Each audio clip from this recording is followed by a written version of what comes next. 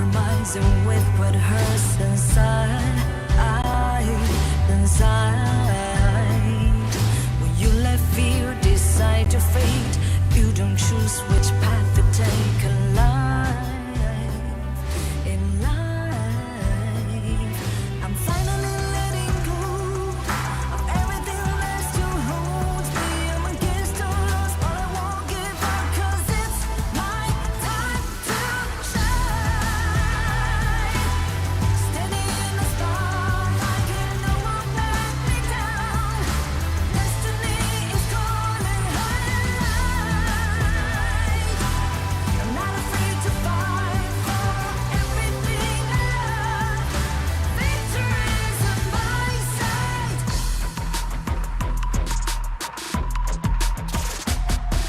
The more we lose, the more we gain.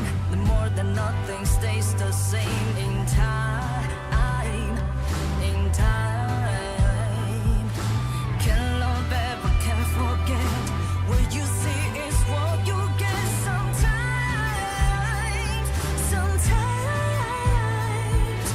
Gonna show the world tonight the light that shines inside us. We're against the odds, but we won't give up, 'cause it's our time to shine. Standing in the spotlight, can no one back us down. Destiny is calling high and light. We're not afraid to fight for everything we love. Victory is on our side. Takiki takiki takitao. Takiki takiki takitao. Takiki takiki takitao. Takiki takiki takitao.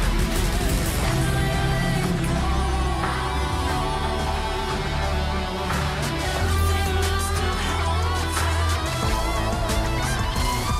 'Cause it's our time to shine. Standing in the spotlight, can no one back us down.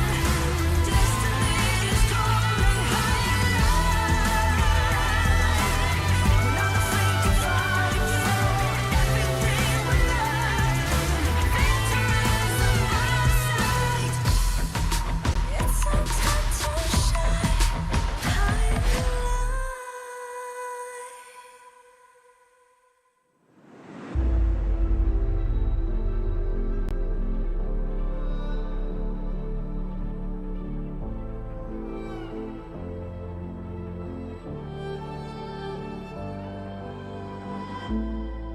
We're no strangers to the fallout.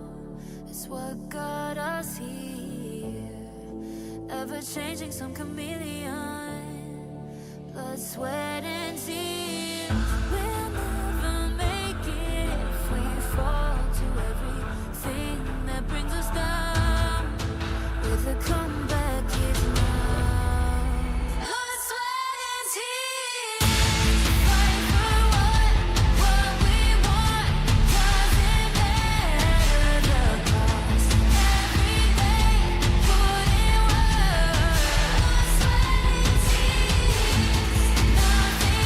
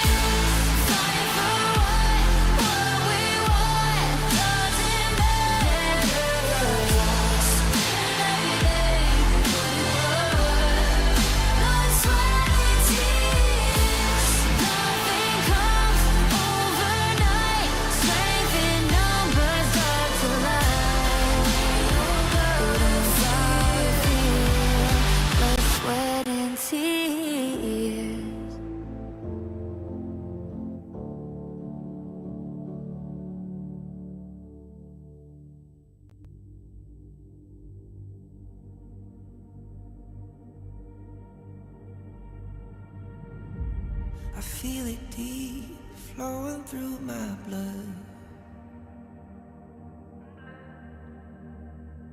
Rising up to become someone,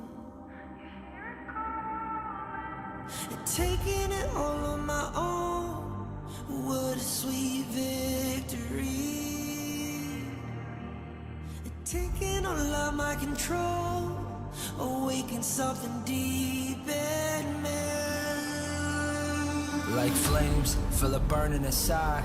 Take a hold in pursuit of the prize. I've been told ain't no way to survive, keeping all of this fire that's locked up inside. When this is the time, enter the ring. All those mental chemicals doing their thing. I got flashes of battles inside of my dreams. I was made for this moment. At least now it seems like it's time to come face to face with your fear. Been battling reasons for all of the years, and I learned how to fight them with style and grace no one's ever encountered. You say it's amazing, I'ma come out swinging when they open the gate. Go ahead, call passion, I'm calling it rage. I'm taking what's mine like I already own it. Watch but don't blink, going here to the moment. The sky rain down. Here's to the madness that's all around. Go on, tell 'em who you are, you are, you are. Go on, tell 'em who you are, you are, you are, you are. Here's to the moment, the sky rain down. Here's to the madness that's all around. Go on, tell 'em who you are, you are, you are. Go on, tell 'em who you are, you are, you are, you are. My name is honor, my name is king, my name is champion, my name is strength. Tell 'em who you are. My name is Pentakill, you think it's strange? My name keep ringing inside of your brain. I hear it every night. Here's to the moment the sky rain down. Here's to the madness that's all around. So tell 'em who you are, you are, you are. Go on, tell 'em who you are, you are, you are. Here's to the moment the sky rain down. Here's to the madness that's all around. Go on, tell 'em who you are, you are, you are. Go on, tell 'em who you are, you are, you are, you are. Here's to the moment the sky rain down. Here's to the madness that's all around. Go on, tell 'em who you are, you are, you are. Go on, tell 'em who you are, you are, you are. Go on, tell 'em who you are, you are, you are.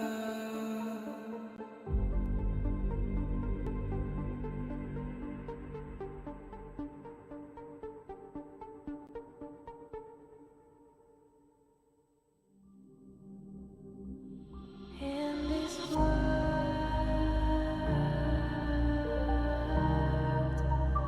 only ones in this world,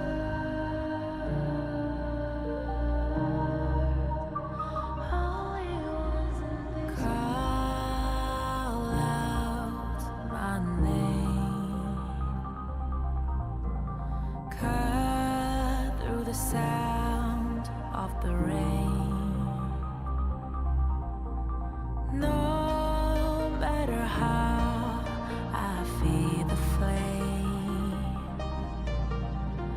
you know I feel the darkness and the pain.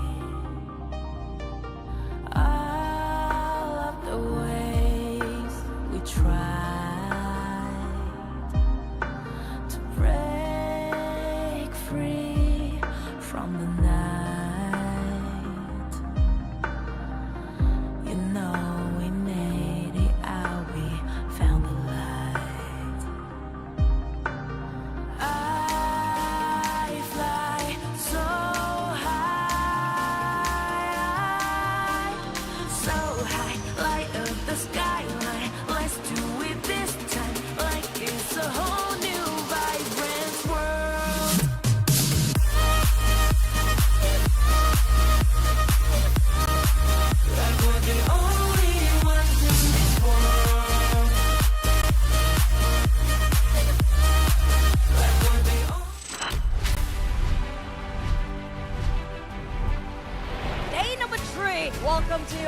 Kings Invitational 2024 Season 2. I think that the Vitality match is going to be the toughest because they are probably the strongest team on the group, but today you're going to see some targeted strategies focusing on them. Vu qu'on a vu VKS jouer au tournament à la S1, on peut regarder leur gameplay et établir une stratégie. Eu acho que o melhor jogador da Vitality é o Shanks, porque, bom, ele é o principal carry do time e ele basicamente escolhe a lane que vai jogar, o pick que quer jogar. Então acredito que ele seja o melhor jogador, mas a gente vai ter uma boa resposta contra ele e acredito que ele não vai ter um bom desempenho contra o nosso time. 我感觉 VKS 只是单你一个人拿野盒来 C， 只要把他野盒打烂，他们就没什么用了。我感觉赢他们挺简单的。 A importância de ficar em primeiro é mais dar esse medo para os outros times nos playoffs. E a gente quer sim ser campeão para defender o nosso título. A gente foi campeão do primeiro, então a gente está aí para defender. Qui contre Dani. Dani, je t'attends. Acho que a equipe que poderia ser mais difícil de enfrentar seria a G, pelo fato de eles serem Hong Kong, talvez, e eles consigam jogar no servidor chinês. Eles também já têm jogadores que são bastante experientes. Acho que seria a equipe mais forte assim se enfrentar do grupo. 他们的能力我们非常认可，很厉害，但是我们不畏惧挑战。以现在的阶段，其实我们没有十足的把握说去战胜他们，但是我觉得大家都是职业选手，就是不要那个眼光这么短浅吧，就是单单一个 S2就在沾沾自喜，到时候我们 EWC 捡。 我们在山巅等着他们所有人的挑战。 Disappoint sa nangyari kasi yung last time mananalo kami sa BKS. Expected namin magta-top 1 kami sa group pero For the last game, we will give our best to game our last game. 从小组抽签到比赛也有一段时间，然后我们也不断的努力去做调整，然后进步，但是还是没打过，然后输比赛。电子竞技不就是这么残忍？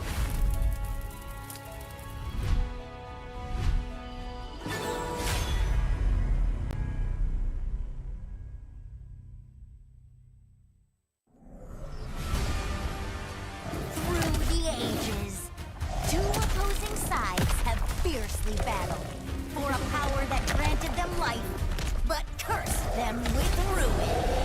Wait! Oh, no, this story is too cliche. Maybe we can find inspiration from other stories. Hey, that might work. Got it. Woo!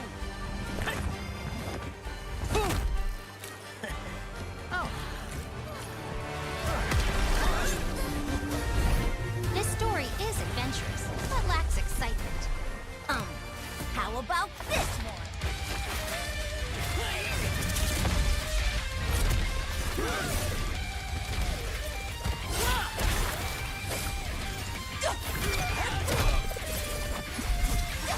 This is too much. It needs more fun. How about this?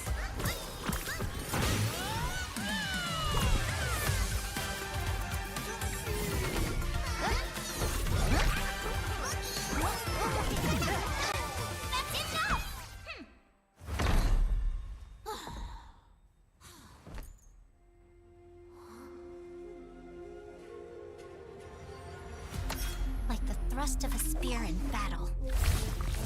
No one can tell my story but me! I'm born this way, ayy. It's in my chest and my bonus play. Can't be late, won't hesitate. What do you say? Grace to find my face, scars to find my skin.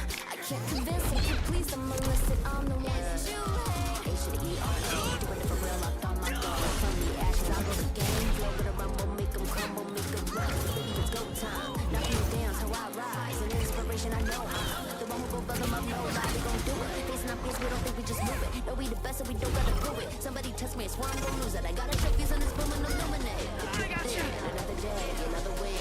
You got the power to turn around. You got a champion, give me that. Calling out for the game. There's no won't you yell out my name when I sing a song of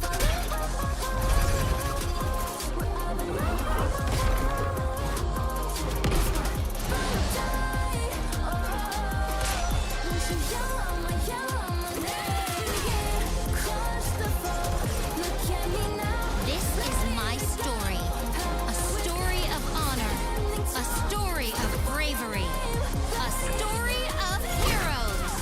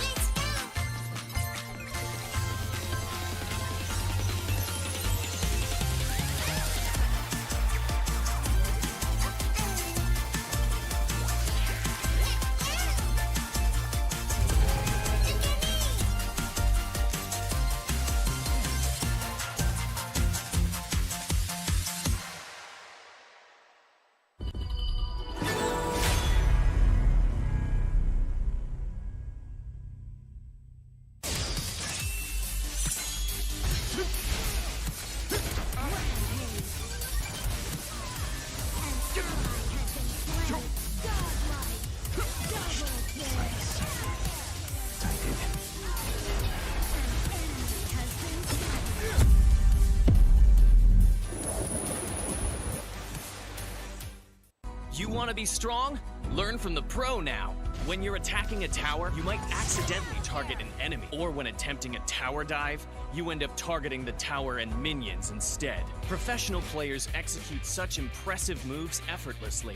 While you may feel overwhelmed and get killed by the tower, your control settings might be holding you back. Change the recommended basic controls to advanced. This activates extra basic attack buttons for minions and towers. Turn on Show Enemy Avatars to accurately select the enemy's avatar for the kill, and better assess vision exposure. Give it a try and play as smoothly as a pro, easily crushing the enemy faction. Learn from the pro. Learn more from Honor of Kings Global Esports.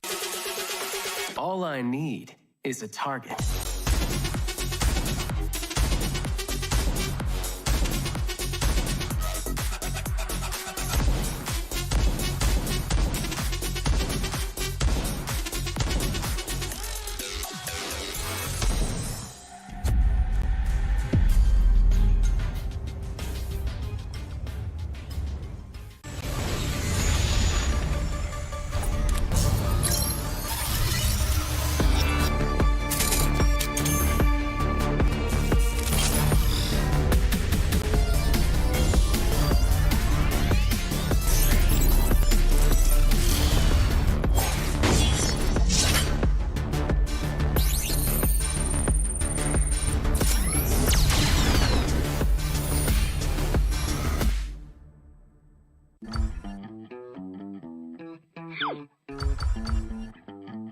Lane stealers only bring frustration to a team.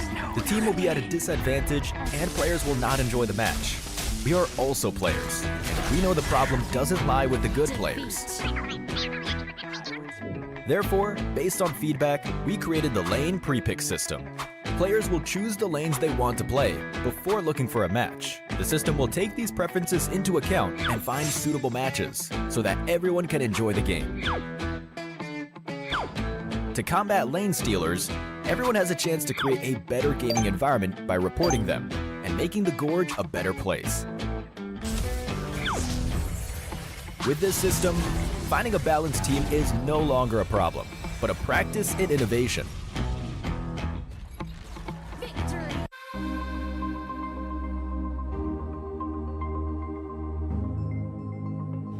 Honor of Kings is the world's most played mobile MOBA, featuring intense and fair team-based battles, high-end graphics, a deep roster of diverse heroes, and a variety of gameplay modes, all combining to offer players an innovative mobile gaming experience.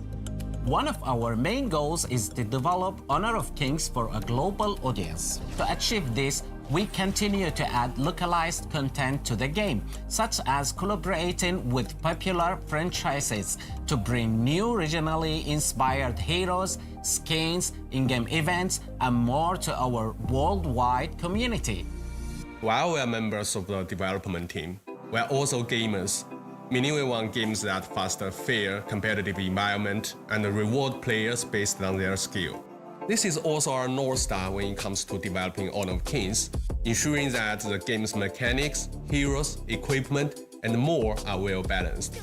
The game has been designed from the ground up with a mindset that all elements that affect gameplay can be earned through effort and time spent, such as hero unlock and the Kena system. This core tenet ensures that Honor of Kings remains fair, competitive, and most of all, fun. In addition to accessibility, we believe that a good PvP game needs to maintain friendly and fair matchmaking for players of all skill levels. This is why our team focuses on both game balance and matchmaking optimization. In fact, we review the community's gameplay data every 2 weeks to help us determine how best to balance the hero roster's skills and stats. It's like adjusting a precision clock to make sure everyone experiences the competitive fun of each match. Maintaining a safe, competitive environment makes for a healthier Honor of Kings community, where players can meet friendly teammates and respectful opponents in every session. Our team is passionate about ensuring that players can cooperate effectively in each battle. With a feature like map lane pre-selection, a reward system for positive play, the ability to report bad actor mid-match, and the easy-to-use Conwheel interface, all designed to foster safe, cooperative matches based on good sportsmanship. We also want Honor of Kings to be a platform where players from all over the world can realize their dreams of high-level competitive gameplay. Alliances, leaderboards, and other social features allow our challengers to meet like-minded friends and show off their skills. Meanwhile, our partner program and its incentives allow content creators to stand out and become rising stars in Honor of Kings. The esports ecosystem provides a global stage for all professional esports players to compete. These systems combine to form the game's ecosystem, building a stage for players from all over the world to shine. This is what Honor of Kings means to us. We look forward to meeting you in Heroes George as we come together as one strong, competitive, and awesome community.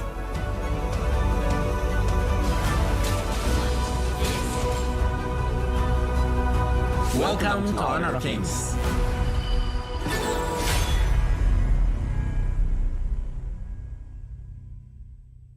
You want to be strong? Learn from the pro now.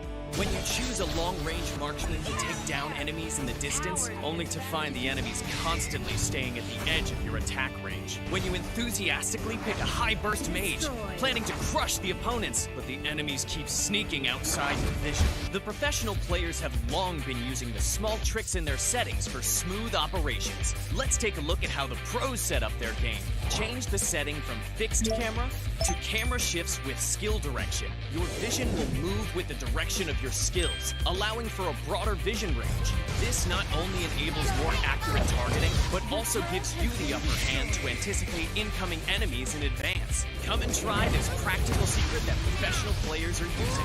Play like a pro to dominate the enemy team effortlessly. Learn from the pro. Learn more from Honor of Kings Global Esports.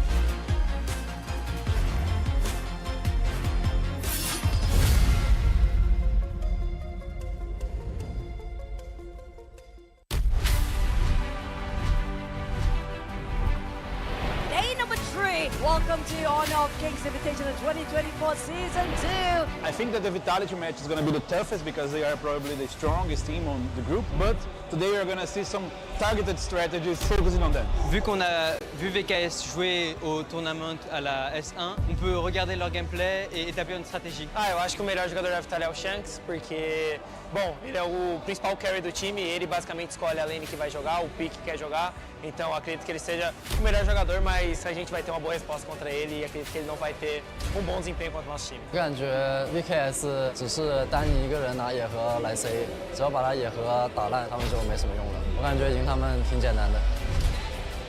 A importância de ficar em primeiro é mais dar esse medo para os outros times nos playoffs. E a gente quer sim ser campeão para defender o nosso título. A gente foi campeão do primeiro, então a gente está aí para defender. Qui contre Dani?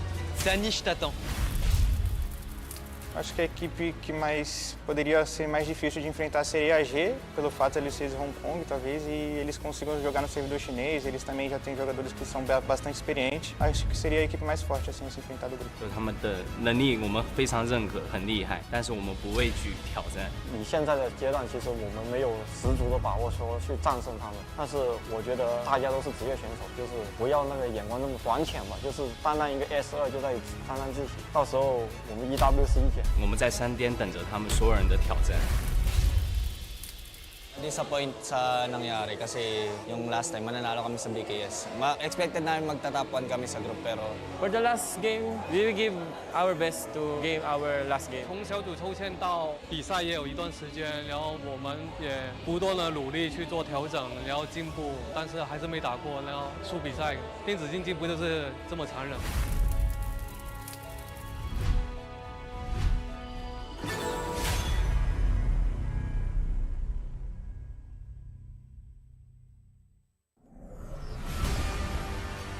Through the ages, two opposing sides have fiercely battled for a power that granted them life, but cursed them with ruin.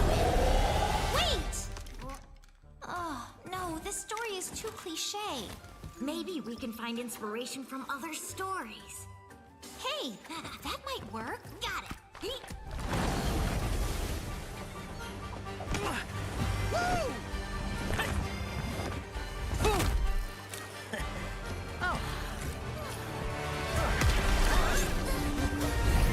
This story is adventurous, but lacks excitement. How about this one?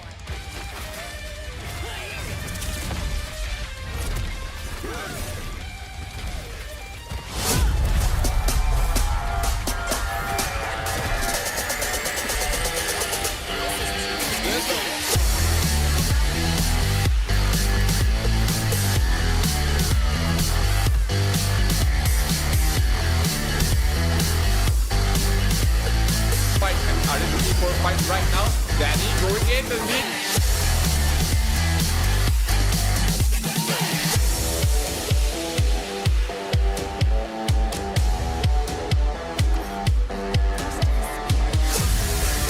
Well, pumped in by Bang. Bang doing the time damage from Danny as well, taking up the win sheet as well. Niap is looking.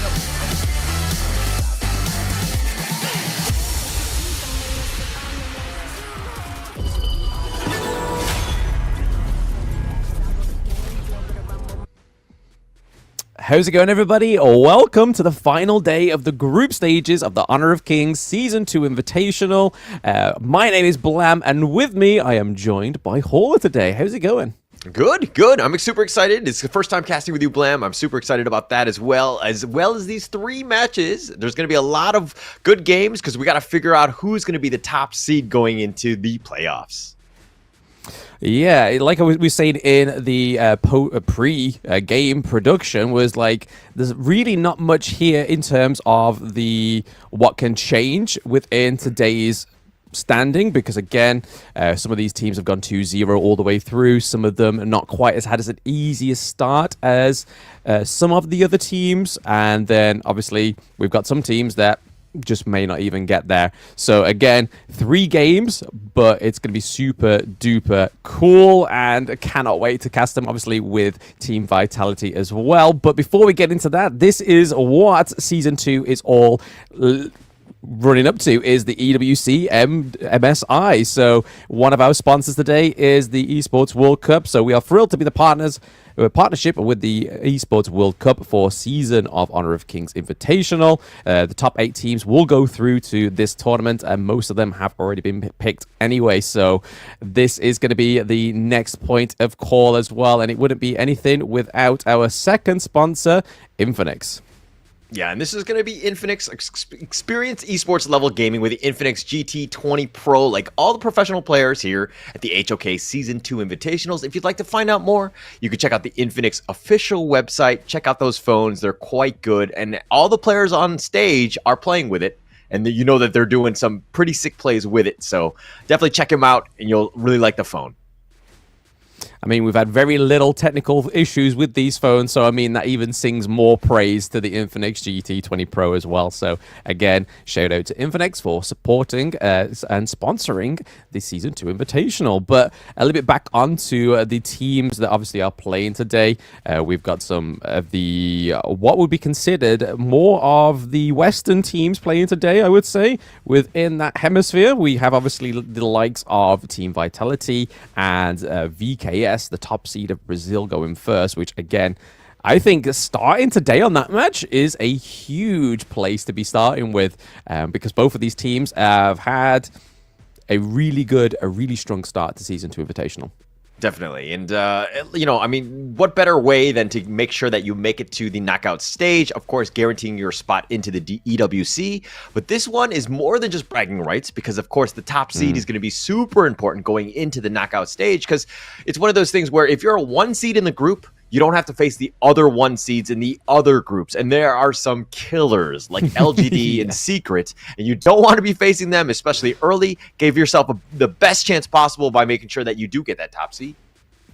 Yeah, I mean, even if you can't make it all the way to the finals, obviously, if these teams can get to the semifinals and survive the quarterfinals, it means a bigger payout for, obviously, the teams. It's a bigger prestige for the teams. But nonetheless, all these teams that are going into the quarterfinals of the Season 2 Invitational will be going and making their way to EWC. But it's going to be really cool to see All Gamers Global because, again, we haven't seen them since day 1. So I want to see what they've learned watching all these amazing teams play for the past 3 days. But here are the standings for Group A and Group B. So Team Vitality, EU represent, is at the top with the game-winning difference of 4. And then Vivo Keystars at 3, Boom at 4th, and then Foot Esports at 4th. And then over to the side of Group B, we have Loops at 2. All Gamers Global, like I just said, haven't played since day 1, are at the 2nd position, losing 1 round to R8 Esports. And then 3rd is R8 Esports. Yeah, and if we're looking at the other side in terms of the other 2 groups, Group C, Team Secret came out firing. They were 2-0. They're going to be the tops of this. Kagendra had a great matchup against Osiris. They are going to be in 2nd place. Kagendra do make it in, and so they're guaranteed that 2nd slot. Group D, on the other hand, they had LGD. Again, another just dominating performance by them. They had the shortest game in like 7 minutes and like 40 seconds. They came out on top, but Impunity Sports fought back. They ensured that they got the win. They had some unconventional drafts in yesterday's day 3, and they ended up beating RRQ, so they guarantee their spot into the knockout stage.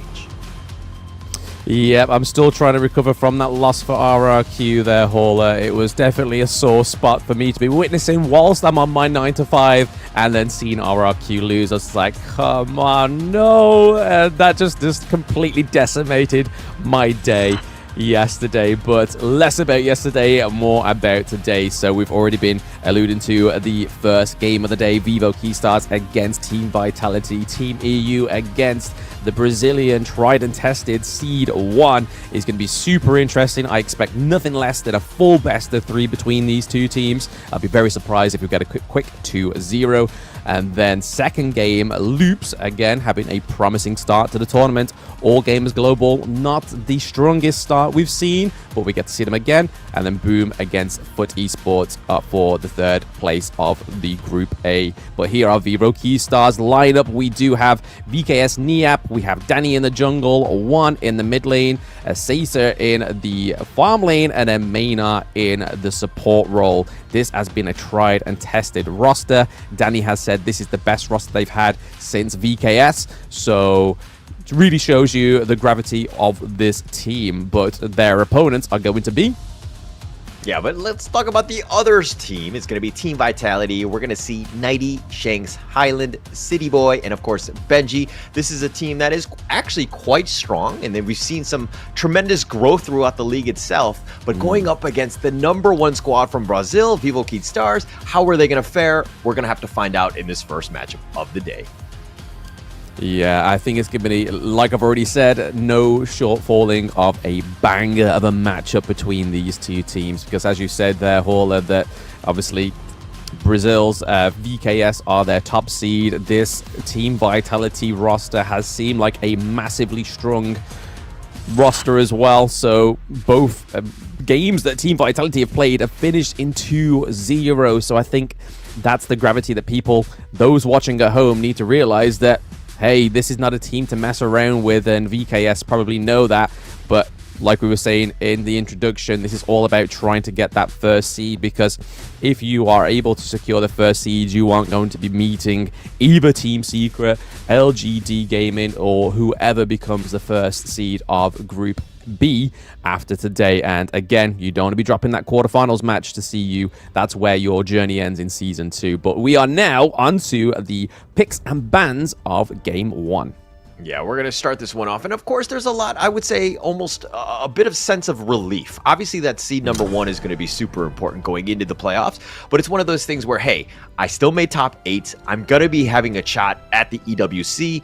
They're having the opportunity to even go to the big stage and the big tournament, the big dance, whatever you want to call it, is going to be super important for them. So what they want to do, obviously, they want to show up. They want to get that 1 seed. But at the same time, I think this is not the do or die, where your back's to the wall, where you might get eliminated. You're not going to get to that level. But we're going to go into the draft, of course. This is, of course, Game 1. The Dahlia pick is going to be first pick from them for VKS. Team Vitality, counter with a Byron and Pay. Any thoughts on that one, Blam? So it's really interesting to see Team Vitality actually not picking a tank in the jungle. So Pei coming through as the jungler here is really exciting to see, because again, we haven't normally seen City Boy on the likes of these big jungle picks, because he's always been Kaiser, and throughout the entire of the tournament, it's pretty much just Kaiser central for the side of Team Vitality. And it's nice to see that, again, paired with the Byron, this is something we've seen other teams play. So if you've managed to survive the initial engage of the Pei, you've got Byron that's going to come around, swing in that huge malice to take you down and do massive amounts of damage, especially with the disengage and re-engage potential of the Byron pick. But again, we are seeing that those bans are definitely aimed at the teams. These are not just random high ban rate heroes that we're seeing against VKS and Team Vitality, because the Kaiser, again, one of the big picks for Team Vitality. Not so much Princess Frost. Again, obviously, utility mage is the way to go in that mid lane. And as you can see, VKS has picked the poor man's Princess Frost, which is the Lady Chen. But I do have to say a little quick stat on that Lady Chen. She has 85% appearance rate, but with the top win rate with such a hero that's been picked for that amount. So again, huge appearance, not in the bans, but mainly in the picks. And she has a 73% win rate. So this is one of the highly contested heroes between all the teams in Season 2 Invitational. Yeah, Lady John, just having so much flexibility. You have that magic damage, you have that control, you have CC. I mean, it has everything but the kitchen sink, right? It's definitely a great hero to pick up, and that's why teams are kind of prioritizing that. But they've also picked the Elaine up, and the Elaine has had, what I would say, 50-50 in terms of success rate. It hasn't been amazing. I think they had the win rate is about 43%, but it is the number 5 pick in terms of this league of Season 2 Invitationals. So it's definitely a contested one. Now, if we're looking more to the other side, the Mo's and of course the Byron Pei, these kind of have been kind of meta, but the Huangzhong, not really as much. We haven't seen too much of it throughout this tournament thus far. Huangzhong, absolutely. Yeah, this was a Season 1 favorite. It was in the farm lane. So again, Team Vitality really switching up the team comps that we've been seeing for the past 3 days. Because we're not getting that tanky jungle, we're not really getting the Dharma or the Mai Yin into the clash lane. We're actually seeing Byron surface for the first time for Team Vitality. It looks like the Motsu, as of yet, is going to be the support pick. So again, great shot calling potential for Benji. If not, it's going to go into that mid lane, which again is great utility for the Motsu, for being able to just use that first skill, set up a great engage for either the Byron or the Pei, and then create the distance for the Huangzhong to use that massive ultimate that we know he packs. And yep, it's going to be into the support lane as they lock in the Shangguan, which we saw yesterday on Highland. And with those finishing strokes, could this be the finishing stroke they need to take Game 1 with this mid lane pick? Yeah, and Team Vitality kind of doing a little bit more, I would say, unconventional draft. I mean, this is something that we haven't seen. The Huangjong is the first pick for them, actually in the entire tournament itself. So this is one of those things where they're trying to be a little bit more creative, maybe testing things out. This is, of course, the first game, and of course, this is the match 1, game 1. We're going to be going into Team Vitality, Keyed Stars, going into this, but who knows? Maybe they're testing the waters, trying new things. We're going to have to find out. But Blam, knowing the draft, seeing the players, who do you give the edge to? I honestly can't call it. I mean, we are meant to be super unbiased in this one, but again, because the weight that these players have within these teams and showed throughout the Season 2 Invitational, it's honestly 50-50. Because over to the side of VKS, they do have the Dolia, even though she is the only hero with 100% appearance rate in the entire of the Season 2 Invitational, she's only at a 38% win rate, which, when you think about it, yes, she's been banned 19 times and only picked 8, but she's only picked up a 38% win rate within those 8 times. Really showed you that it hasn't been the best pick within the Season 2 Invitational, whether that's down to the tankier heroes being more of a spotlight within these drafts of Season 2 is going to be super interesting to see if this really affects either of these teams, because again, the only real tank onto the side of VKS is the Dune pick, which we haven't seen Danny play yet. He's been mostly going for those flashy jungler picks for the majority of that Season 2 Invitational, but we're already seeing a little bit of a presence here, a little bit of tit for tat up into the clash lane between Byron and Elaine, and normally Byron is going to be your early game hero when it comes to going for those 1v1s, and Niap looking pretty low. The CC immunity does save him, but for how long? How long's that dash going to be? 90 coming in with the first blood onto VKS. Niap in the clash lane. Yeah, Niap in a bad spot. He got a little bit low. He was getting destroyed in that top lane, and this is a bit of a rough one, right? You don't want it to be dying. You're losing a lot of XP. You're losing a lot of potential, any sort of gold. But if we're talking about Lady Jeanne here, more in the mid lane, of course, the most hotly contested one. If we're talking about skill combinations, it's going to be what? Ocean of Tears to start things off. You have your Destructive Deluge to kind of create that zone, and then you end up with the Ocean of Tears back off when it's off cooldown, and then end it with a Flowing Sigh. Of course, there's a lot to remember in terms of these combinations, but if you want to scale and do that damage, this is probably the best combination for you. Yeah, like I said, she has been one of the bigger, highest appearance mid lanes in the entire tournament, and then obviously having a fantastic 73% win rate. But Frenzy is the common skill we are going to be highlighting right now, so it increases your damage by 10%, resistance by 15%, and lifesteal by 20%, and then magic lifesteal by 30%.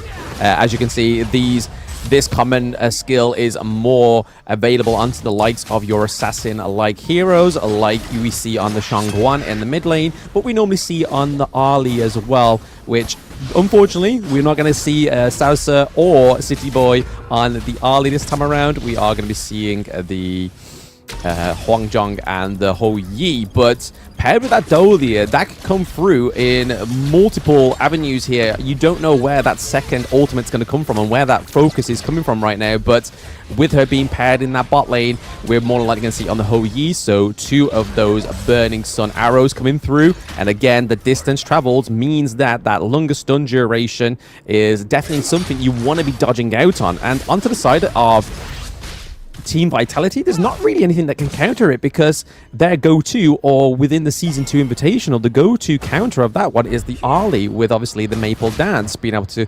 cancel those longer range abilities coming through to you. But again, onto the side of Vitality, I don't see anything being able to dodge that unless you have the dashes in your potential, and you have the right intelligence that blazing arrow is coming directly for you.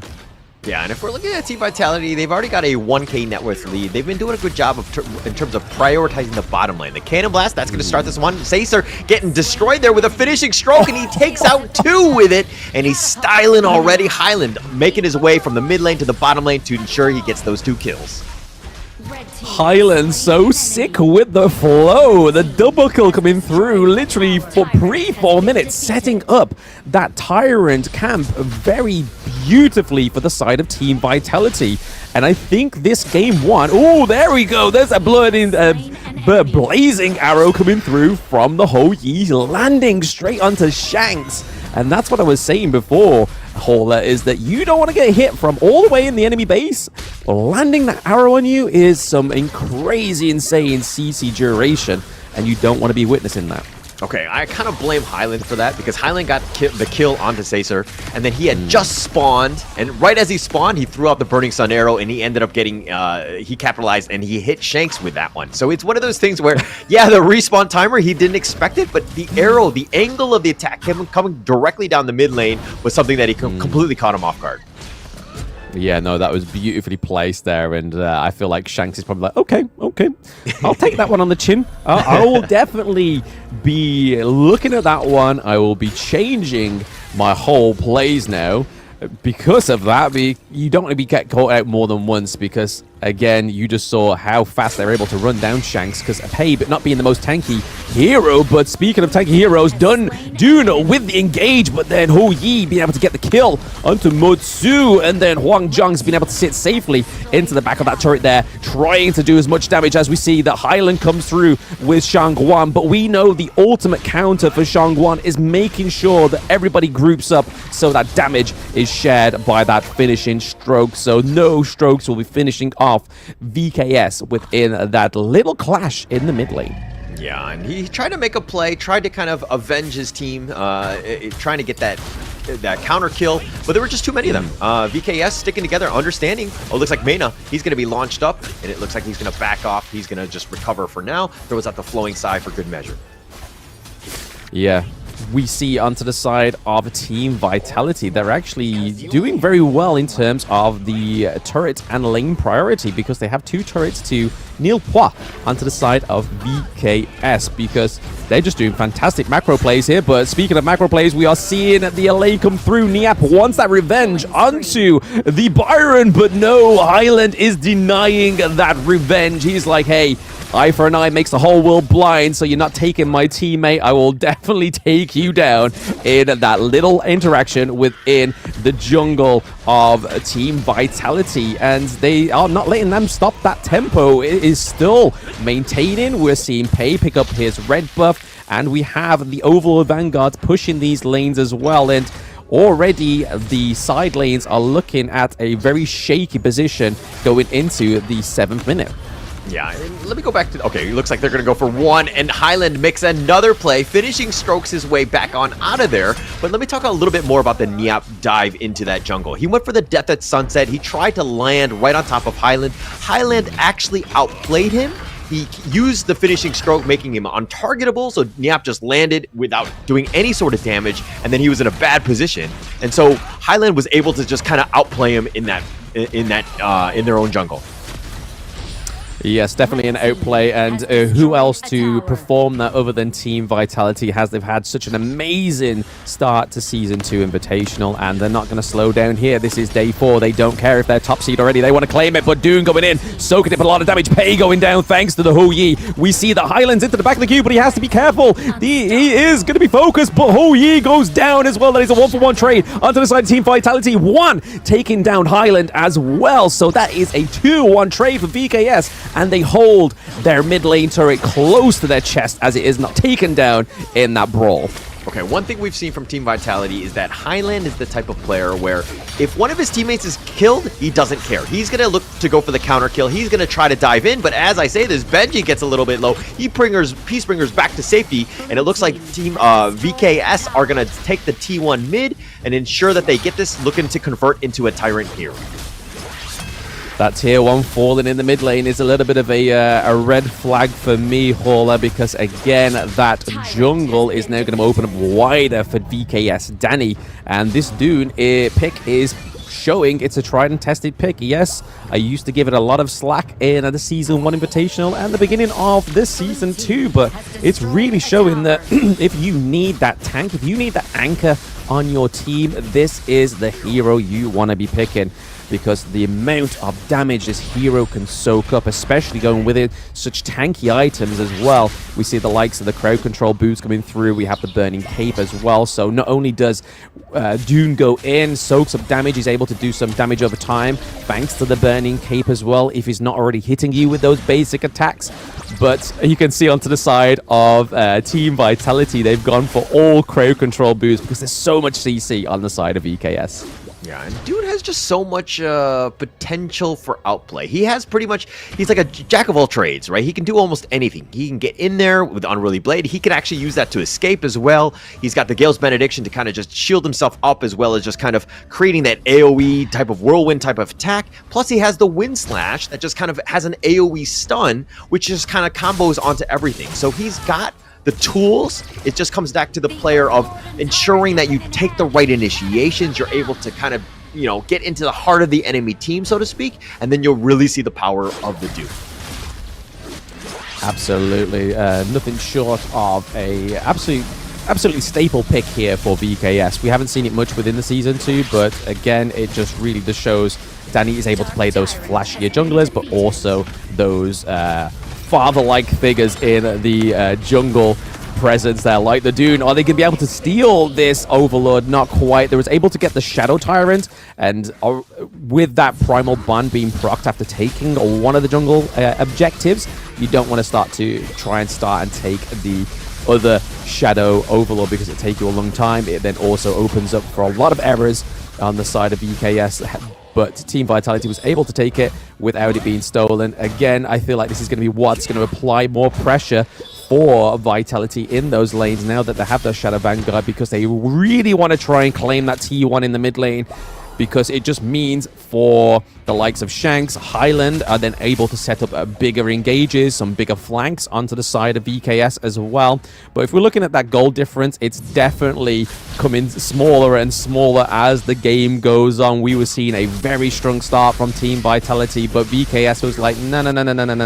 There's a reason why we're the Season 1 Invitational Champions, and we're about to show you in this best of 3.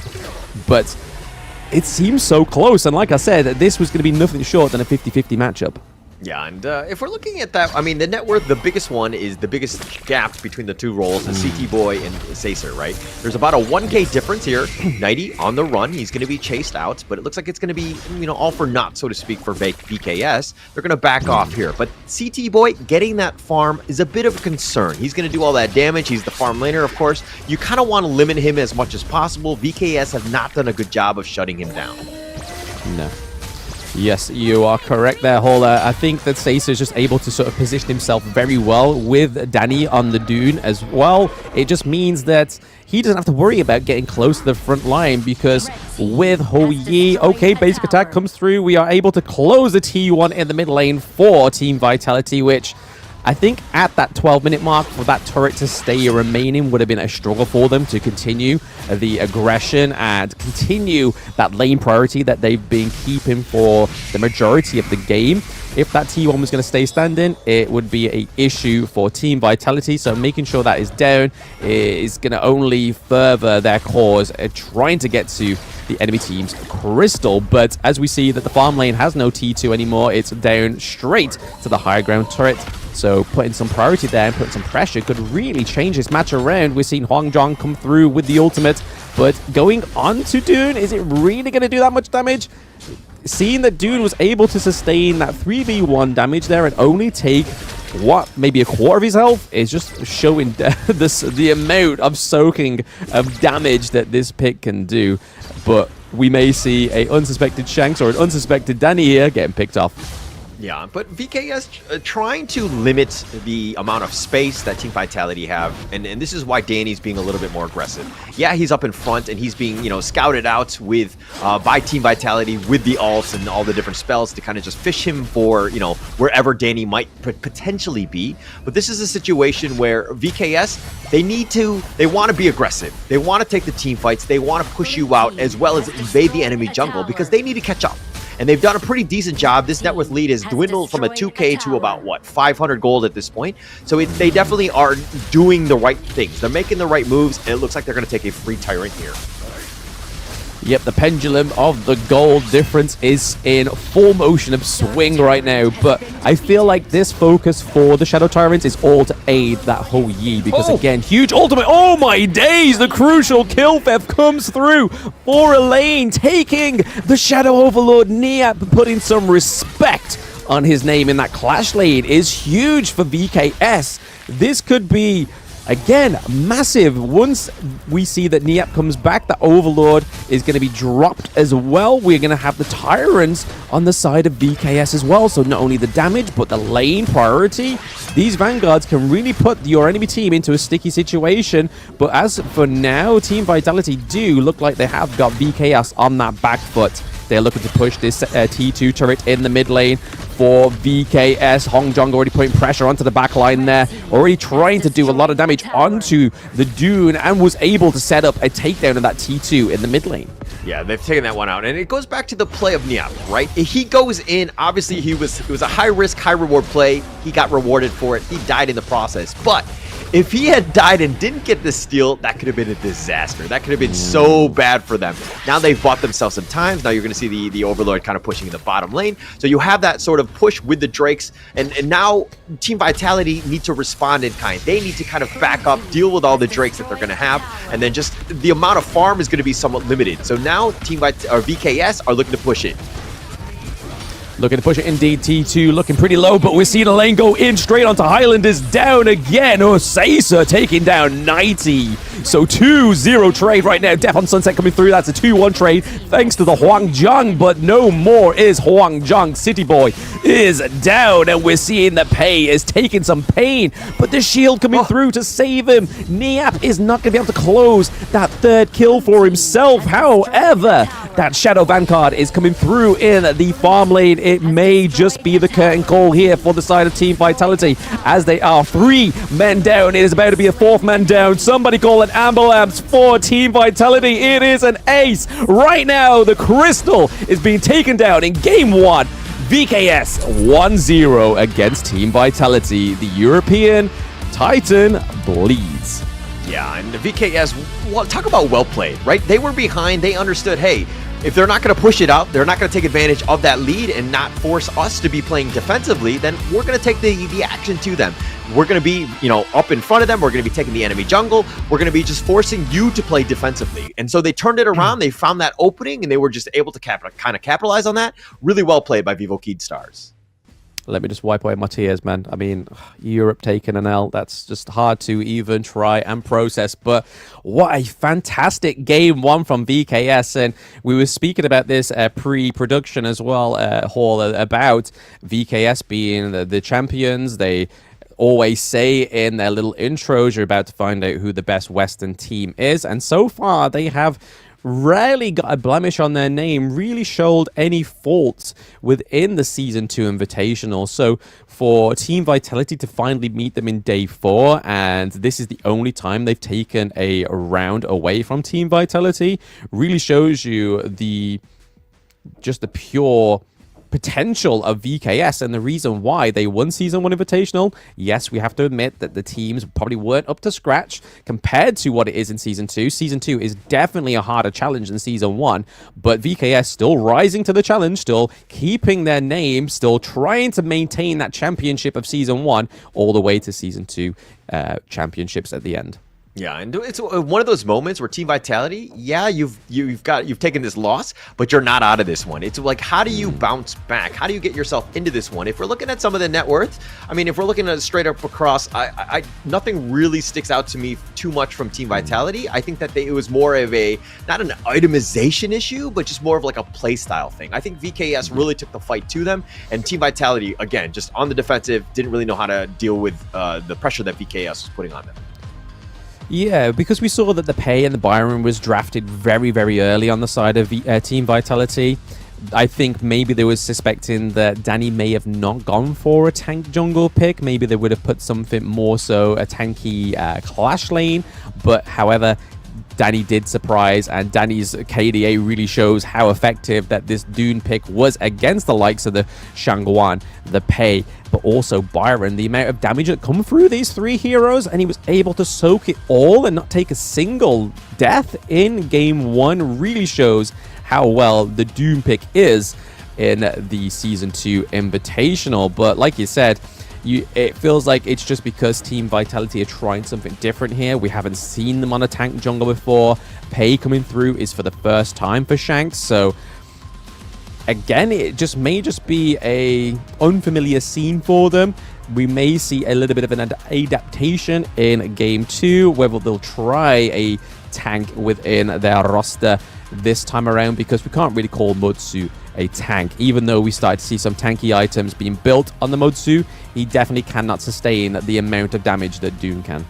Yeah, and I mean, look at how much damage he did. He took 90k, obviously very tanky. He played Danny. Danny played the Dune to the limits, right? That's exactly what you want. If you're looking at one, and again, this is why Lady Jeanne is like one of the most hotly contested one. The fact that you're able to do all this damage, and you take somewhat limited damage because your positioning is on par. One has done a great job with that. And why Caesar, of course, Caesar with the 100% team fight rate, always there when you needed him, making sure that he gets those kills while doing as much damage as possible, especially throwing out those burning sun arrows, which was setting up a lot of kills across the map. Yeah, I think the pairing of the Hou Yi and the Doom was just perfect, and you can kind of see the strat that VKS was going for. The fact that these two heroes alone have 100% team fight participation is that Seisu was just like, yo, you take the lead, I will stay by you. I know I can get the positioning if you're there. And then the fact that they have Niap as well that's able to kind of scare away the Shangguan, which we saw multiple times within those interactions with, especially in the enemy jungle as well. But looking at that gold graph, you could honestly think how hectic that match was and how great of an early game we saw from Team Vitality. The graph shows it all. And then you can kind of see the decline where the side of VKS was able to focus the Shadow Tyrant, and again that just gives more damage over to Hou Yi. And a hero that attacks so fast, you don't want to be giving that damage an extra chain lightning effect over to, because he can just reach you even further.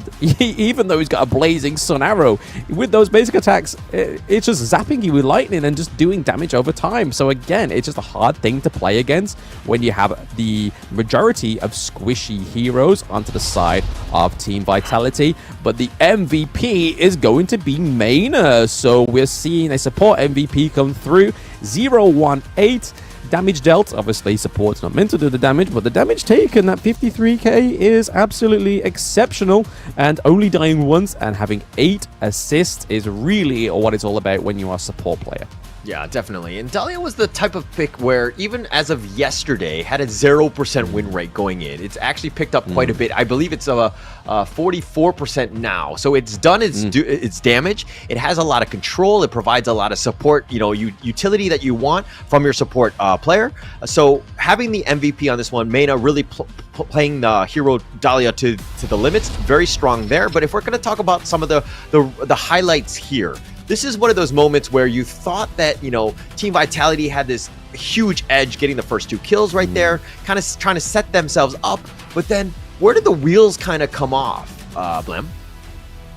I feel like it was all around those jungle objectives. So once we started to see a more focus on the main jungle objectives for VKS, we saw those Shadow Tyrants come through. The positioning for the Hou Yi was just impeccable. There was just a huge fortress known as Dune right in front of him at all times. And no one like Highland or Pei or even Byron could latch onto the Hou Yi. It was just a hard thing for them to do. Again, like I said, I feel like it's just an unfamiliar scene here for Team Vitality because they don't have that jungle tank. Seems to be their MO through the entire of the Season 2 Invitational. And then that beautiful steal from Niap was really the huge high-risk, high-reward play that you were speaking about, Hauler. It really played dividends in this Game 1, if anything, was where the wheels physically and evidently fell off. Yeah, and I mean, I think a lot of this, there's a lot of good things that Niap did, right? I mean, you look at the KDA, and he's like 2-3-3 or something like that. He didn't get a whole lot of kills, but he was just providing so much space. He was putting, you know, Team Vitality, there was so much pressure on Team Vitality to kind of respond to what Niap was doing. Yes, he was kind of, you know, sometimes maybe out of position, but he would play it to the limit and ensure that, you know, his team is pushing in other lanes because he's providing so much attention elsewhere. So he did a really good job of just being that bait, quote unquote. Yeah, I mean, VKS Niap is potentially my favorite Clash lane player to date, from witnessing him from all the way from Chalk BR23 all the way till now. He can just multiply play. But speaking of play, if you haven't logged into the game yet today, guys, Yao is now available. The Shining Star, Jing's brother. I've played him once already, and I can honestly say he is shaping up to be a very fun hero with not only his ultimate that can pass him back to a position that was 2 seconds ago, but the fact that you can stack up that passive and then get a CC onto your second ability is very good for trying to get those little wormy heroes trying to escape away from you. So Yao now available on the Gorge. Yeah, I've yet to try him. I will do so right after this cast. So it'll be interesting to kind of see what he's going to be doing. Because, I mean, going into this one, it's like the potential of it going, you know, seeing some of the video clips that I've seen already, they've seemed pretty phenomenal. And it seems very exciting. It's definitely something new to try out. So I'm super happy to kind of give them a shot later on today. I'm going to say the good thing about his ultimate as well is the fact that it's got such a low cooldown. It's not like let's get a 2 second recall back onto my further last position, but it's like about 14-second cooldown. So again, you can really make some really great plays. So if you dash over the wall of one of the tyrants or the overlord camps and you think that the enemy jungler is escaping and you like the enemy Yao is escaping, he can just recall back in. If he's got those 4 stacks, he can CC you up, smite one of those camps. There's huge outplay potential for this hero, so make sure you do go and try him, preferably in casual. Get a grips with him. Try him out first. Don't take him straight into ranked and flame your teammates. Please, please. Endorsed by Blam. Yeah, and chances are if he's in ranked, he's on my side, and that, you know, my teammate has never played him before, and it's always on my side, right? While the enemy team, he's been like, you know, been training for as long as possible from this morning, right when the release, and he's an amazing player. But that said, okay, with Team Vitality, took it one on the chin. How do they bounce back? What do they need to do a little bit better, Blam? I think they just need to go back to their usual business. They need that tanky jungle, whether the Kaiser, because obviously that being banned in game 1 was probably a little bit of an upset for them. Maybe they don't really play the Dune, or this is something they're trying to hold on to going into the quarterfinals, because you got to think here that Team Vitality don't really want to show everything right now, because again, they are in the top 8. They're going through to EWC. They're going through to the quarterfinals. If you're starting to show your pocket picks here when it doesn't necessarily count, you can kind of see why they're doing what they're doing. But hey, you want to get a win on the board. You want to make sure you can make the Brazilian Titans bleed within the group stage, rather than finding out all the way into the quarterfinals that they kick your butt again. So we're into the picks and bans of game 2. We're seeing that Kaiser ban, the Mai Shiranoi ban on the side of VKS. And then we look over to the side of Team Vitality. They love banning out that Hino. They know that Danny loves this pick, but they know that Danny isn't strict to this pick, as we just saw in game 1 on the Dune. And then Ali, one of the most contested heroes in this game, because both of their farm laners love this pick. Okay, you didn't say it. I was trying to see if you would kind of mention it, but it was one of those things, because the Hwangzhong pick in the last one, I just felt like it was really underwhelming. And again, I don't want to call him out or anything like that, CT Boy, on it. I think he's a great farm laner, but I just felt like the Hwangzhong was just not the right pick to kind of synergize with the rest of the draft from Team Vitality in game 1. Yeah, your Hwangzhong is normally going to be paired with like the Dolia, or if you don't have a tank in your jungle, which they didn't, they really should have gone for the Zhongfei. But again, I believe Zhongfei was banned in game 1, so there was no tank to be had. The Motsu was kind of like a last resort, it seemed to me, because sometimes he can do great in the support lane. Other times, like we just saw, not quite so much. But over to the side of Team Vitality, they do pick up the lane, which hasn't been something that Nighty goes for normally. It's generally the Dharma, it's generally the Mayeen, and same for Highland. We're not seeing that flashy Highland, we are seeing the Princess Frost come through. So a huge shout out to the Season 1 Invitational Utility Mage that was highly contested. Princess Frost just has so much means within her kit. Obviously, Winter is Coming is a huge AoE. Paired with the Dolia means you get 2 seasons of Winter. But oh, VKS still going for the Doom pick, but they go for the Guan Yu, which we have seen, I think, at least once on Niap, and it was played beautifully. Chef's kiss. Yeah, they're looking to counter the lane, right? If Team Vitality picked up the lane, they were like, hey, if we can't beat them, we're going to join them. We're going to take the lane ourselves. But VKS are like, okay, you want to take that one? We have the Guan Yu who's just going to push down your lane, make things a little bit difficult for your lane. And so I think that clash lane is going to be very difficult. They need to figure out, Team Vitality that is, they need to figure out a way to how best to counter this. Do they put a little bit more resources where there'll be more rotations in that clash lane to kind of give a lane the best chance in that top lane? But we're going to have to find out, of course.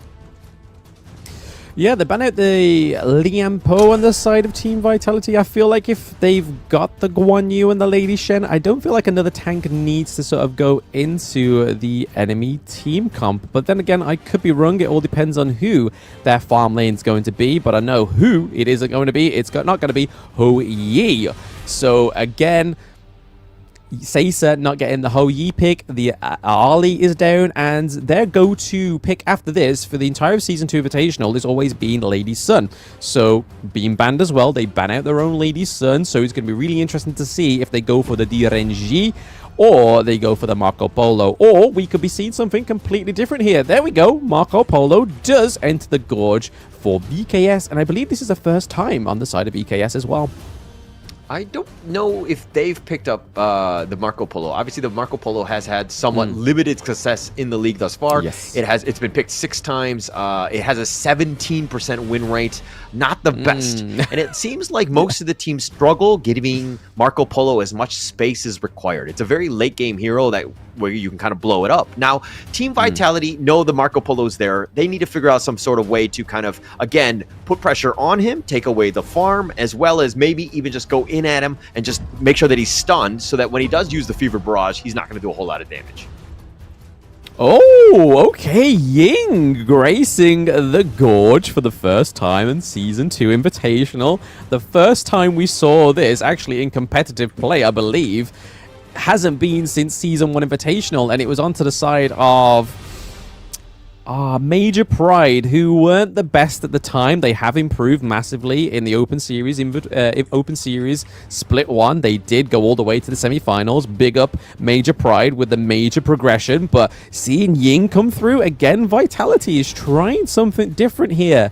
They don't have a tank once again. They are just trying. I think they're just going for different things here. They seem to be having a little bit of an experimental phase in the group stage of day 4.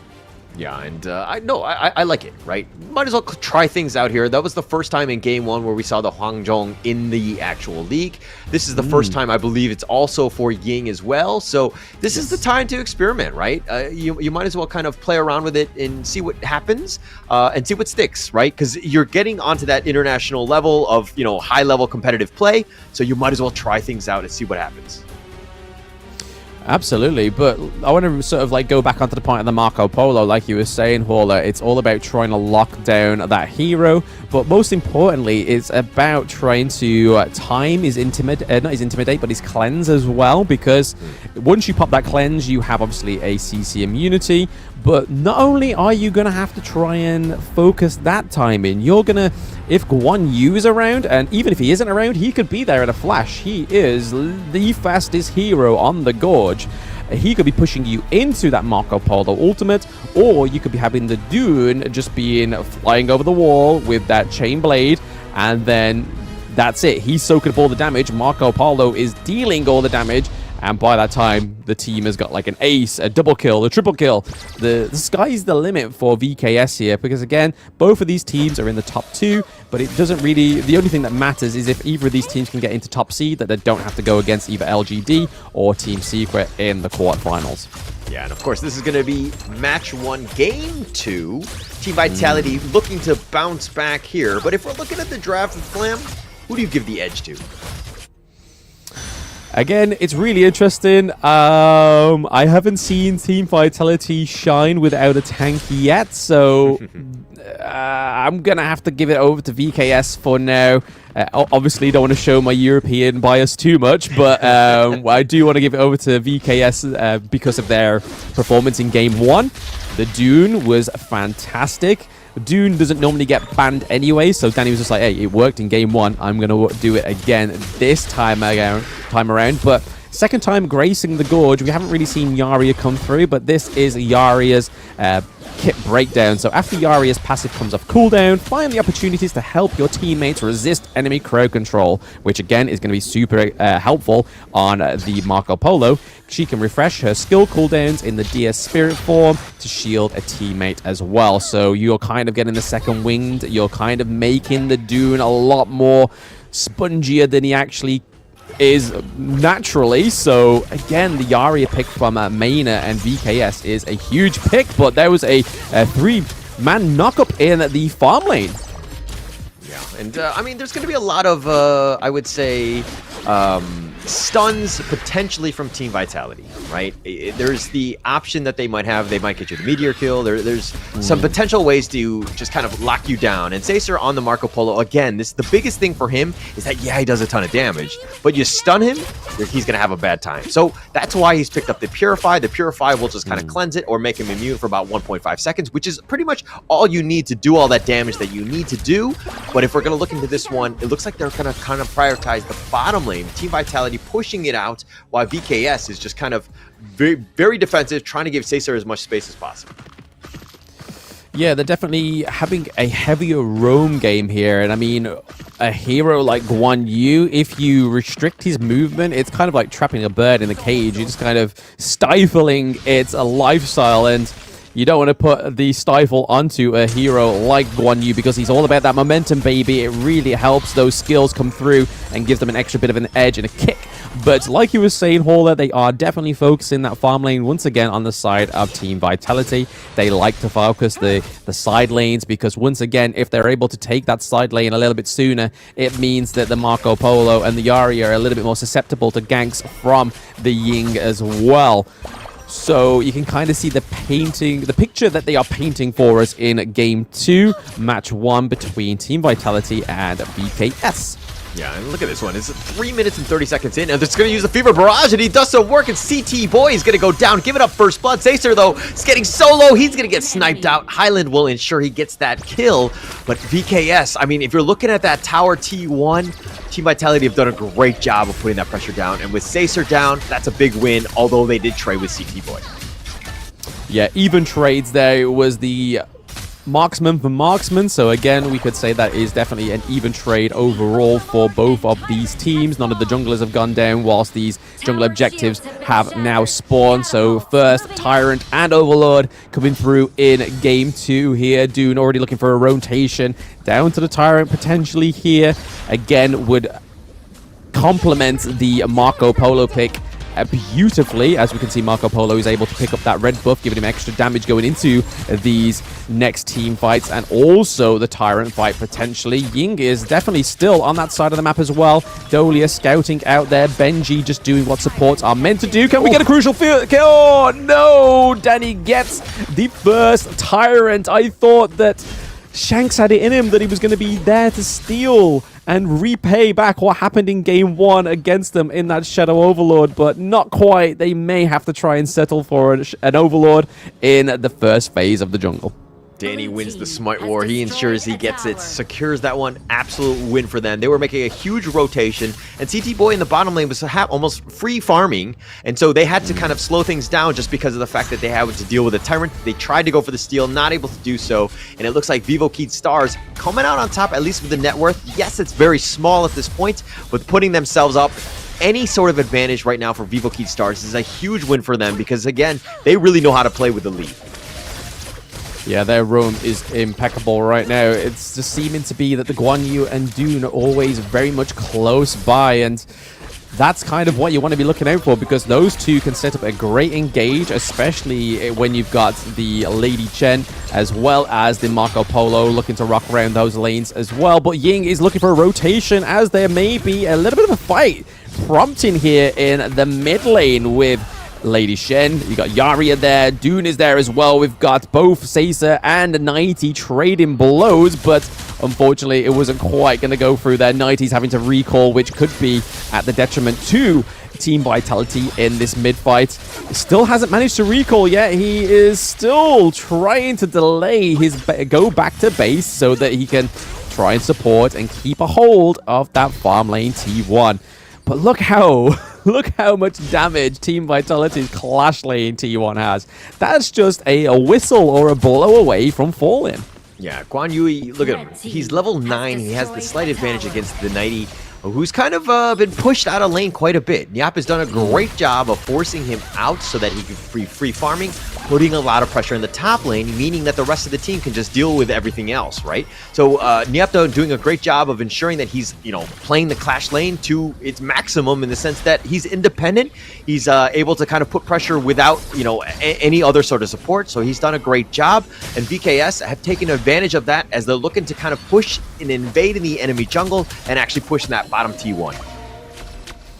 Yeah, Niap on the Guan Yu just really shows how well he can sort of macro and micro because, again, he's making sure that his lane's always cleared. He's now rotating back up because Ying's getting a little bit too close to comfort in that Clash lane T1. So he's going to go back. He's going to go nurse his lane.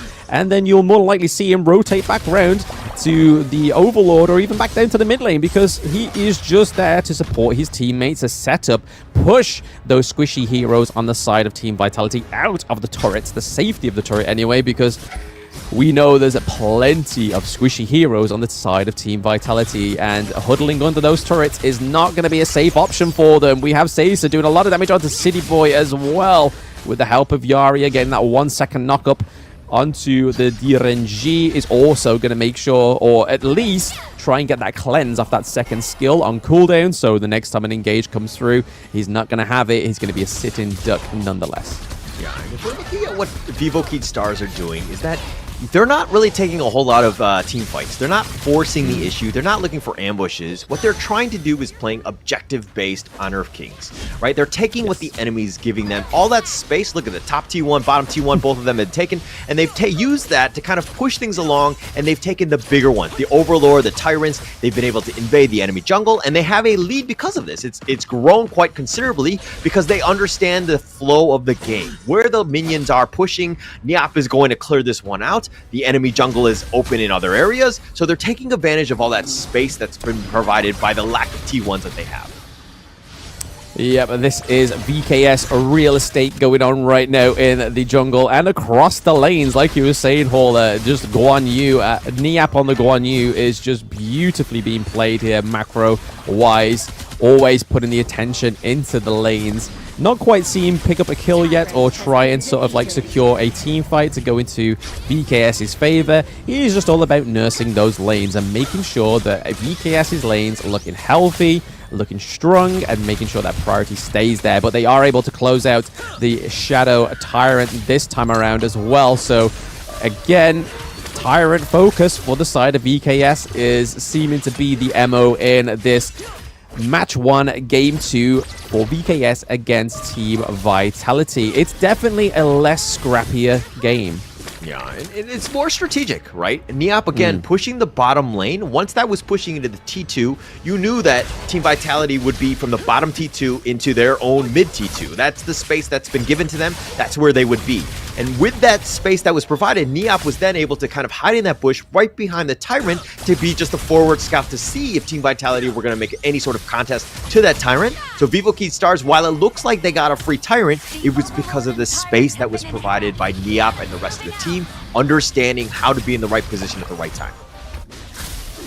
Yep, we have the Shadow Tyrant back up again with the Shadow Overlord as they have a bit of pressure in the clash lane on the side of Team Vitality. It's already gone down to half health, which is crazy, but we are getting a bit of a gauge here from Team Vitality and VKS. Guan Yu into the back line. The lane trying to skip all that from the Death on Sunset. 90 makes Niap bleed, but they do lose the Shadow Tyrant, which, again, is a not equal trade. Yes, you get a second kill on the board, but you lose the Shadow Tyrant, especially when they have such a Soaky, spongy Danny on the Dune, and they're all looking pretty low. Team Vitality on the run. Highland takes a kill down again, and then we have Seiza getting a double kill onto 90. Also, they are not stopping. The barrage of attacks is in the mid lane. They're looking to clean up their minions, getting that T1 hopefully in the mid lane. The only thing stopping them is Dolia and Direnji, but they are making sure work of that, pushing them away from that T1 turret in the mid lane. All right, Vivo Key Stars, they lost Nyap early, but they were like, actually, we have a net worth advantage. We can take this fight 4 versus 5. For the record, if you're in your ranked games, I do not recommend this play. Vivo Key Stars are pros, and there's a reason why they're able to take that fight and come out with the victors. They did get two kills onto Nighty and Highland. Things to take note of is that understanding the limits, and we'll see the replay here of how things started here, right? This is the part. Nyap had already been killed. Sacer's like, actually, I still have my, my ult. We can go. We have the damage. We have it, and we were able to get 2 kills because of that. And Vivo Key Stars, again, really nice play. Those 2 kills have kind of expanded on this net worth lead, which has kind of grown to about 4.5k. Yep, it's definitely working beautiful here for VKS. They are looking pretty strong going into the 12-minute mark.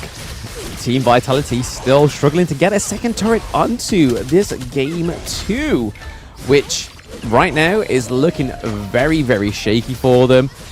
I feel like the wheels have potentially already fallen off for this team comp onto the side of Team Vitality. The Ying has not really shined through because even though she has the knock-up, she has the huge damage as well.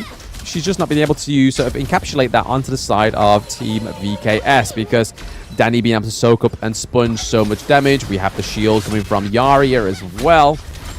There's just too much to try and calculate and deal with on the side of Team Vitality. They are just not knowing where to put that focus, but the focus is currently going onto that T2 turret in the clash lane. Are they going to be able to wipe out those minions? No.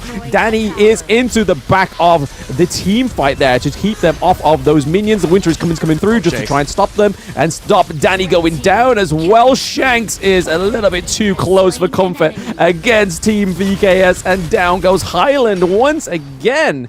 The Princess Frost is not looking very Princess-y. She is definitely taking a lot of L's within these team fights. A major focus for the side of VKS. Okay, you're talking about the wheels coming off from Team Vitality, but this is not something where they're making so many mistakes that, the car is falling apart at the end of the day. This is one of those things where Vivo Key Stars have played this game to the T. They've been very strategic, very calculated with the risks. Meteor kill going in for this one, not even getting any kills, but it's one of those moments where Vivo Key Stars have played so well that you don't see the car deteriorating before your own eyes.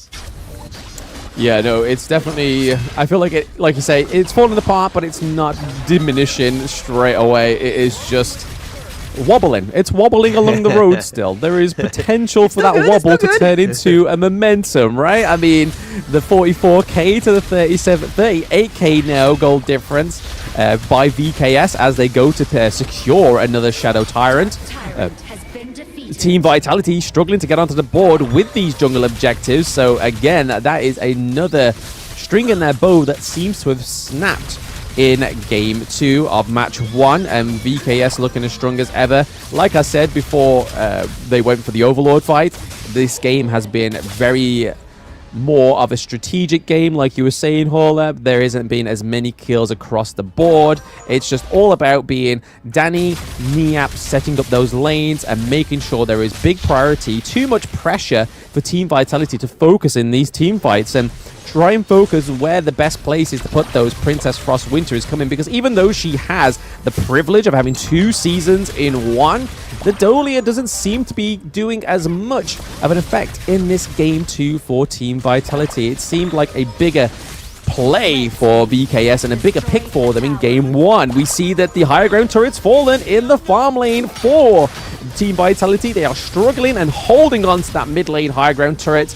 There is no minion wave for the side of BKS to try and approach that one just yet, but it is steadily rocking down the road, and I feel like Team Vitality are just trying to hold on here. Niap is looking like a predator in the wild, just waiting for somebody to overstep on the side of Team Vitality, and he is looking still for his victim. We see that Vitality trying to go in. Shanks goes down early in the team fight. It is looking like almost a 2. Oh no, it's a 1-1 trade, 2-1 trade for the side of Team VKS. They take another kill.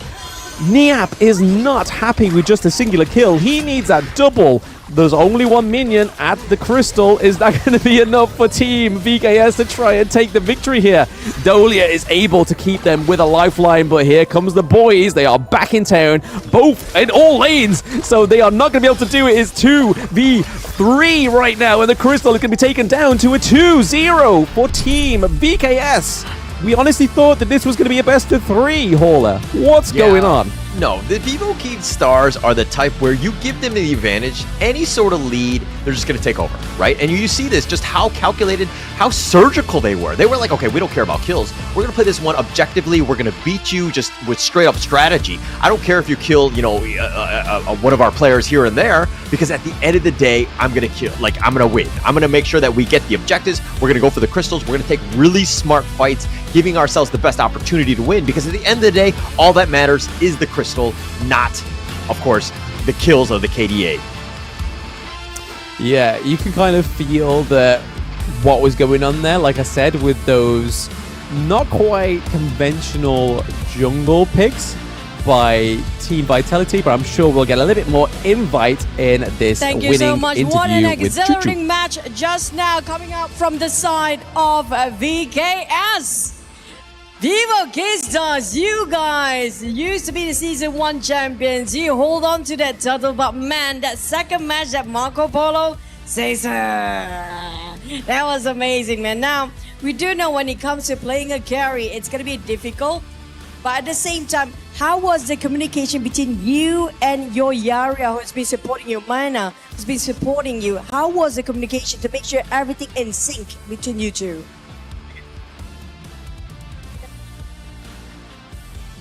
Como é que, parabéns, obviamente, deu para defender o título, é maravilhoso. Como é que foi a comunicação entre o time, entre a parte do apoio e o ataque no seu time?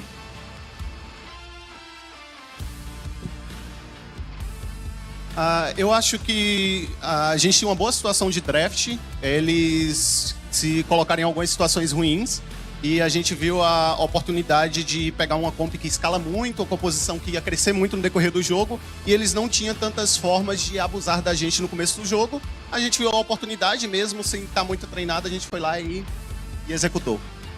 I think the communication went really well. We were obviously keeping an eye on the match. Just at the beginning it was a little slow, but we started to keep an eye when the opportunity arose, and I believe you also how we got the opportunity and it worked out for us. Now, I have a request from a carry, a marksman. You guys always being the star, like your Marco Polo amazing. You always get the, no, you hold the mic, It's gonna be from you. It's always gonna be them, you know, the carry, the marksman, and the highlight and spotlight all the time. Can you say something that, like, even like, I love you for your support coming out from Maina just now, to be appreciated? I mean, supporters, we need love too, right? We are the Romans, we need support too. So, can you say some appreciative word to your supporter? Vocês sempre estão ganhando, tem sempre muito apoio aí do pessoal, dos fãs. Você tem alguma mensagem aí pro pessoal? Porque eles também precisam sentir sua emoção, né? Fala alguma mensagem para os fãs. Eu e todo o nosso time só queria agradecer por todo o suporte que tem dado a gente. A gente vem aí representando o Brasil, a gente sabe como a torcida brasileira e todo mundo que está aqui também tem muito carinho. Quando um brasileiro vai para fora, ele é sempre muito bem recepcionado, muito bem acolhido. E então eu só queria agradecer a todos os brasileiros que estão acompanhando a gente, que é madrugada lá e eles fazendo esse esforço, e todo mundo que está acompanhando a gente, e esse carinho que o mundo todo, quando a gente sai do Brasil, tem pelo Brasil. Isso é muito gratificante e é muito emocionante pra gente. Every time we travel around the world, we feel the warmth of the location. Wherever we are, we feel the love.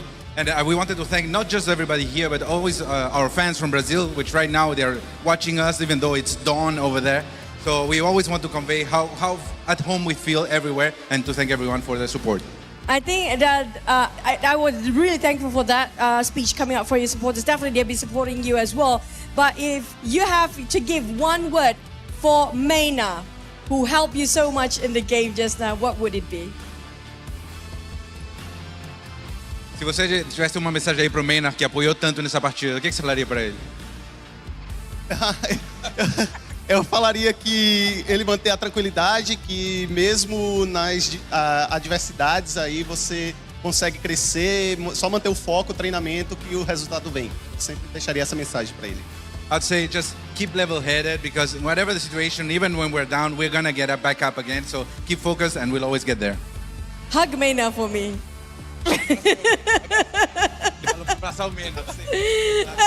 Okay, there you go. But you guys has been crazy when it comes to getting those, still as per usual. That was amazing. Niap, that was an amazing work as well. But last but not least, coming out from Danny, I think he's going to pass it up to the captain. Last word towards all your supporters and also the team that you'll fight against later. Última palavra para todos os seus fãs e pro time que vai se enfrentar agora em 2 dias. Bom, a palavra que eu tenho para os fãs é basicamente a mesma de ontem. Eu só tenho a agradecer por vocês estar acompanhando a gente diariamente, mandando mensagem, todo o apoio nas redes sociais. E, bom, o fuso horário no Brasil é muito difícil, mas mesmo assim tá todo mundo assistindo, todo mundo torcendo, todo mundo muito feliz com a nossa caminhada. E para os times que a gente vai enfrentar bom, acho que hoje a gente cravou o nosso título de Rei do Ocidente, não existe outro. Então, vão ter que tomar cuidado. A gente vem para defender o nosso título e é isso. Well, for the fans, obviously what I've been saying, thank you very much for all the support. It really keeps us going, no matter the time zone. And for the teams we are going to face, please get ready, because we are coming to defend our title. So beware, we are coming. Still your objectives as well. Just saying, but that's going to be VKS. Give it up to VKS. We're going to toss it back to the casters. But Brazil, vamos! Let's go back to the casters. And there we had it, Holler, our game-winning interview from VKS that took a very surprising but definitely concrete 2-0 from Team Vitality, now putting VKS on the top of Group A. So no Team Secret or LGD Gaming Malaysia in round 1 for them. Yeah, and this is it's great to see, because this is the top team from Brazil, and you just saw how well coached, how disciplined they were at the end of the day, right? I think they talked, it was Maynard at the very end who was kind of like, hey, we can lose the game, but we'll bounce right back out. And you saw that in game 1. They were losing and they were just like unfazed. We're going to continue to play our game. We know how to win in this, in Honor of Kings. We know how to do this one. So again, just very well coached, very well disciplined team that is honestly going to make some waves moving forward, not only in the knockout stage and maybe in EWC, but maybe I'm getting ahead of myself, because we still have a lot more to see from that team. Yeah, no, VKS, like I said, going through to it, they have been a strong team in Season 1. Obviously, the competition was nowhere near as tough as it is in Season 2. Season 1 had a lot of new teams, new players from different games, stuff like that. Whereas Season 2, everyone's developed, everyone's came into their own, and especially with the introduction of Southeast Asian teams as well, definitely didn't make it an easy feat within Season 2, which, again, VKS is still going to have to sort of try and see what they can do against the stronger C teams going through to the quarterfinals. But lucky for them, they won't meet them until potentially the semifinals. But here we are looking at the post-game analytics. And again, Danny not dropping a single death in 2 games. That's 2 games, Holler. No deaths for VKS Danny on the Dune. Yeah, and he's playing it to the limits, and this is why Dune is just so strong. I mean, he's so tanky. He got in and out, made a lot of plays. He caught them with the unruly blades. He would just be in your face almost the entire time. I mean, he's 105. He didn't die, and which is the biggest thing, but I'm pretty sure his damage received in that game was going to be quite high. We'll probably see that in the next one. But I also want to give a shout out to Sesa. On this Marco Polo, we had seen time and time again where the Marco Polos, again, have had somewhat limited success. They really came out strong. strong on this one, ensured that he was kind of covered by Mena with the Verdant Protectors from the Yarria. So they just had so much going for them. But if we're looking at damage taken, right? Look at this, Danny. 81,000, the second highest in this game.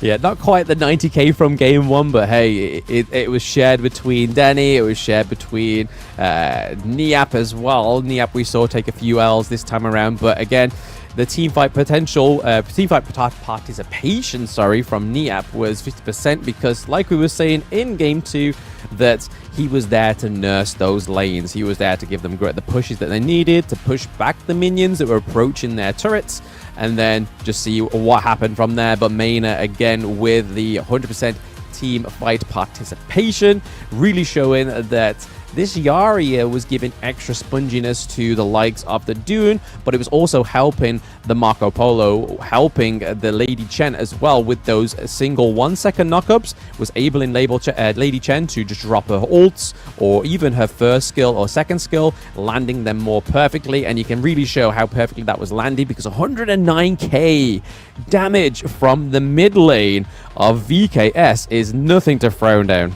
Yeah, and let's talk a little bit about one right there on the Lady Jun. I think that you have to ban her or pick her yourself because, instead of picking like the Dahlia like they did in that last game, if we're looking at this gold graph, though, it went almost straight to VKS. Once they had that lead, again, they have a hard time of giving that up. They, again, play very, very well when they're ahead. I mean, they play well throughout, I think, with 3 wins across in the entire group, A, but we're going to have to see how they fare against some of the other Titans and the other leaders of, the other groups. And we're going to see that one in the knockout stage. That's going to be coming. But again, they played so well, ending this game in about 16 minutes. Absolutely, we are about to crown MVP of Game 2. I can imagine it could be Seiza or Mena again, but there we go. Seiza coming through with 83k damage dealt, the 52k damage taken, and then obviously the gold. Look at that gold, baby. Game 2, 13.4k gold, and obviously 4 kills to 2 deaths to 3 assists. Playing the Marco Polo beautifully, and like you were alluding to in the pre-game draft there, Hauler saying that Marco Polo's got a shaky start in this tournament, man, but he really showed that on the right player, in the right team comp, that Marco Polo can really shine. Yeah, and I mean, they did a lot of it. This is the Fevered Barrage that gave him first blood. I think he does die in the end, but taking out CT Boy, absolutely huge for them. That was the kind of the start of this somewhat, the VKS playstyle of, again, playing with that lead, but they took advantage of it. Most of this thing, Niap dies here. They turn this one into a 4 versus 5 fight. This is going to be the one that's proceeding. They chase after him. Cesar's like, hey, I'm still strong. I can go. And he gets a double kill here and just starts to clean house. This is where you're kind of like, it's Team Vitality. He was like, oh, we're kind of in trouble. This Cesar is actually starting to pop off. He's getting a whole bunch of farm, pushing Shanks back into the heart of the enemy team, and Cesar, like with his 83,000 damage, second highest across the board, only to his own teammate, 1, really showing just how this team is really starting to gel at the right time. Yeah, it's really holding truth to Danny's words, what he was saying in one of the first VCTs, saying that this is the strongest that VKS has ever been. This team comp is a monster, and they are definitely showing this now because VKS going into the 4th and final day of the group stages take that Group A top spot. Like we keep saying, it means that they get to push away the beasts that are Team Secret and LGD for another round. So well played to VKS getting to that top spot of Group A. Team Vitality, you just got to try and make sure that if you are going against one of these Titans, that you better up that game into the quarterfinals, because LGD Gaming are not looking to lose a round at all, and then Team Secret, even though they had a bit of some mistakes in the games, but able to still pull a 2-0 victory, regardless of what the fans say against TNX. I feel like that Team Vitality still cannot underestimate Team Secret. Yeah, for sure. And I mean, it comes back to Group A, right? This is a thing where, hey, you're the group of death. You had the most amount of teams that we had to go up against. We had to play this round robin against 3 other teams, but we still came out on top. We beat everyone. We beat Team Vitality, Boomy Sports, Foodie Sports, anybody. You throw anyone at me, and we got you. And Fivo Keith Stars really played well, and this is going to be a whole bunch of momentum going into that knockout stage. Absolutely. Again, Foot Esports against Boom Esports is the last match of the day, so that's the last game of Group A. But we have the Esports Awards coming up very soon, guys. So Honor of Kings is up for an award, so we really need your help actually voting for us. So again, we are thrilled to announce that we are going to be a part of the Mobile Esports Game of the Year Award at the Esports Awards 2024. So you can cast your vote over to esportsawards.com. Make sure you do lock it in for Honor of Kings, nothing else, or we will be coming for you. We know where you are. And then please support us on that one. And then we also have the next thing on our schedule, which is the prizes. Because I mean, hey, if you're going to vote, you may as well go into this one to win yourself a few prizes. So this is our subscriber event. So in the Season 2 Invitational, follow us, follow HOK Global Esports on all the social medias to participate in the community events. We'll get a chance to win great rewards, a gaming phone, watches, and permanent skins await you if you do subscribe to us on all of the social medias. So if you're not a Twitter user, go on Instagram. If you're not an Instagram user, we have the TikTok, we have Twitch, we have Discord, we have plenty of places you can follow HOK Global Esports, and another way to support us other than the voting in the Esports Awards. Yeah, definitely. And it's like the easiest way. And yeah, I mean, if you end up winning and you don't want it, send it to myself or Blam. We'll happily take it off your hands, and we'll make sure that, you know, we make some good use out of it and give it a good home, so to speak. I think there's a lot. It's the easiest way to win, so you might as well do that. But upcoming, of course, we're going to have the other Brazilian team, the number 2 seed. It's going to be Loops. It is going to be all global, all gamers global. They're going to be coming up next. And that was going to be a bit of a barn burner, too, because we're going to find out who's going to be the top seed in that group. Yeah, I'm really interested to see this one, Hauler, because again, we haven't seen All Gamers Global since day one. And in the Open Series EMEA Split 1 finals, they were the top team. They didn't drop around, whereas this is a different story. They dropped around against R8 Esports, and Looped Esports was able to take them down 2-0. So it's not going to be too long now, guys. We are going to go straight into the game after a very short break. So make sure you don't go anywhere, guys. Stay tuned, get some snacks, get some drinks. We'll be back for Game 2 very soon.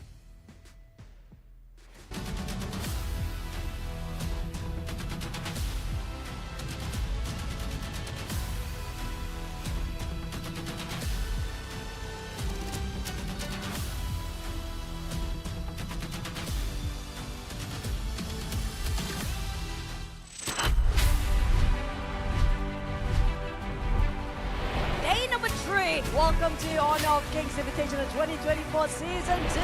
I think that the Vitality match is going to be the toughest because they are probably the strongest team on the group, but today we are going to see some targeted strategies focusing on them. Vu qu'on a vu VKS jouer au tournament à la S1, on peut regarder leur gameplay et établir une stratégie. Eu acho que o melhor jogador da Vitality é o Shanks, porque, bom, ele é o principal carry do time, ele basicamente escolhe a lane que vai jogar, o pick que quer jogar, então acredito que ele seja o melhor jogador, mas a gente vai ter uma boa resposta contra ele e acredito que ele não vai ter bom desempenho contra o nosso time. 我感觉 VKS 只是单你一个人拿野盒来 C， 只要把他野盒打烂，他们就没什么用了。我感觉赢他们挺简单的。 A importância de ficar em primeiro é mais dar esse medo para os outros times nos playoffs. E a gente quer sim ser campeão para defender o nosso título. A gente foi campeão do primeiro, então a gente está aí para defender. Aqui contra Dani. Dani, je t'attends. Acho que a equipe que mais poderia ser mais difícil de enfrentar seria a G, pelo fato de eles serem de Hong Kong, talvez, e eles consigam jogar no servidor chinês. Eles também já têm jogadores que são bastante experientes. Acho que seria a equipe mais forte assim a se enfrentar do grupo. 他们的能力我们非常认可，很厉害，但是我们不畏惧挑战。以现在的阶段，其实我们没有十足的把握说去战胜他们，但是我觉得大家都是职业选手，就是不要那个眼光那么短浅吧，就是单单一个 S2就在沾沾自喜，到时候我们 EWC 一捡。 我们在山巅等着他们所有人的挑战。disappoint sa nangyari kasi yung last time mananalo kami sa BKS. Expected namin magta-top 1 kami sa group pero For the last game, we will give our best to game our last game. 从小组抽签到比赛也有一段时间，然后我们也不断的努力去做调整，然后进步，但是还是没打过，然后输比赛。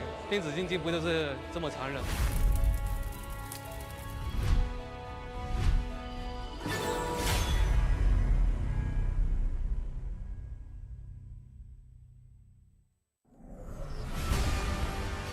Through the ages, two opposing sides have fiercely battled for a power that granted them life, but cursed them with ruin. Wait! Oh, no, this story is too cliche. Maybe we can find inspiration from other stories. Hey, that might work. Got it. Woo!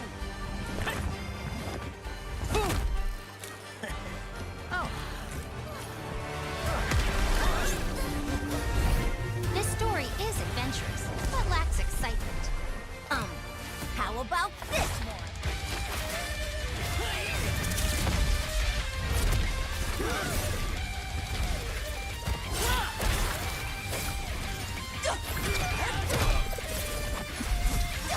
This is too much. It needs more fun. How about this?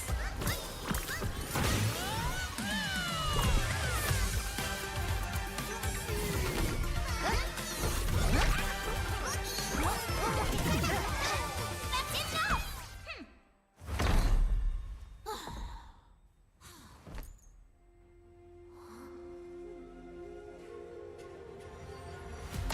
Like the thrust of a spear in battle. No one can tell my story but me! I'm born this way, ayy. This is my chest and my bonus play. Can't be late, won't hesitate. What do you say? Grace to find my face, scars to find my skin. I can't convince them, can't please them unless that I'm the one that you hate. H-E-E-R-A, doing it for real, I found my goal. From the ashes, I'll go the game. Blow it around, make them crumble, make them run. Baby, it's go time. Knock me down, so I rise. An inspiration, I know how. The one who go bottom up, nobody gon' do it. Facing our fears, we don't think we just move it. No, we the best, so we don't gotta prove it. Somebody test me, I swear I'm gon' lose it. I got a trophies on this boom and illuminate. I got you. Another day, another way. You got the power to turn around. You got a champion, calling out for the game. There's no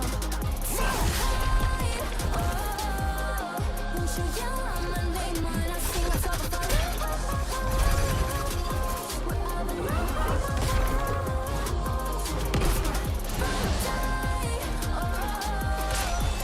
Yell out my name, yeah.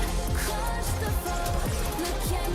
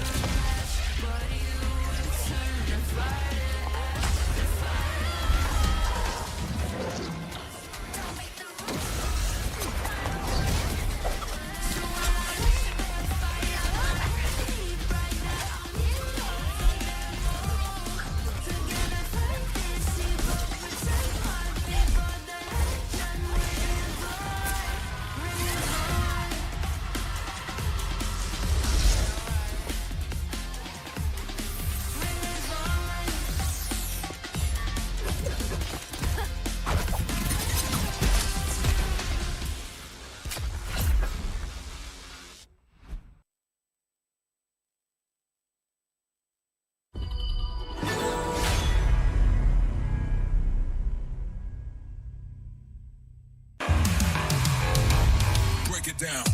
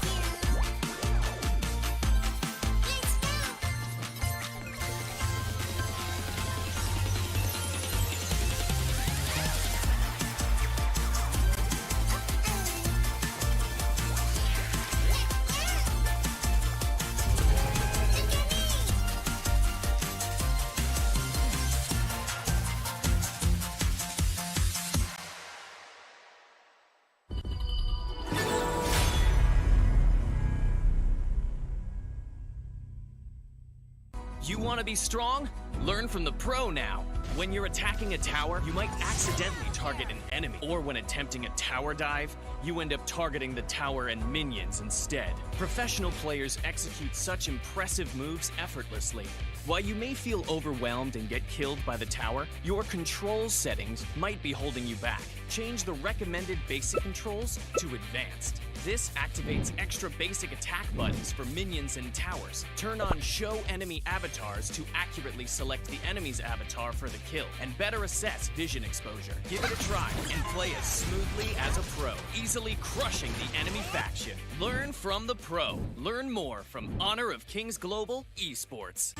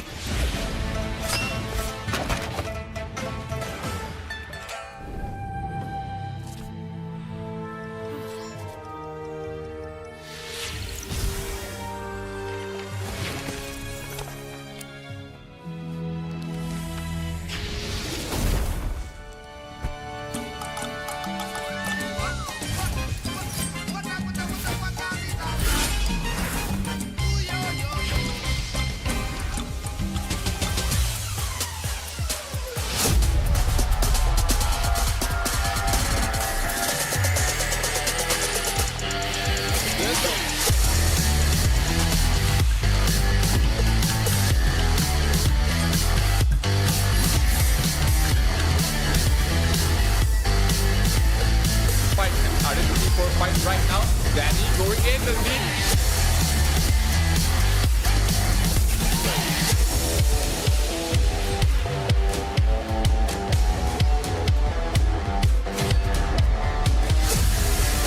Well, opened it by Bang. Bang doing the open. Time damage from Danny as well. Taking up win sheet as well. Niap is looking.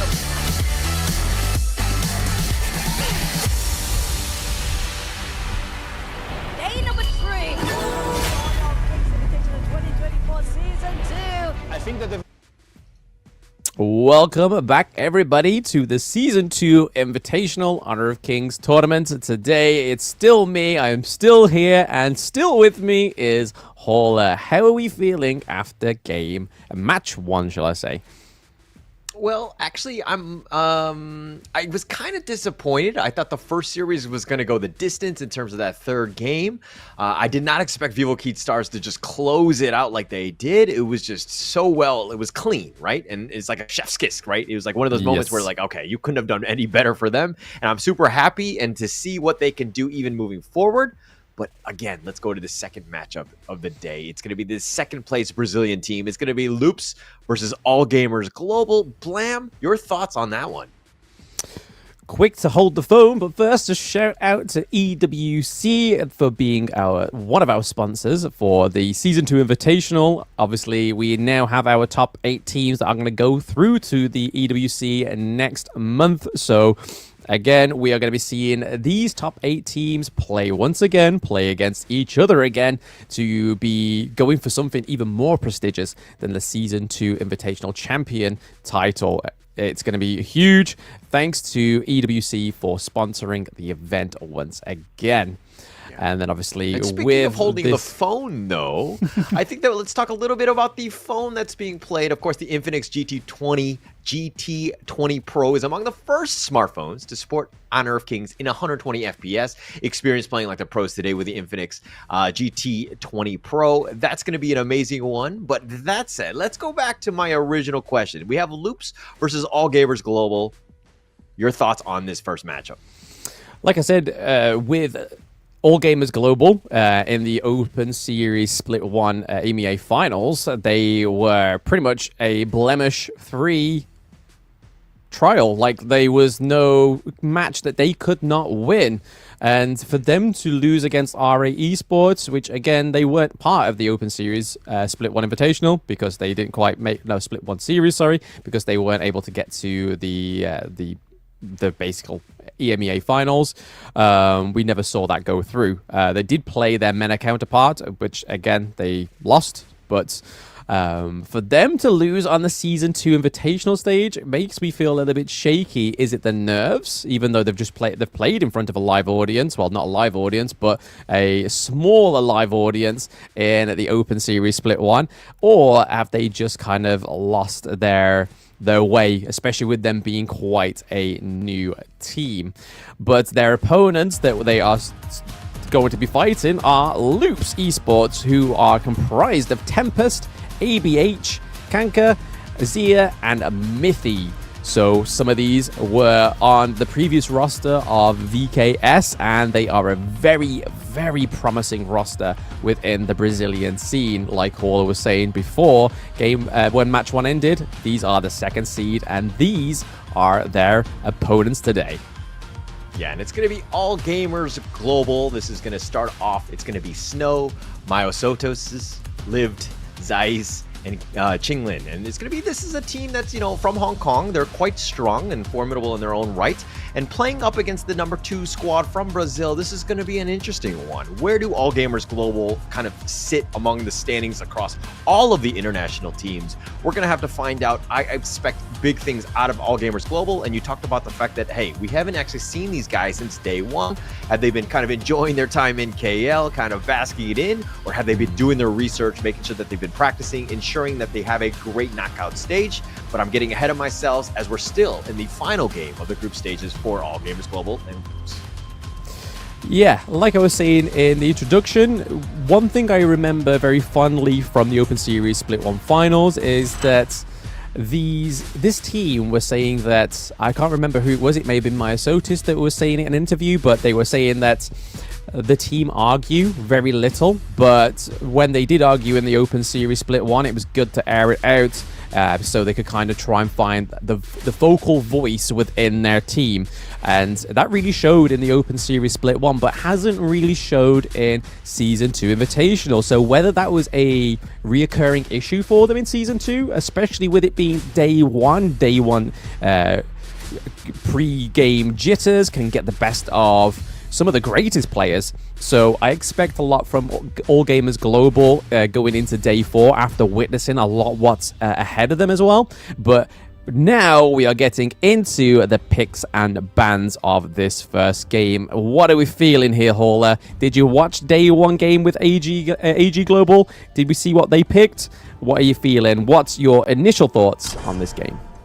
Before we go into the draft, I kind of want to talk about the fact that you were talking about the arguments thing. I think that is a very interesting point. Obviously, teams, when they get to the next level, they have to kind of have faced somewhat of the adversity that they went on. We've kind of resolved it. It's kind of like one of those, dare I say, happy marriages, right? Sometimes everything could be rainbows and unicorns and it could be all great, but at the end of the day, if you've had a little bit of trials and tribulations, the relationship in the end has grown to a point where it's much more rewarding, I would say. So in the same limelight, I would think that these teams have kind of gone through that, right? They've lost some games and they've gotten much better because of it, because they faced that adversity. But as I say this, let's go into the draft here. It's going to be the Arlie first pick. I like this for Loops. I think it's a great first pick, especially as Zir is able to kind of just style on people. I think there's a lot of potential with this hero. Yeah, and the potential just furthers there. The fact that they've locked in the Zhong Fei for Mithy. Mithy on this pick is huge. And speaking of huge, we see ABH once again picking up that Jing. Jing seems to be another flashy Brazilian pick that they love to pick within these competitive tournaments. But like you were saying, the Arlie is just going to get enhanced now, and we've already seen Zier on the Arlie, and it was fantastic. But then if we look over to the side of All Gamers Global, they are going for a little bit of a female empowerment team so far. We have the Hu Huan in the jungle potentially. We have Dolia as well, so giving over 2 of Hu Huan's amazing, huge ultimates that she can have within those team fights, not only healing, but knocking up and becoming untargetable. And then you have the Mai Yin in the Clash lane, and Snow is no stranger on the Mai Yin. Yeah, we've seen the rise of Dahlia. Like, it's been very, very popular. We've seen it almost in a good number of games in the past 2 days, but it only still has a 40% win rate.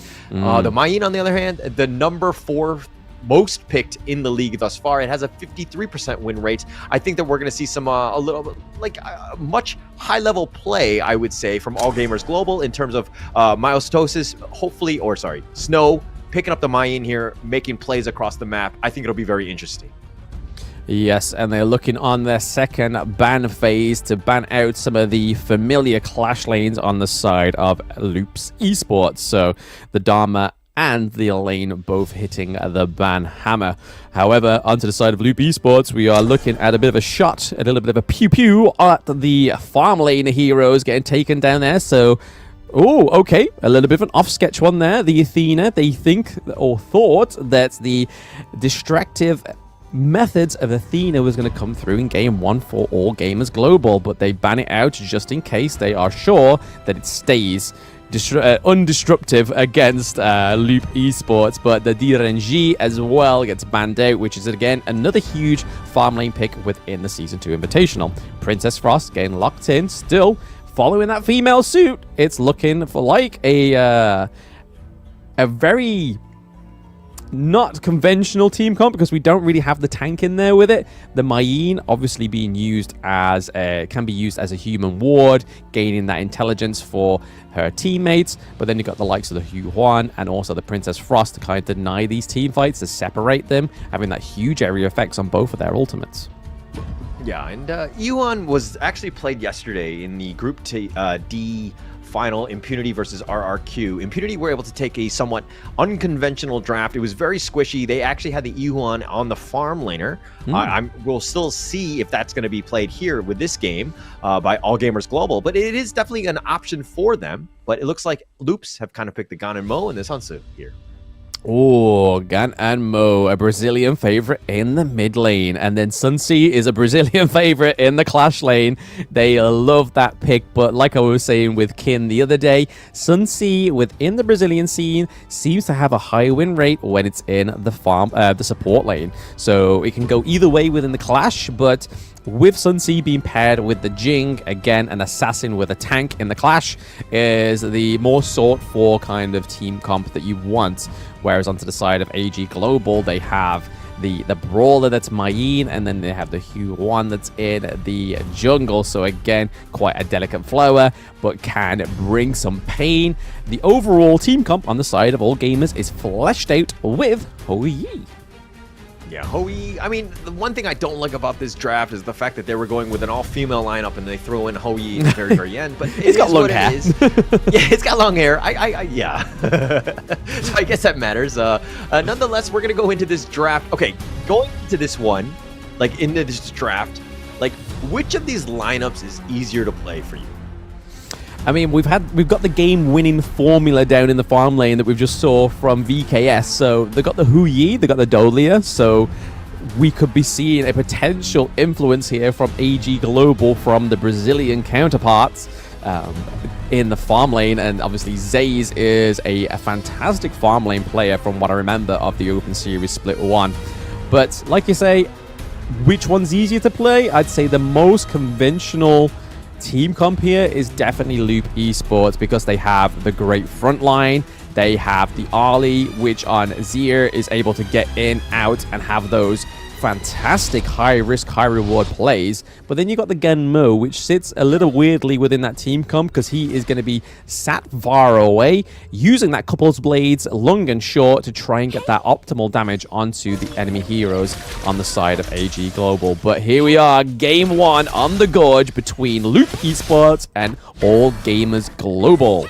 Let's see how this starts to flesh out, Hauler.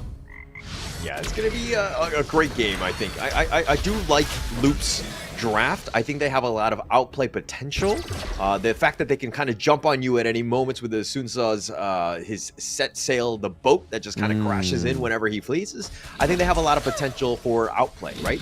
That said, All Gamers Global, if their positioning is flawless, they're spread out when they need to, finding the right targets and prioritizing, they'll have a good game. So it's really going to come down to how does Loops find those engagements, when do they take them in, and are they able to find the right pickoffs? Because again, All Gamers Global, very, very squishy. Yes, a very aggressive early game lead here from ABH, taking down Myosotis for the first blood. Nobody on his team was there to help him. There was like, yo, bro, you're kind of on your own with this one. We're kind of tied in the farm lane. So Loops put in some amazing aggression already in the early game, Hauler. This is probably the answer to the question you just asked. Yeah, that was kind of like, I had like flashbacks to my rankings where like nobody helped me out. And I was like, buddy, hey guys, and I'm like, I'm Myosotis just getting run at. And unfortunately, I would have gotten killed the same way, but not great for All Gamers Global. Hopefully they can turn this one around because, you know, that's one of those things where when you call for support, you got to be there.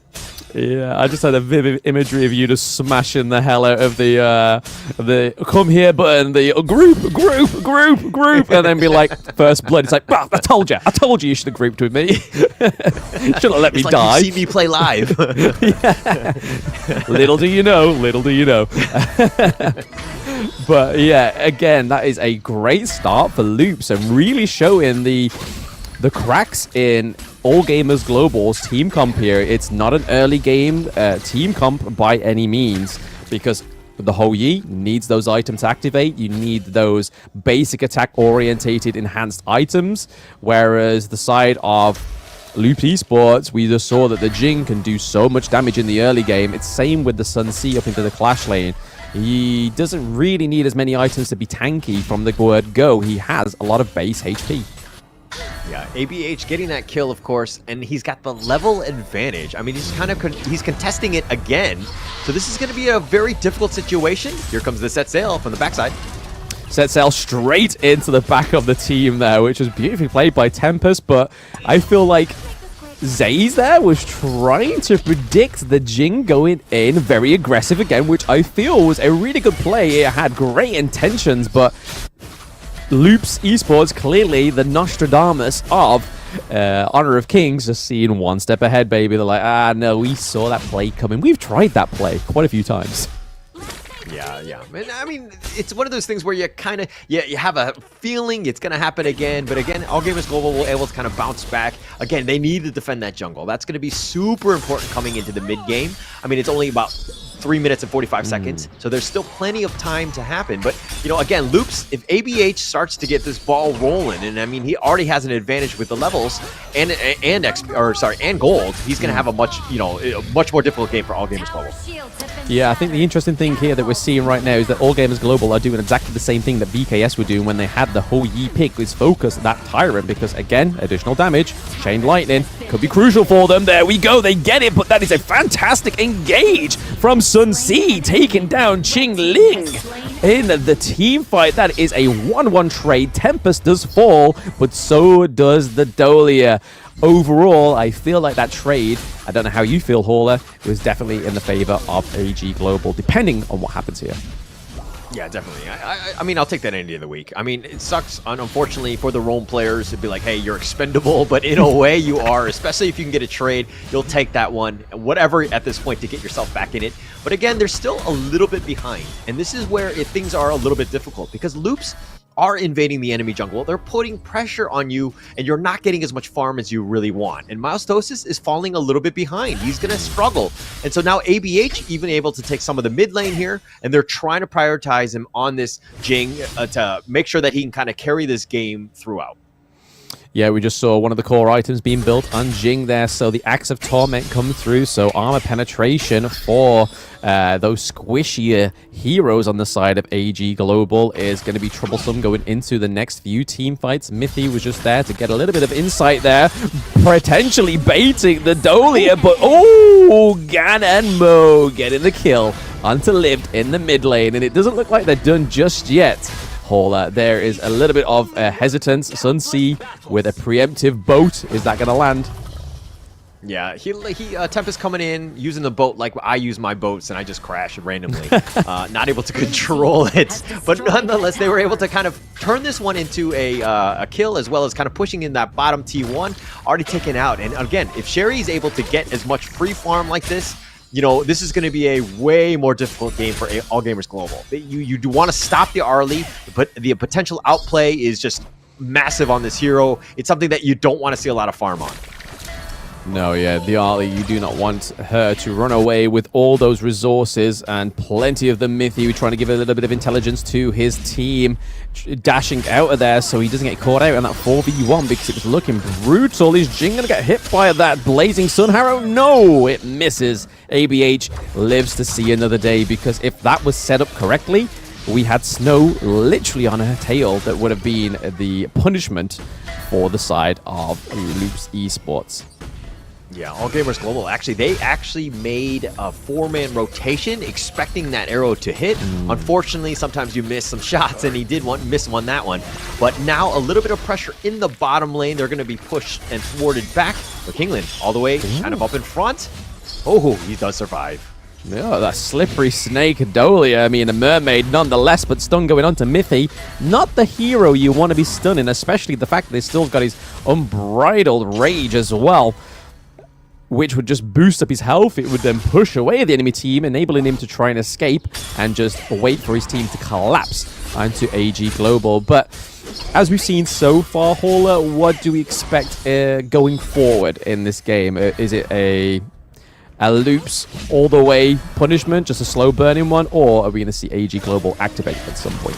I mean, we saw it even with the last game with Vivo Keat Stars, is that they're very disciplined and understand the limits and the spacing, right? Where the lanes are, how they're pushing in. And they've been very almost controlling the tempo of the game, where AD have to react, right? Right now, they're kind of like, oh, okay, maybe we kind of pick off elsewhere. And they have not really been able to capitalize on any sort of kills right now. And again, they're just like fishing for information. They're really behind, and they're kind of struggling.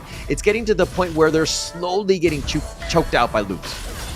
Yeah, they definitely seem to be funneling them in many other aspects. They do steal the blue buff on the side of AG Global, but okay, AG Global getting the kill on Tuesday there. We saw an overextended Ollie and a huge mirror dimension from the Jing there. It's coming through, but it wasn't actually going to pause or play anything into it. They are opening up the mid lane. Oh, Hauler, the AG Globals are needing to do something, and that was looking like the right thing, I feel.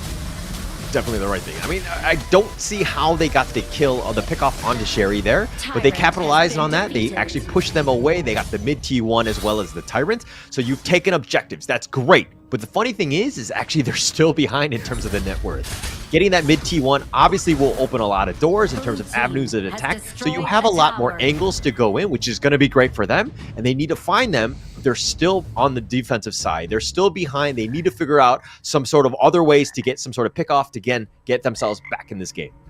I've just got to mention there, look how beautiful and fluid that gameplay looks on the GT20 Pro. It's superb. It looks even better than like my gaming phone, and that's probably like 10 times the cost.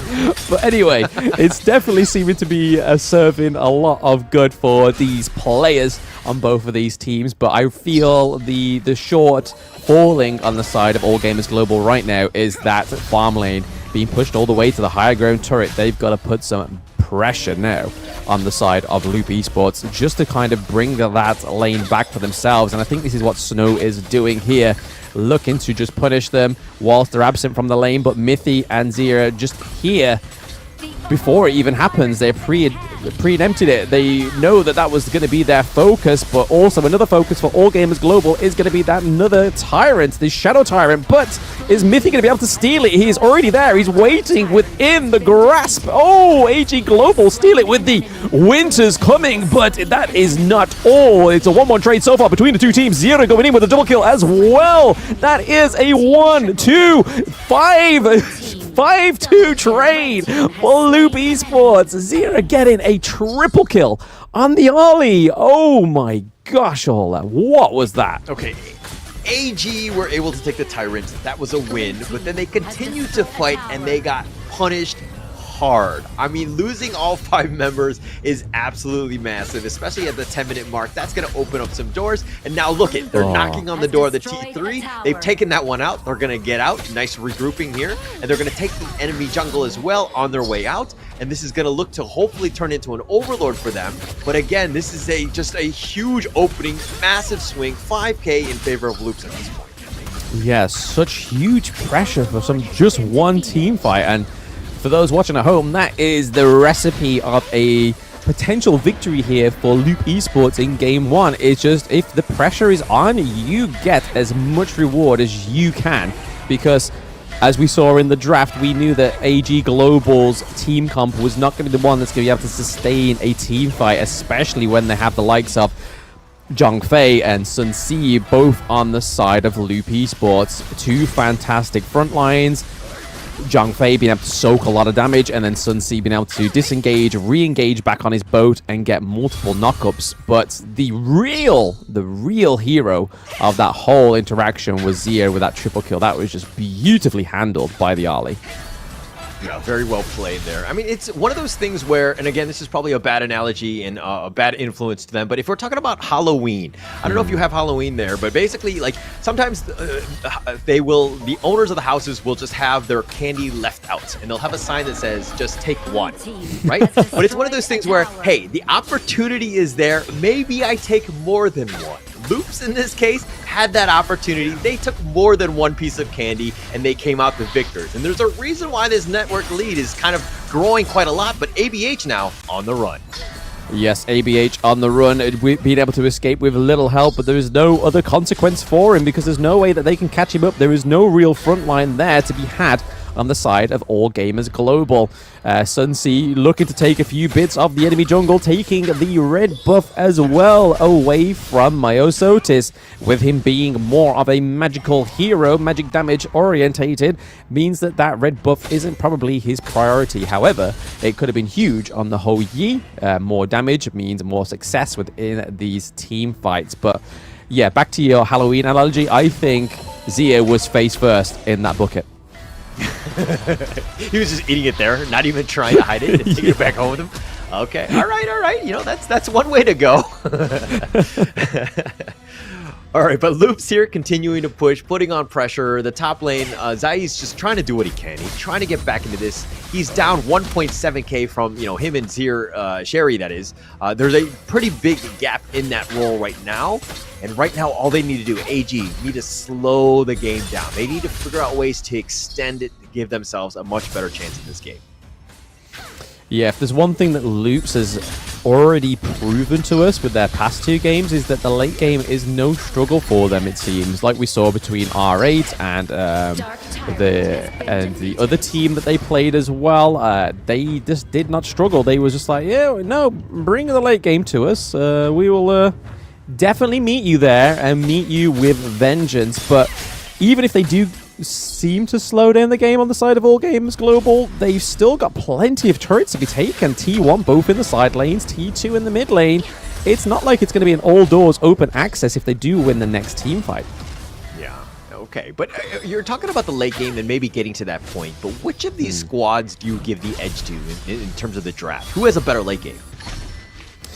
I mean, for a complete raw damage output, I mean, you've got the Ho Yi, you've got Mayeen doesn't do as much damage, but she's able to sort of try and split the team fight if she's not being punished by the Zhang Fei or the Sun Si. So Mayeen's function in that whole late game team fight is to try and take out the Ganon Mo or the Ali, but we've already seen that Ali and Jing are 2 slippery heroes to get a hold of, so I feel like the Mayeen's a little bit of a non-starter. We did see that Elaine got banned, so Snow is already a big Elaine advocate as well. So within the Open Series Split 1, he played that hero to perfection, but I feel like I don't know if it was AG that banned them or Loops that banned them, but I feel like that ban was definitely orientated towards Snow. Okay, makes a lot of sense here, but it looks like, Loops, even with this lead, are playing somewhat, scared. They're not like the Vivo Kid Stars where they're kind of putting so much pressure where, AG were not, what was it, Team Vitality were not able to kind of come back into this one. But AG has space. They can go move around the map. They can kind of push it along. Obviously, there's no jungle camps to take over right now, but it seems like they have a lot more space to play with. Yeah, I feel like if they navigate the team fights better, like I was saying, picking off those damage dealers, like the Ali, like the Ganmo, like the Jing, and then all they've got to really deal with is the Sun Si. So if they don't take too much casualties in the first part of the team fight, then you're right, they probably could take the next team fight. The Burning Arrow comes through, lands onto the Zhang Fei.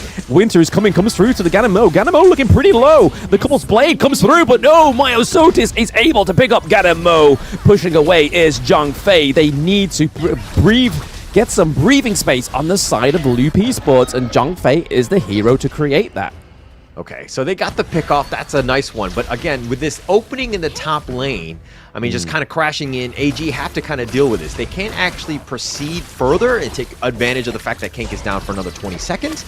So this is a bit of a window for them. They need to kind of push ahead. But, what is unfortunate, though, is that the Tyrant is another 45 seconds. That's a pretty long time. But as I say this, the King Lean taking a lot of damage. Ooh, I'm gonna say those mirror blades were definitely honing onto the Dolia there. Luckily, she's able to recall, but give herself some health in the meantime, just to preempt any gank from the side of Loop Esports. But I feel like that was well played. That's something that AG Global just need to do going into Game 2. If they don't, however, for some reason manage to close this Game 1 for themselves, is just focus on that point. Make sure they have a team comp that allows them to get to the backline efficiently so they can take out these high damage heroes like the Ali, like the Gammo. The Blazing Sun Harrow was completely mitigated there thanks to the Maple Dance of the Ali. Oh, from the backside.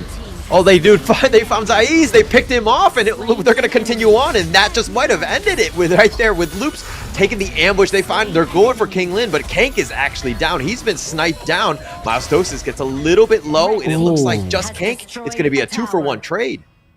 That sustain from Myosotis was crazy. Like, she was taking hits left, right, and center, and then all of a sudden she was like, up into the air, gets that sustain, gets that heal, and then Dolly is like, bro, don't worry about it, we'll heal you. But this is the important part here for Loops. They do have the empowered minion. Sun Sea's coming around with the second wave as well, trying to crash into the backside of the Mayeen to keep her away from those squishier heroes, but Myosotis is up in the air, untargetable so far. They are still trying to catch out a member of All Gamers Global, and All Gamers Global, if anything, played that almost crucial game-ending play to perfection.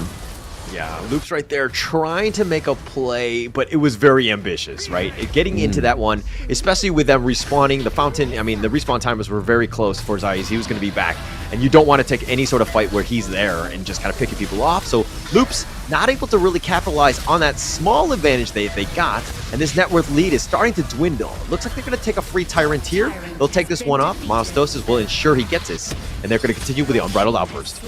Great damage coming through for the Ho Yi, but Snow is down. Sun C has just met his maker. Thanks to Ho Yi having that Shadow Tyrant damage buff as well. Myosotis and Chingling are into the front line. Mithy taking so much damage from Zaze. That is such crazy damage coming through the Ho Yi. Ali was able to taunt him a little bit there, being able to recall with the life step.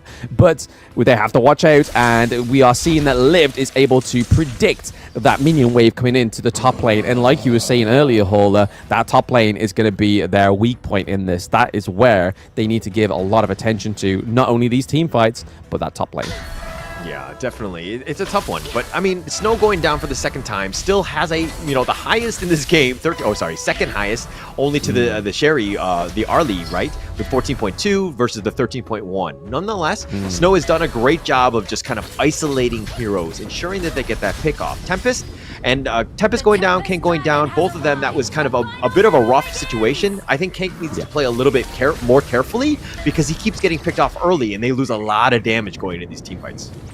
Yeah, Ganamo is not the hero you want to be losing earlier on because, again, that couple's blade has multiple functions. If we see that Miffy cannot get into the Tempest Dragon camp, we could have Gammo just sit in a brush somewhere and use the Lung couple's blade to try and deny or even crucial kill theft onto something so crucial like the Tempest Dragon right now, because I feel if either of these teams get the Tempest, it's a little bit of a game over or just sort of trying to mitigate anything wrong there. But there they are. They're in the pit. Are they able to get it? Oh, who gets it? Who gets it? They do. ABH gets it, and Zeri is at the back of the team fight, getting another triple kill. He is popping off on the Ollie pick in game one against AG Global, looking to push these lanes, both in the farm, both in the mid lane, to finish game one, while Sunsi and Mayin are just having a little bit of a dance in the mid lane. But it is going to be game over, Hauler, unfortunately. Loops getting game one from All Gamers Global. I mean, Jerry just dove on them. It was 1 versus 3, but he was able to just outmaneuver them, just walk around doing so much damage. I mean, he had the most net worth. He had all of the farm that you needed. He was pretty much ready to go, and he just picked them all off. And again, if you could take on 1 versus 3 and come out the victors, the rest of the team can just kind of clean up, make sure that you have the initiative for the push that you need. And again, Luke just knew how to close that game out at that point. Yeah, I mean, we speak about closing the game out, but I feel like that's the weakest part of Loop Esports is the game closing. They always seem to struggle, and I'm pretty sure with all of the games that Tempest Dragon has come out, I think at least 75% of them have been Loops Esports games, which is a little bit worrying when you think of the 7 minutes and 39 seconds finisher of LGD Gaming or Team Secret being so aggressive. I think that's where they need to focus, is their late game, because early game they got first blood onto the enemy jungle, Myosotis, but at the same time that late game was looking a bit that could have gone either way, I think, Hauler. Yeah, definitely. It's one of those things where, we got to make a couple better moves, I think. I think that there was a lot of space that they were conceding to the enemy unnecessarily. They could have pushed it out, maybe gotten some more pickoffs in that way. But again, Loops were in control. They probably could have done a little bit more cleaner in the sense of maybe ending the game much, much sooner. But unfortunately, this is one of those things where you kind of just, you want to play it safe. You want to make sure that you get that game one. If you take a little bit less risk, you probably eventually win, assuming that you stick to your guns in terms of strategy, in terms of farming elsewhere. I think you'll be all right. So it's going to be interesting seeing how they play out into game two. But let's go into the post game here. Yeah, the Hugh Huan was definitely a much better late game hero than that early game. I mean, anything's better than being picked off by Jing in the first 4 minutes, right? But we saw a little bit more utility from the Hugh Huan, I believe, Hauler. Is there anything that you feel that AG Global's team comp was not really feeling, or what they lacked, for a much better word, basically lacking in their team comp? No, I mean, they did what they could with the amount of pressure or the space that was given to them. I think Zaiz and, of course, Snow getting as much farm as they possible, but they weren't really able to kind of find the right pickoffs. They were very timid, and every time they saw one person, they would never proceed with the fight. They were expecting, Loops to be waiting in the wings and all 5 members just kind of ambushing them, so they played it super safe. I think all gamers global need to play a little bit more aggressively. Maybe you get that pickoff, because again, Loops isn't everywhere. No. Loops isn't everywhere, but Mithy on that Zhang Fei. Well, like I was saying, in the draft, that Mithy on the Zhang Fei is going to be a scary one. And just look at that damage taken. He takes over 100k damage and doesn't lose a life. If that's not something ban-worthy, or you picking up early in the draft on the side of All Gamers Global, I don't know what should be considered as ban-worthy, but I know for a fact that Ali has been taken off the cards very early in Game 2 ban, because 123k damage, close to Jing's 113k damage. Hola, they're just damage central, right?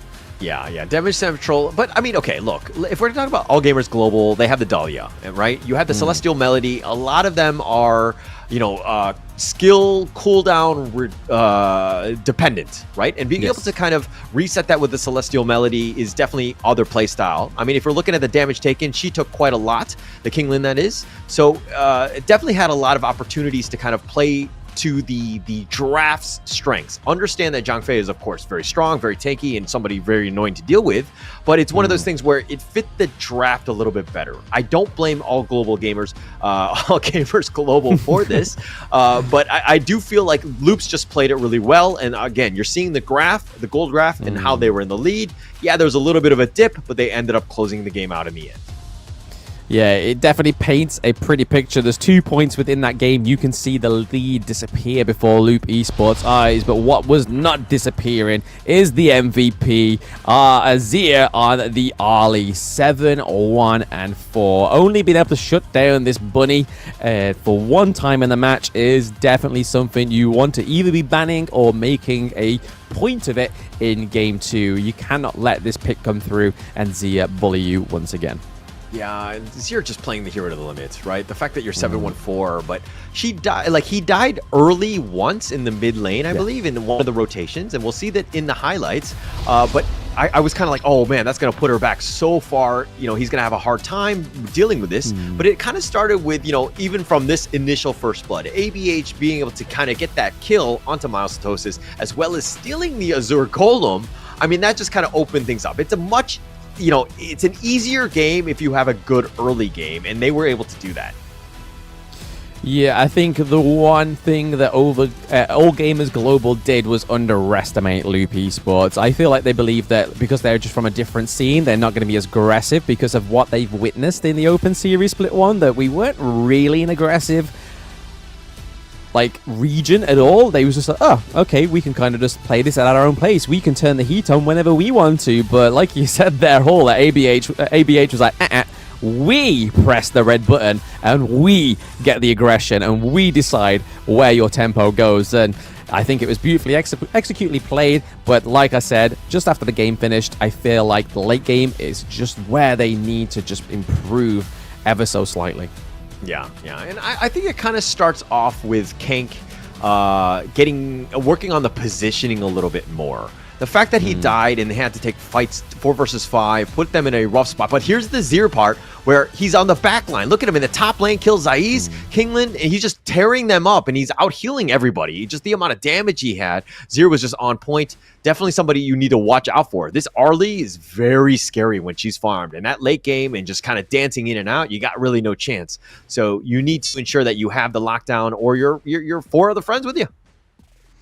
Yeah, absolutely. I mean, I feel like the Angela may have sat into that team comp just a little bit better because of obviously CC immunity and obviously the amount of CC that she can do and the slow that she can apply with her skills. But we have to give a shout out to the HOK creation. Apply to become an official Honor of Kings creator and post about Season 2 for a chance to get a reward. Search HOK Studio to the link your account and find out more information. So if you want us to, if you want Honor of Kings to support you, just make content. It's that simple. Make content, they support you. Support HOK, they'll support you more. So again, it's a love relationship between Honor of Kings. And if you're a content creator, more specifically a mobile content creator, now's the time to move over and find your new game to play. Just search HOK Studio in Google or anywhere.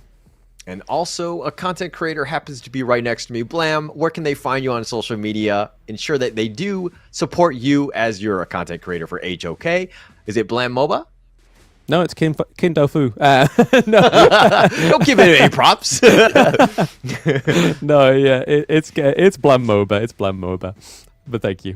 Okay, awesome. And we're going to go into this one. It's going to be game 2. It looks like AG have kind of taken a little bit of a break. The coach is kind of like talking to them, just kind of calming them down. I mean, going into this one, obviously they're going to proceed into the knockout stage. It's not the end of the world. It's a good idea to kind of see where we stand against these Brazilian beasts, which are, again, the second best team in Brazil. But we got to play to that international level. We need to play better than we did in game 1. Yeah, I think the coach cooling them down is probably a really good shout, to be honest, because you don't want to sort of have that the game 1 hype and all those chemicals running through your body that's getting you super hyped that you overestimate your enemy. Because again, I feel like all gamers global has still got something in the bag. Whether it's just because they know they're going into the knockouts, just means that they are just taking this easy and then they're going to surprise us all, because the way that they played against the Vicious, who was their top opponent, in Open Series Split 1 finals, they just decimated. And the Vicious was no team to sort of frown down upon. They had some great players on there. But getting into the picks and bans of this one, again, we are seeing the Arlie being banned by Loops. What a power play. Just like, yeah, no, we're not letting you have the Arlie. You have first pick. We know exactly what you would go for. But they do lock in the Dolia once again on the side of AG Global. They are wanting this to work, Hauler. What can it be paired with to make it work? I mean, Dahlia is, again, just very open, right? We saw what we had last time in the last game with a lot of potential with like the Yuan, you had the Mayan, you had a lot of, just ways that are just kind of play around that cooldown. But if we're going to go into this one, and again, we don't know if the teams are doing this. We kind of suspected in Team Vitality in match 1, we're kind of trying out new things by picking heroes that were never picked in the tournament thus far. But would you, if you were in their shoes, either of the teams, would you be like, hey, actually, let's try things out and not really worry so much about we have our meta pick, so to speak? I mean, I feel like I'd want to take every game serious if that was me, because that's just my personality. I probably am a little bit too serious, a little bit too overcritical of myself, but I feel like that would be the way I would want to do it. It's because if you don't do your best now, when will you do your best? If you think you're holding your best in the chamber, and then that best that's loaded in that chamber is not your best, you kind of feel like, oh, maybe we should have had our foot literally on the gas from the word go.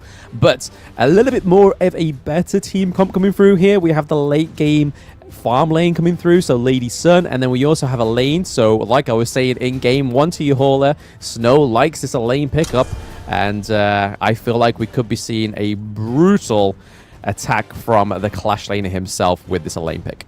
Yeah, and looks like Loops are going to go with the Luna, Zhang Fei, and the Mayin, just kind of a little bit of aggressiveness. You have a tank of survivability, and you have that control.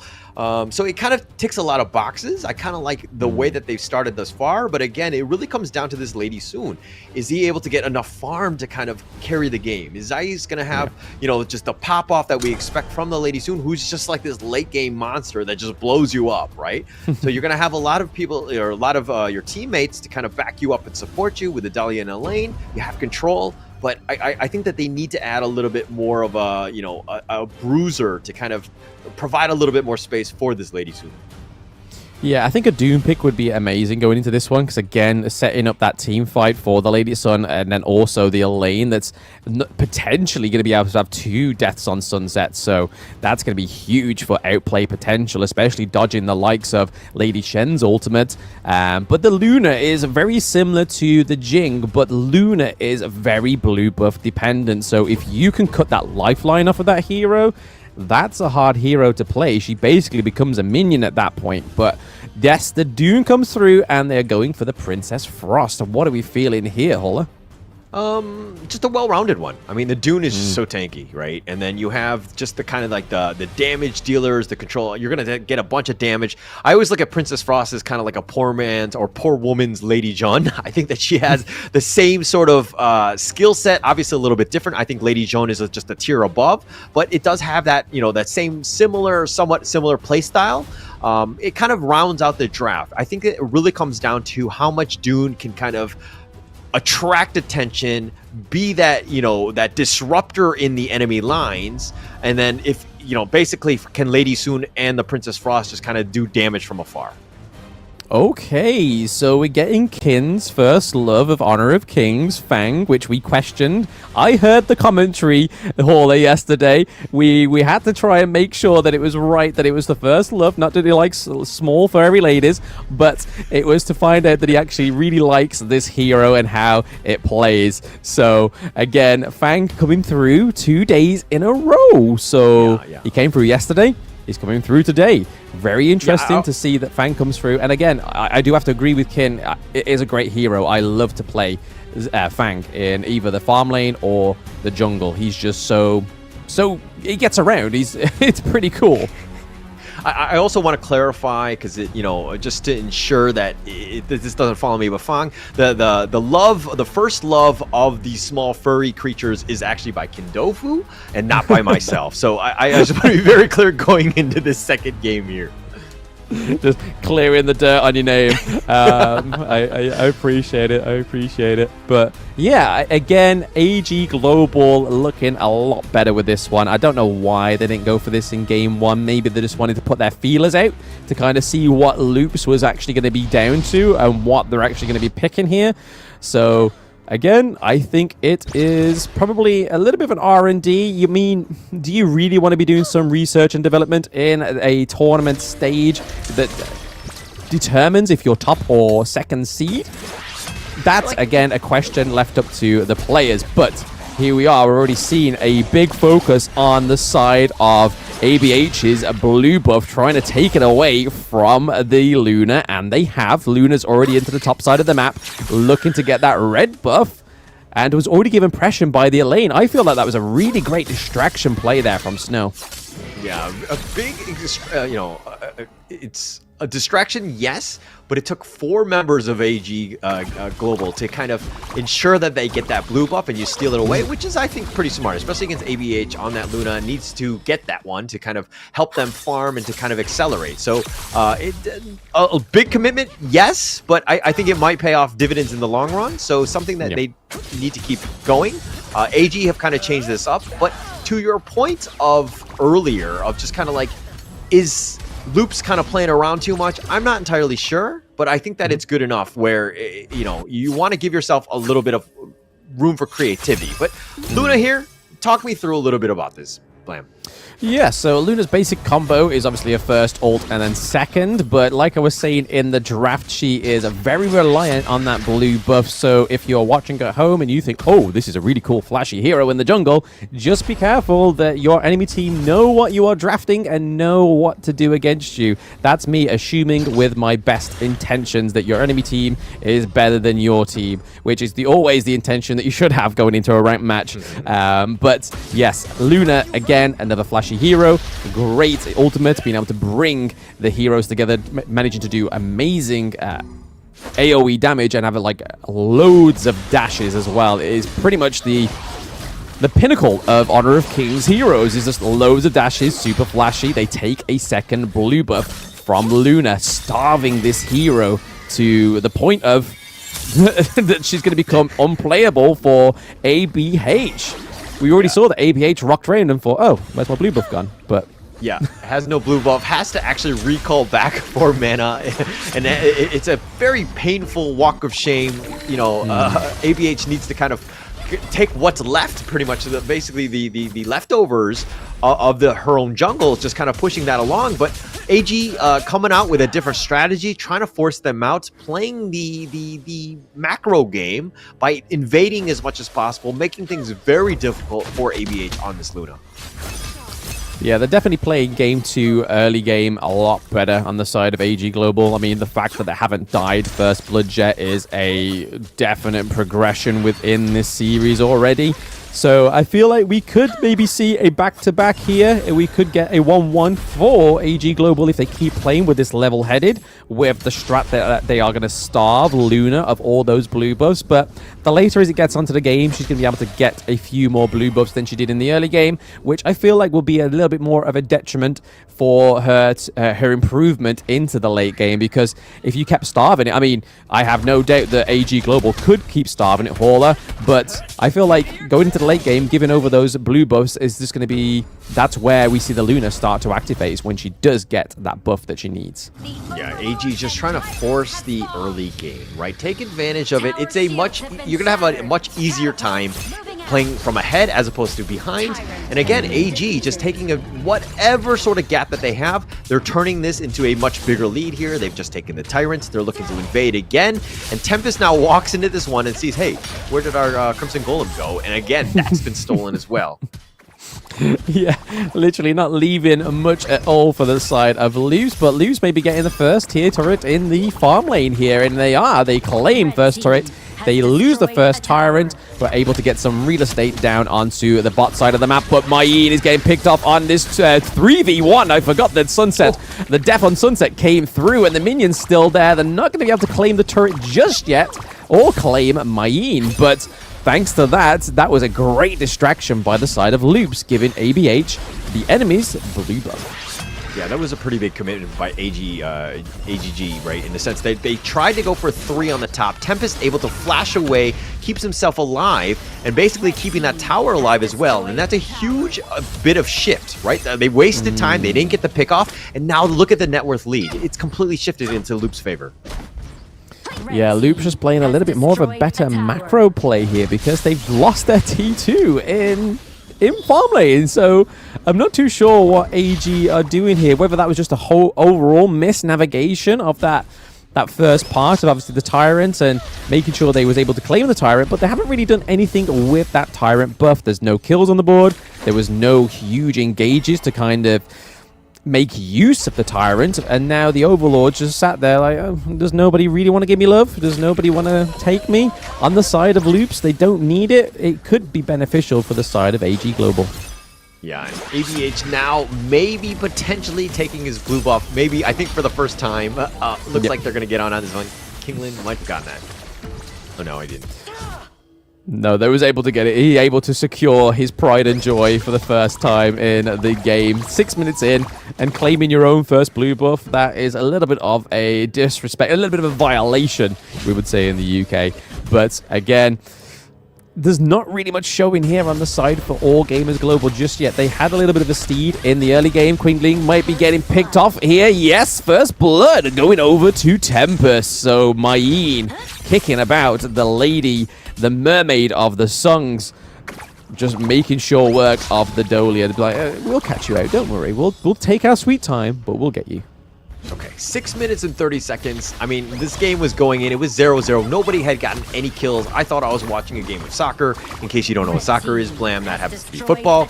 You're welcome. But nonetheless, they finally got that kill. This is the initial one, and hopefully this is, I mean, this is looking to be a more, like, they're trying to build on this lead. Loops right now have taken this out. They've taken the bottom T2 that you talked about earlier, but now Loops, what else can they do? They're putting pressure on this mid T1 now. Yeah, this is the thing of the Fang, but think about that in a moment. The Mayin dives a little bit too far into the enemy's back line and dies there. So we see that AG Global are able to pick up a kill onto Tempest. Tempest not being as flashy as he thought he was, especially being halted there by Winter's Coming. We had Dunn with his Chain Blade as well. And yeah, it was just a non-starter for Tempest, unfortunately, into the enemy backline. But like you were saying, it seems like a little bit of a quiet first part of the match. We are going into the 8-minute mark. We're seeing that ABH is building those magic damage items, which Luna is one of the few magic damage heroes in the jungle. But speaking of heroes and being in the jungle, there seems to be a bit of a clash. ABH going for Zaze to make sure he doesn't get any late team fight damage, but we also have Snow to the back of the team fight, but it's a 3v1. Liv just doesn't know how to get in, but still being strangled at the back. There is Myosotis is being able to soak so much damage, but it is going to be an inevitable death for Luna onto the Dune there. So Dune falling down. It's not soaking as near as much damage as he needed to, and we have Fang pushing that clash lane. Oh, what a disaster for AG right now. Liv was the only one who literally lived up to his name and lived to see another day. He's going to be back in, just waiting for reinforcements at this point, but just really not a good fight. Zai's got caught out, was actually trying to rolling raid, I think, away. It looked like he actually went the wrong way with it. Instead of running away, he actually ran into them. So that's a bit of maybe a misclick on that one. But nonetheless, AG right now, just trying to survive, trying to get themselves back in this one, but they're down 5k. This is going to be a tough one. Yeah, no, I'd like to think Zaze was just showing his potential of the indomitable human spirit. He was just like, you know what, I'm committed to this, baby. Take me on. I will get one of you, and then realize the shortcomings within his team, being behind by 5k gold and being very far behind with these turrets. Because what I was trying to talk about before that whole thing popped up is Fang. The thing that people forget about Fang is this hero has such a great turret takedown potential, because his second ability puts a first ability puts damage over time with those little, as you can see on that skin, is rotating lollipops, and it does more damage once he procs all three. But here we are. Oh, okay, we see Dune going over the wall to stop ABH going onto Snow. So a little bit of support there from Snow's teammates to stop a takedown from the lane.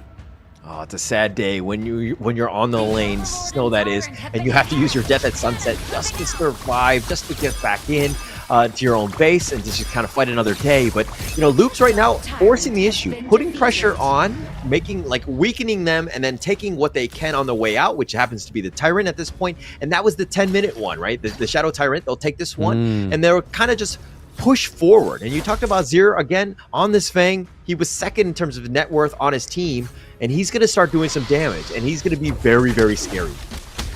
Scary indeed, but even more scary is that Maying going straight into the back of your team. You think you've got a front line, she's already past you. She's done parkour over your head and is looking to take down the squishier heroes, but wasn't able to bring anything there. Tempest learned from his mistake of overextending, as that is the only kill that All Gamers Global currently have on the board, is when Tempest just flew a little bit too close to the sun. Too close to the sun, and unfortunately you're gonna, sometimes it doesn't go well, but unfortunately this is gonna be another Overlord going the way of Loops right now. Again, just building on that lead, understanding how to play this game strategically and objective based. It's been very difficult for AG to find anything. Look at them, they're all five of them are grouped together, holding hands, singing Kumbaya, but they're not getting any farm. It's a very difficult game for all gamers globally. Yeah, this is what the kind of slow burning game does to you, is the fact that Loops has taken all of their lifelines off of the table other than the higher ground turrets, so you have no ropes to bounce back off when you are AG Global right now. You're kind of trying to fight on that back foot, which isn't a nice position to be in, especially when you're already down 1-0 on the overall score of this match. But there we go, Luda going into the back to try and taunt the back line of AG Global. Tempest is like, no, you can take the lead, as we try and take the higher ground turret. Not able to close it, however, but doing a lot of damage to that higher ground turret as the Vanguards rock around. Yeah, it looks like they're going to actually get enough just space in that mid lane to kind of push the bottom lane, if that makes sense. Putting pressure in one place where you kind of attract attention now that they have to react to what they're doing, which is the bottom, and it looks like they're going to take a mid T3 as well. And again, Loops being very, very surgical with their attack. Yes, a very precise. If I was needing a some sort of surgery, I would want this team's Loop to be the surgeon right now. At least, Really? yeah, absolutely. The aggression, getting it done, the surgery would be over. I'd be literally skipping out the hospital before like 20 minutes time. I'm like, yeah, I'm bigging you guys up. You need to just do everybody's surgery from now on. But right now, yes, looking very surgical, as you were saying there. We see that the high ground turret, both in the mid lane and the farm lane, is down. This is just classical Loops Esports at its finest. Yeah, and they're doing very, very well. Again, just pushing it out, making it very difficult. Look at how AG are just so scared to leave their own base. They just kind of take the minion wave, they back up, realizing that, hey, we might find just random people like Tempest being able to just blow me up. So we're going to be super careful. We're going to hold hands. We're going to use the buddy system, make sure that nobody's walking in any dark alleys at this point. Yeah, I mean, the side of AG Global's jungle is probably full of dark alleys and dark bushes, and like we just saw there with the Mai just being able to just be like, you don't want to venture too far because you don't know where I am. And that's the given that All Gamers Global don't have at this point, is they only have 2 points of reference of the vision. Is if they procced it from that T2 turret there and put it onto their red buff, same with their blue buff, that's the only point of call they're going to have. So unless Loops Esports navigate the jungle in such fashion that they get activated by it, like we're seeing now on the Zhongfei and the Lady Shen, kind of using it as a bait mechanic here, but they do take the next Shadow Tyrant, so again, not giving over another Tyrant since the first one. So AG Global able to get the first Tyrant on the board, but since they have been stifled. Yeah, stifled, just suffocated, just insert any other adjective that starts with the letter S at this point, because they are struggling. Oh, that's another one. No, yeah. But, there you go. AG right now, I mean, they need to split push. They need to figure out a way to kind of get a little bit more breathing room. But Mithy going for the Unbridled Outburst all the way in the backside, and it looks like he's just going to back off more than anything else. That T3 top will still be standing. Yeah, still standing, not doing much damage to it because of no minion waves, and the clearing from AG Global earlier on was able to sort of mitigate the damage of the higher ground turret, or the acquisition of the high ground turret from Loops Esports, but again puts him in a very tricky situation. Mithy is low, he has to recall just so he can get that health back, it seems. Oh, he's not gone back, he's just pretending to recall. How dare you, you cheeky boy. But Miles Otis is on the run. Okay, ABH and Tempest trying to catch out the dude so that the rest of the team fight becomes super duper easy. The Death on Sunset coming through. Oh, the flash from Lady Chen, keeping her alive in that whole interaction. But no, there is another Death on Sunset. There is two suns on the universe of the Gorge, but it has now been sunsetted by ABH. Oh my gosh, Kank with the outplay, that flash, dodging the death at sunset, and of course Beautiful. The shields were on point as well, and again, just turned it around, and Loops are starting to feel it. They're playing well as a team, they're understanding the limits, and it looks like they're going to go in. Looks like they are looking to finish here with the minions in the mid lane and the farm lane, and only Zays to protect the day, and it is game 2. So another 2-0 hauler in the group stage day 4 for Loop Esports. I mean, that's not filling me with much confidence going into this next bracket. Is that going to be another 2-0? But Loop Esports, as you said, Hauler, strategic, precise with their points. A lot of momentum going into the playoffs right here. Loops playing that one almost very clean. This is expected out of the Brazilian squads. Like, they are just so well disciplined. They understand what you need to do, and it's been like all Brazil all day today because they've been on points. They are again going to be going into another winner's interview that's going to be coming up. But again, this is a team that's just played so well. They understand what they need to do and just making sure that they're able to kind of put themselves in a position to win. But that said, let's see what Choo-Choo has to say about with Loops. Oh my, what a clean win just now coming from the side of Loops. It's going to be back-to-back Brazilian team winning over for today's series. What a game just now. Congratulations to Loop. Now, I think we definitely have to give it up first for ABH or ABH. ABH, there you go. So, the mic, yeah. Just now, we know that you're so good at Jing. You're so good at Luna as well, which Luna never been picked, rarely been picked in this tournament. Don't you think it's a bit too much of a risk? What makes you want to pick Luna? Você é muito bom com o Jang, você é muito bom com a Luna, né? não muito pessoal utilizou a Luna. Por que você escolheu ela? Eles fizeram um draft que era muito free pra Luna jogar, então era bem suave. A gente já pegou no 3 porque deixaram muito free pra ela. Based on their bench, we just had to try to this direction because it's what we thought was going to work out. Well, that's a big risk for them to actually pick Luna. Now, I have another question. We do know you're one of the best Luna player in the world, possibly, arguably even, and also maybe even the best Jing as well. Now, between Luna and Jing, we have an argument just now at the back line. Between Luna and Jing, which one do you think you play better? Você é um dos melhores jogadores do mundo com a Luna e com o Zheng, né? Entre esses dois heróis, qual que você prefere? Eu tenho um histórico muito grande com a Jing, mas ultimamente tô preferindo muito mais a Luna. I really love Zheng, but as of late, I really enjoying Luna. So he loves both. Okay, but next we're gonna head over for the captain, the mic. Capitão? Same. Okay. It said since do you want to pass it to somebody else? Você quer que outra responda? Yeah. Anyone. Okay. So for the next one, since you guys won over, it's gonna be a next stage after this, and it's still gonna be undetermined who you will fight for the next one. If you get to choose, which team do you want to fight against the knockout stage? Passou para fase eliminatória agora. Se puder escolher, ainda não sabe contra quem, né? Se puder escolher contra quem vocês querem ir na próxima partida.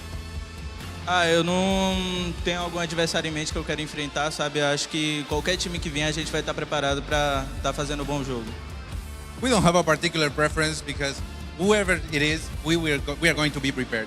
Confidence. All the other teams, knockout stage, you hear Loop saying, we don't really care. We just want to smash you down. But last but not least, do you have anything you want to say to your fans and all your supporters out there? Mensagem para os fãs. Eu quero agradecer a todo mundo que está acompanhando, todo mundo que está vindo também aqui assistir, a galera do Brasil, né, que está acordando bem cedo para estar acompanhando a gente, a Loops também. E acho que é isso, sabe? A gente está aqui para fazer o nosso melhor, a gente não veio aqui para brincar e é isso, vamos para cima. Thank you, of course, everybody who's supporting us everywhere. Also our friends from Loops who are here, and just to reiterate that your support keeps us going. Thank you very much for all of it. Yeah, definitely. I mean, the brothers are standing right in front of them. They have to say that as well. But thank you so much and congratulations, Loops of Brazil just won again. It's going to be vamos all the way for Brazil. But we're tossing it back to the casters. Casters, take it away. There we have it, our second Brazilian win of the day. They seem to be just absolutely smashing day 4. What was our final thoughts on that match, Hola? Just clean, right? They had that advantage, and we'll see it in the gold graph coming up. I just see how well they played. They just kind of took advantage of it, put their foot down on the metaphorical necks of their opponents, and just kind of made sure that they just had a rough time of it, right? This is not a fun game for AG. This is one of those things where they need to really go back into the replay to see what sort of gaps they might have gotten in so that they can hopefully get back into a game if they're ever put into this situation again. But again, there's a lot to learn from this one. I think that Loops just was on another level today. Yeah, absolutely another level. Again, they've taken 2-0 from R8. You can, I'm going to go and say it, but R8 seemed to give much more of a matchup than AG Global did, and I'm really surprised because R8 was always the second MENA region team to Team Falcon, but they've really improved and played a lot better than against Loop Esports, and I feel like AG did, which is super crazy to say, but R8 probably deserving to be more in EWC than All Gamers Global right now, I feel. Personally, anyway. Personally, that's how I feel. Okay. Yeah. I mean, it's one of those things where, what ifs are a lot, right? There's a random group draw. There's a lot of different ways that they got in. But Loops coming out the victors on this one. 2-0, just clean sweep of them, just controlling the game, forcing it out. It was one of those things where they didn't really worry so much about the kills. It was, again, just kind of, they would take an initiation, a skirmish would happen, and they would know, hey, what are the numbers? We have the vision of the enemy. We know exactly how many they are. We can back off and then take the fight when we need to and then just close it out. And Loops, again, just living up to their mantra of just kind of looping around the enemy and just making sure that they're, basically suffocating at that point. Yeah, I mean, we saw the attempt of All Gamers Global to try and cut off the lifeline of Luna, as you said, But that just was punished. It was like as if ABH was just like, I mean, bro, go ahead. Try and cut off my early game. We'll cut off your mid game. We'll cut off your late game. That's going to be a lot more of a detriment to you. And the amount of Shadow Tyrants that Loops was able to pick up really reflects in the damage here. So you're 78.4k by the Luna, 79.6 by the Lady Shen as well. But even the Mai doing more damage than the Fang, because Fang was just being used as a macro machine. Yeah, definitely so. And I mean, if we're looking at some other things, other stats that might have kind of stuck out to me is the fact that all gamers global, like Zai's, all of that damage, 67,000, but everyone else is kind of the same, right? Yeah. You needed somebody else to kind of pick up the damage. You know, don't get me wrong, Zai's is definitely on the Lady Soon. You want to be doing as much damage as possible. You are that late game carry, but there's a lot of pressure. Zai's died early in some of the team fights, and the team would just crumble, and they lost a lot of momentum because of that. Yeah, you can kind of see it as well, because we saw that I'm pretty sure the Purify came through on the Lady Sun as well, rather than like a flash. So again, there was just so much CC for the Lady Sun to even be considering any other common skill than the Purify. But there we go. Look at that gold graph again. Shows a completely different picture compared to game one, where we saw that AG Global kind of had a little bit of a second wind and a fight back in game one, whereas this one was just a steady climb. It's like going up one of the Wainwrights within the UK, and just you climbing it, and you get to the top. And that's exactly what Loops did, finishing out probably one of their earliest games before a Tempest Dragon even spawned. 15 minutes and 48 seconds. Yeah, and Loops right there, I mean, ABH was not able to get that blue buff, like, I think for the first two, but again, the MVP is going to be Tempest, making plays, 6-1-1, 64,000 damage. Again, I feel like Loops, it could have been a multiple, it could have been a different player. I think in this case, Tempest kind of showed up. He had the stats to back him up with that 6-1-1. Definitely helps with the KDA, but, shushing all of AGG at this point. Yeah, we saw, it's so fair, he's doing it in his pose and he did it in his gameplay.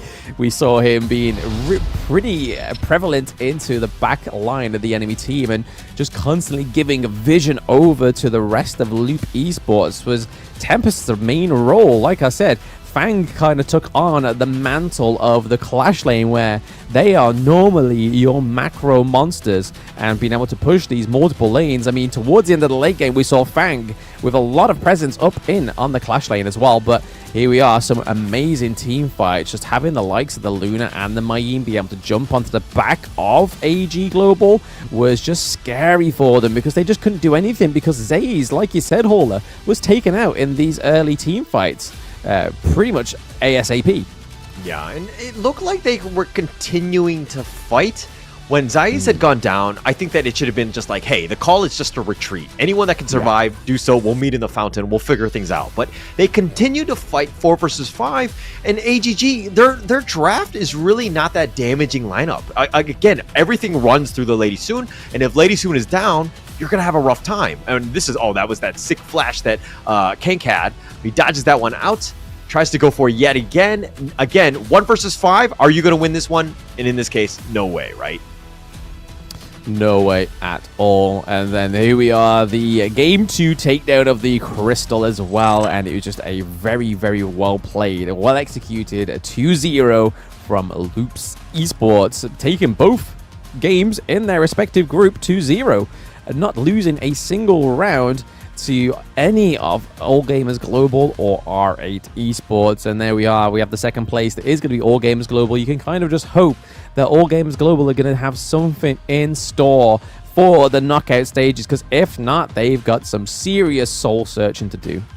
Yeah, soul searching and not allowed time to do it, right? The knockout stage starts on Thursday. Some of these teams, again, 3-0, 2-0 from Loops and Vivo Keyed Stars, respectively. Both of these guys have not really lost. I mean, they haven't really faced that adversity. They're going to be facing up against some of the teams that are undefeated, that have, done a great job.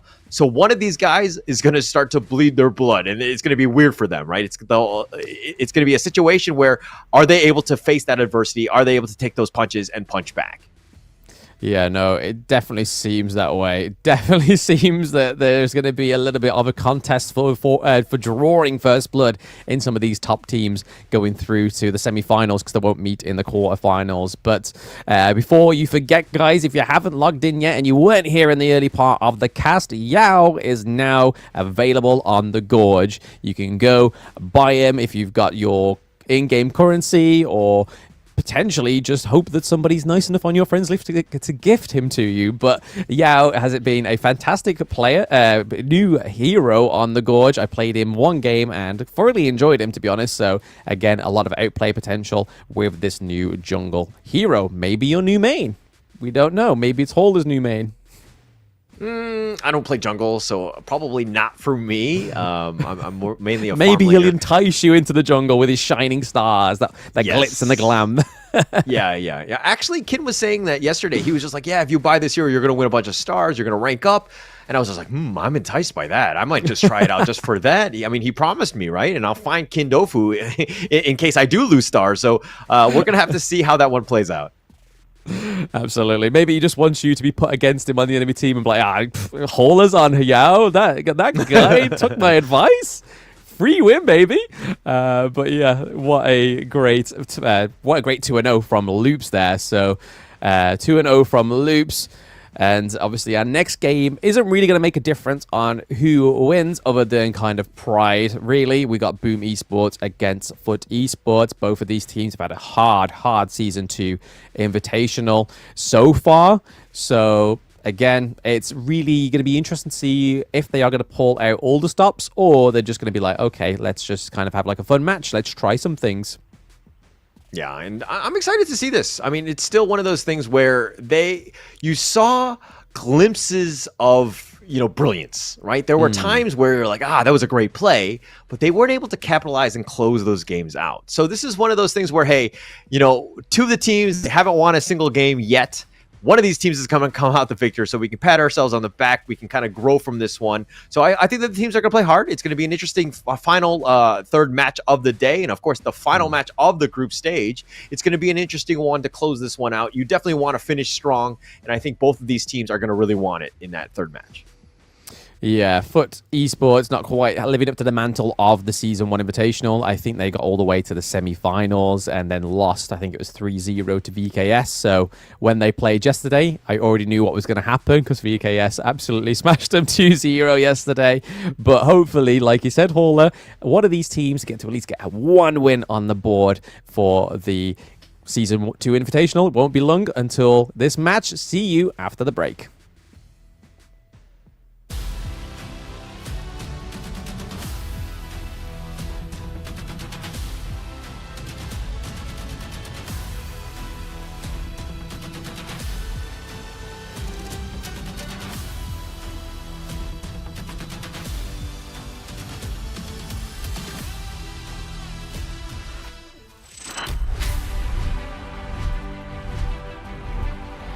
Day number 3. Welcome to Honor of Kings Invitational 2024 Season 2.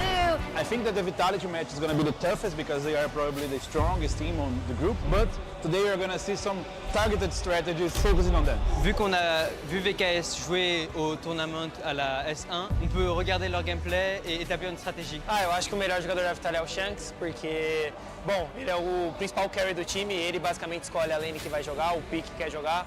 Então acredito que ele seja o melhor jogador, mas a gente vai ter uma boa resposta contra ele e acredito que ele não vai ter bom desempenho contra o nosso time. 我感觉 VKS 只是单你一个人拿野盒来 C， 只要把他野盒打烂，他们就没什么用了。我感觉赢他们挺简单的。 A importância de ficar em primeiro é mais dar esse medo para os outros times nos playoffs. E a gente quer sim ser campeão para defender o nosso título. A gente foi campeão do primeiro, então a gente está aí para defender. Qui contre Dani. Dani, je t'attends. Acho que a equipe que poderia ser mais difícil de enfrentar seria a G, pelo fato de eles serem Hong Kong, talvez, e eles consigam jogar no servidor chinês. Eles também já têm jogadores que são bastante experientes. Acho que seria a equipe mais forte assim se enfrentar do grupo. 他们的能力我们非常认可，很厉害，但是我们不畏惧挑战。以现在的阶段，其实我们没有十足的把握说去战胜他们，但是我觉得大家都是职业选手，就是不要那个眼光那么短浅嘛，就是单单一个S2就在沾沾自喜，到时候我们 EWC 我们在山巅等着他们所有人的挑战。 Disappoint sa nangyari kasi yung last time mananalo kami sa BKS. Expected namin magta-top 1 kami sa group pero For the last game, we will give our best to game our last game. 从小组抽签到比赛也有一段时间，然后我们也不断的努力去做调整，然后进步，但是还是没打过，然后输比赛。电子竞技不就是这么残忍？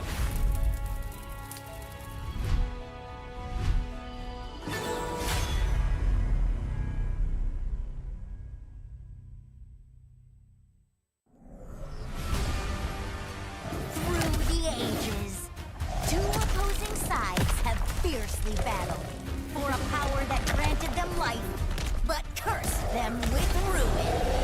Wait! Oh, no, this story is too cliche. Maybe we can find inspiration from other stories. Hey, that might work. Got it. Woo! Oh. This story is adventurous, but lacks excitement.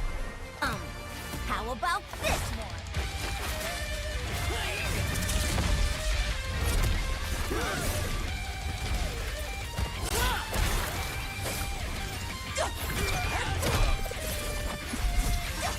This is too much. It needs more fun. How about this?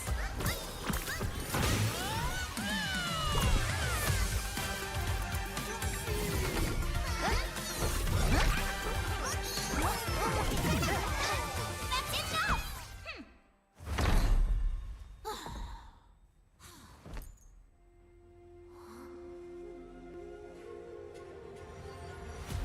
Like the thrust of a spear in battle.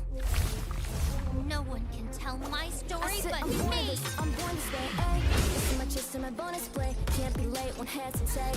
What do you say? Grace to find my face, scars to find my skin.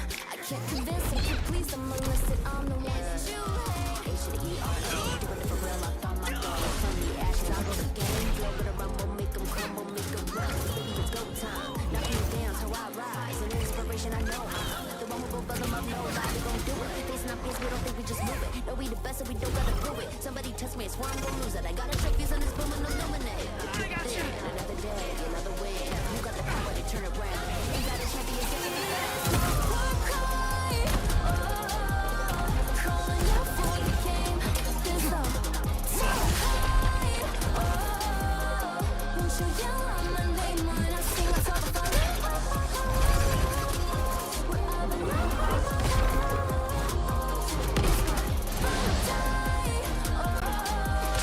Won't you yell out my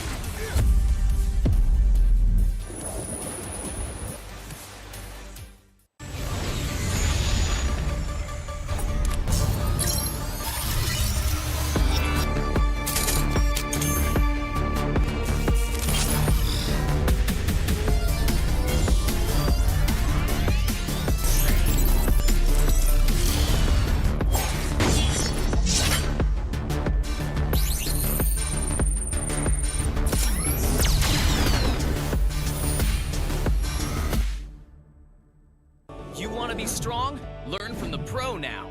When you choose a long-range marksman to take down enemies in the distance, only to find the enemies constantly staying at the edge of your attack range. When you enthusiastically pick a high-burst mage, planning to crush the opponents, but the enemies keep sneaking outside your vision. The professional players have long been using the small tricks in their settings for smooth operations. Let's take a look at how the pros set up their game. Change the setting from fixed camera to camera shifts with skill direction. Your vision will move with the direction of your skills, allowing for a broader vision range. This not only enables more accurate targeting, but also gives you the upper hand to anticipate incoming enemies in advance. Come and try this practical secret that professional players are using. Play like a pro to dominate the enemy team effortlessly. Learn from the pro. Learn more from Honor of Kings Global Esports.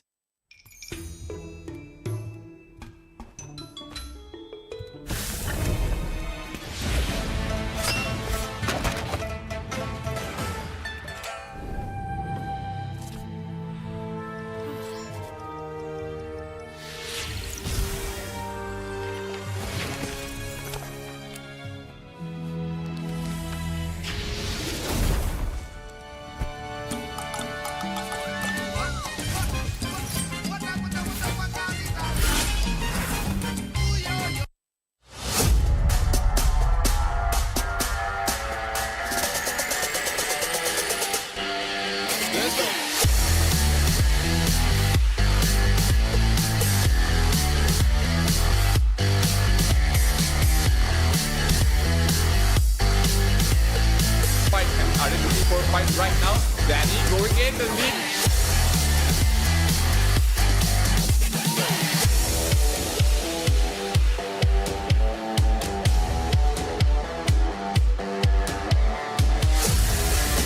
Well, opened by Fang. Fang doing the open. Time damage from Danny as well. Taking up the win sheet as well. Niap is looking.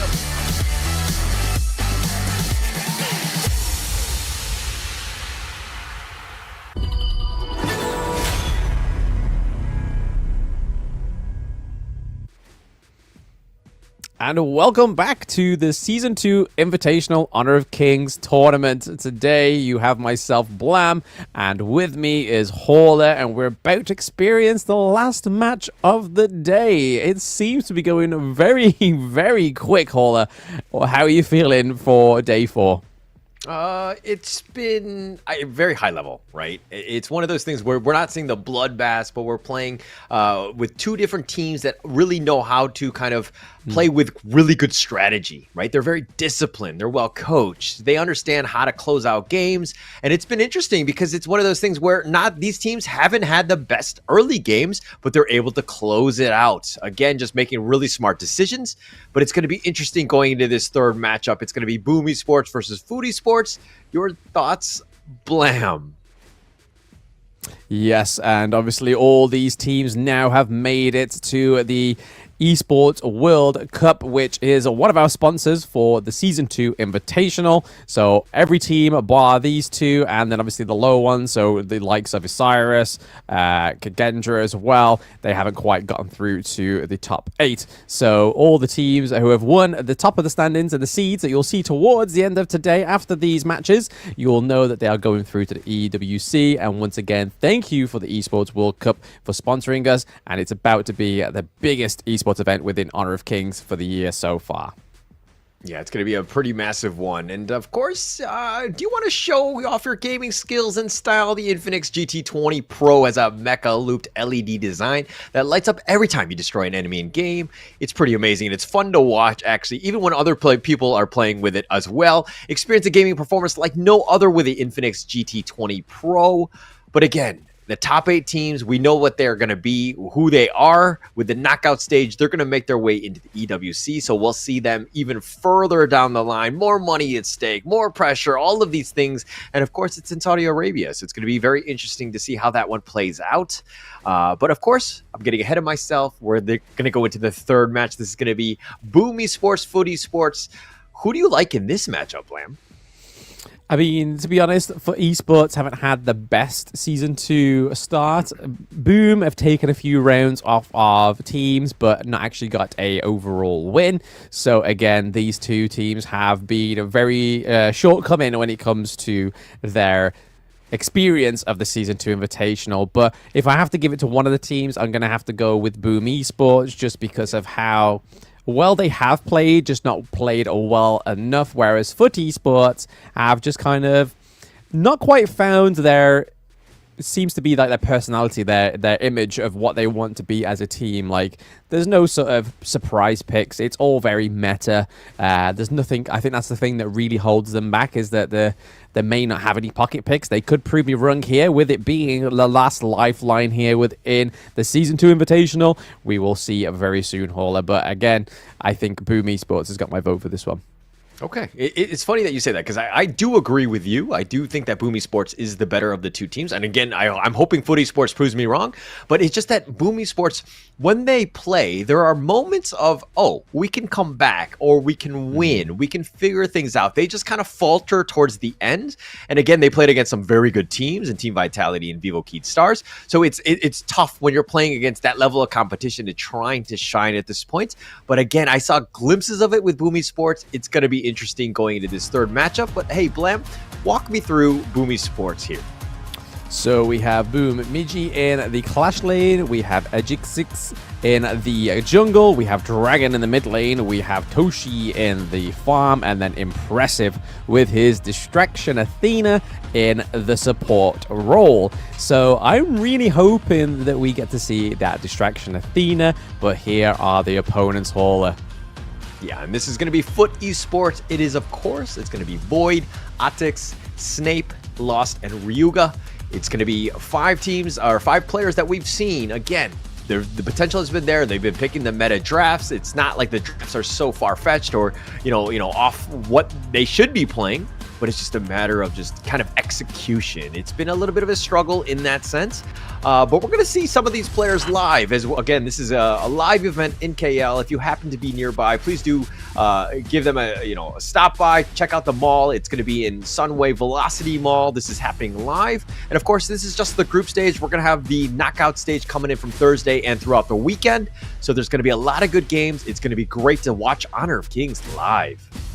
Hey, I mean, if you are local and you want to give some of these players a go for their money, I know that VKS Danny was actually doing some 1v1s with some fans, so that's really cool for him to see from some of the organizations, to really not just like humanize these players, but really give them kind of like a sense of they're here for not just themselves, but for the viewers, and giving a little bit back there by playing some 1v1s, having a little bit of fun, having some banter with some of the local players or local people. So onto the picks and bans of Game 1. We're seeing a very familiar Da Chao and Ali ban come through, and to not my surprise, Hauler, the Athena ban on the side of Foot Esports.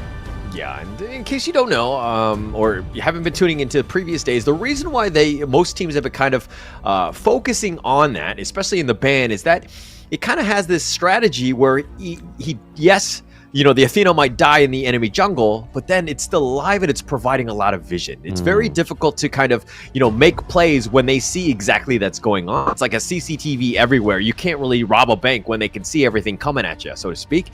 And so it's one of those things where if you've got the strategy and you can maybe play it off, then you might be golden. But Foot Esports are like, hey, we don't want to deal with this. We're going to ban it. And it looks like they're going to go a different way with the Sunbeam and the Hainel. Ooh, okay. So again, another, normally it's quite a big flex pick here, the Haino. So again, this hero, if you haven't played him yet, those watching at home, he is pejoratively in the mid lane, but in the Chinese servers, he's generally can be played in the Clash lane. But in Brazil, we know VKS Danny likes this pick in the jungle. So again, huge flex pick for the beginning of Foot Esports to keep Boom Esports guessing. But paired with the Sunbin, are we looking at a potential aggressive roaming rotations and brawls in these lanes, Hauler? Okay. We've seen Soon being picked quite a lot. Sometimes some of the teams have actually been prioritizing it first. I mean, it is the 14th most pick, but it has a somewhat less than stellar win rate of a 38%. It's been one of those things where if we have the team that wants to kind of run in and out with the time flux, create these like zones or like the time lapse, like there's a lot of potential that can happen with this hero, but we haven't really seen it really just kind of pop off, and it just kind of helped support. Like the impact of in the game has kind of been somewhat limited for the Sunbin teams. Oh yes, it's been a little bit of an off and on pick, as you say, but paired with the Renji, again, a huge farm lane pick for the side of Foot Esports. Looking at the final parts of their banning phase, Foot is obviously focusing on the Clash lane, whereas Boom Esports have gone straight over to those more tanky bruiser junglers, and we see a tanky jungle coming onto the board. It is potentially Atta, but this could be flexed. This could be Clash lane. Depending on where that Hino is going is all going to be dependent on this last pick, because they either pick another Clash lane and then Atta goes to jungle and Hino goes to mid, or they pick a mid lane, Hino goes to jungle, Atta goes to Clash lane, or vice versa. So again, this pick has got us guessing in this team comp, it seems. Yeah, we're going to have to see which players pick up what, because I think there's a lot of flexibility. I think obviously each of the teams want to kind of see what the enemy team is doing so that we have the best lane matchups as possible. But this is interesting, right? And I think that this is it's to the point where, again, look, unfortunately, these teams are not going to move on to the knockout stage. But we can try things out. We can just kind of play and see what we like. Maybe we can change things up and, you know, just try things out. I think it's going to be very interesting with this last pick here by Foot Esports. Oh, so they do kind of change it all around there. So, yep, Hino in the mid lane, Luna in the jungle, and then Mr. Atta in the Clash lane. And then over to the side of Boom, like you were saying, Ming with the Lady Sun, Hyper Carry Central. Here we come. We could be seeing some very aggressive farm lane plays from Boom Esports. But again, really happy that they're kind of going for a few little bits of differences, but also keeping some similarities within these Game 1 team comps. So it's not just kind of like they're picking heroes left, right, and center just because they can, and where this kind of match doesn't lead anywhere other than finalizing third place in Group A, but it is more about pride. And for most competitive players, pride is one of those big things. It's either the money or the pride of being able to beat some of these teams. And I think, like you said, Hola, before the pre-break, some of these teams just want to get that win on the board. Yeah, I think it'd go a long way in terms of confidence, right? We can just play at this level. We can come out with some wins. Both of these teams have struggled. I think Boom Esports is the only one to take a game off of any of the other teams in terms of Vivo Keed and Team Vitality. I think it was against Team Vitality in the first one, if my memory is a little foggy at this point. But I think it was VKS they took a round from, which is even more impressive, to be honest. You know what I mean? Yeah, for sure. Taking that one off. But, you know, that was the first game of the entire tournament, right? It was kind of setting the stage. I think there was a lot of expectations. They're like, hey, this Boom Esports team might be legit. But unfortunately, they were not able to close things out. I think it comes with a little bit more practice, hopefully. But going into the draft and the lineups, which team do you give the edge to in this first game? I mean, if we're going off statistics alone, obviously Luna has not the highest appearance, but the highest win rate within these two junglers. But Dune, however, is definitely more capable, I feel like, into the Boom Esports team comp, because you have the Mylene as well, being able to split apart the backline, especially when your backline consists of Luna and Hino and also the DRNG as well. So again, Boom looking, I'd say, a little bit stronger thanks to the likes of the Ming. If they can use this Ming correctly, I feel like it'll be a aggressive pick for them going into the mid to late game. But Miji getting almost picked off there with a 2v1. We do see the Dragon is rotating up onto Lost with Dune as well. This could be potentially the first blood flash into first blood, seeing Ejixix getting the first blood for Boom Esports. Actually, the positioning of Miggy was on point. It's one of those things where he knew his teammates were coming, but it was like he was trying to sell the story of, I'm looking to retreat. I want to get to my own T1 to keep myself safe. Whereas if you saw him actually pushing ahead, Lost, and in the case, I believe it was would have kind of backed off a bit because they would have been like a little wary of, why is Miggy turning this around? Why is he going in? And actually, because of that, they were actually pulled in even further, and then, you know, allowing them to Boom Esports to get that kill. Yeah, but like you said, Miggy's positioning there in the clash lane was just kind of like a bait and switch, really. It was like, oh no, please don't 2v1 me. Oh no, please. I mean, it's not like we see Dragon and Ajixis coming up and rotating up to the clash lane. But it was definitely well played on the side of Boom. And again, we could be getting another kill onto Atta. Dragon going straight in. There is no boat big enough to stop the Mai. But tell me a little bit about Durenji, please. All right, DRNG has a lot of potential AoE. He has the Respect the Law, which is like his fan attack. It's shooting out cards. Legal Immunity, which is kind of your invincibility. So you have a little bit of play. But knock up onto Ryuga. Dragon, they're coming in. The Unruly Blade. Ajixis gets him, slams him down with a Wind Slash. And he'll walk away the victor and invade the enemy jungle. But again, DRNJ, he does have the Imperial Order, which is a stun as well. But one thing about DRNJ is that his positioning needs to be flawless, right? He's kind of like more of a static type of farm laner. So he has a little bit of an issue. Obviously, he has that legal immunity. But it's one of those things where he needs to be careful and conscious of his positioning. And nothing better to complement that static farm lane pick is Flash. Common skill Flash allows you to teleport the distance to either get in to close those very clutch kills, those high risk, high rewards, or to get out of those really sticky situations, which sometimes, if you play DRNG, you will find yourself in more than not. But the Tyrant and the Overlord are up. It's going to be really interesting to see where these teams actually put their allegiance to. Will they go for the Tyrant like we've been seeing both of the Brazilian teams really been going for in the past 2 games, or will they go to look to the Overlord to get some lane priority? Yeah, I think in terms of initial one, I think the damage, having that a little bit early just kind of scales a little bit better. I think it's something that you want to go in, but the knock up onto Ryuga, Dragon, because if he pushed back, he's going to take a lot of damage. Doesn't he be careful? But Foodie Sports will kind of thwart them away. Boomy Sports Logistics will secure that Tyrant. And again, I think that it is the most important objective, at least at the early game. Yeah, I feel like it would have been a better thing for Foot Esports to go for again, but I don't think they had the privilege of knowing that it was going to be a free Tyrant, because again, with the Durenji, it takes a while for those items to come through and activate on his side. So having that chain lighting, having that extra damage on the Durenji is going to be a better thing for you. But it didn't seem like Foot Esports was confident enough to go for that, but they do have a settle for the Overlord. We have a 3v3 brewing up here in the farm lane. In the farm lane, they're being pushed back, and Snape, this is the power of the Hano. The Scepters just clear the wave so quickly, and he's just able to kind of push that along, and then maybe look to invade. But if anything, Snape can just be this, like, tanky monster. He has the Fate Rewind. There's not enough damage thus far, not yet at least, for Boomy Sports to kind of blow him up or to stun lock him so that he can't get on out of there. As long as he plays it safe, he can be, again, be the frontliner that you need, and the wave clear, again, that will just help you at least in the early stages.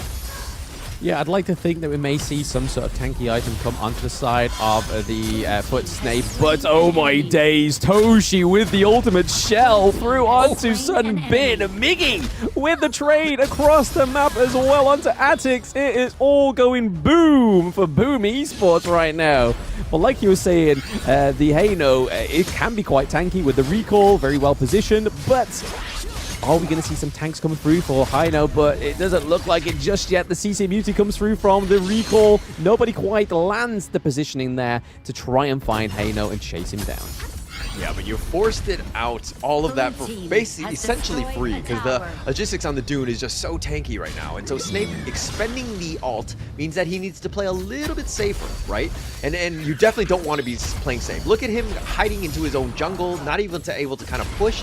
And again, in the early game, you want to be aggressive. You want to be taking the enemy jungle or pushing the lanes and just farming as much as possible and not playing scared, hiding in a corner. which is kind of how I play in my ranked game.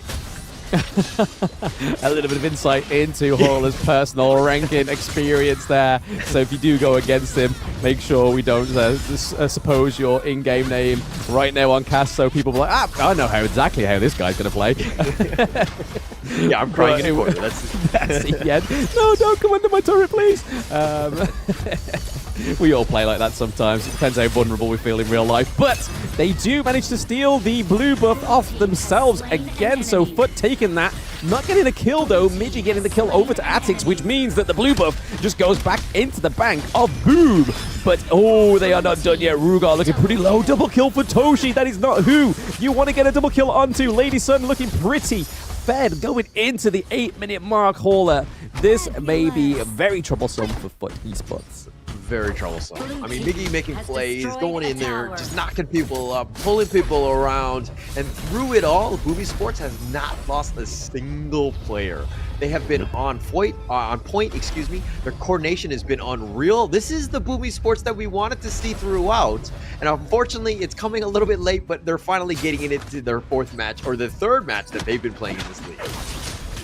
Yeah, it's a shame for them to come show their skill here, but it could just be that Foot Esports may feel a little bit underwhelmed going into this game because, like we said, and like we were talking about earlier, is that, yes, Boom Esports didn't win a whole series, but the round they did take it off was VKS, which is a prestige within itself, considering this team just went 2-0 with Team Vitality.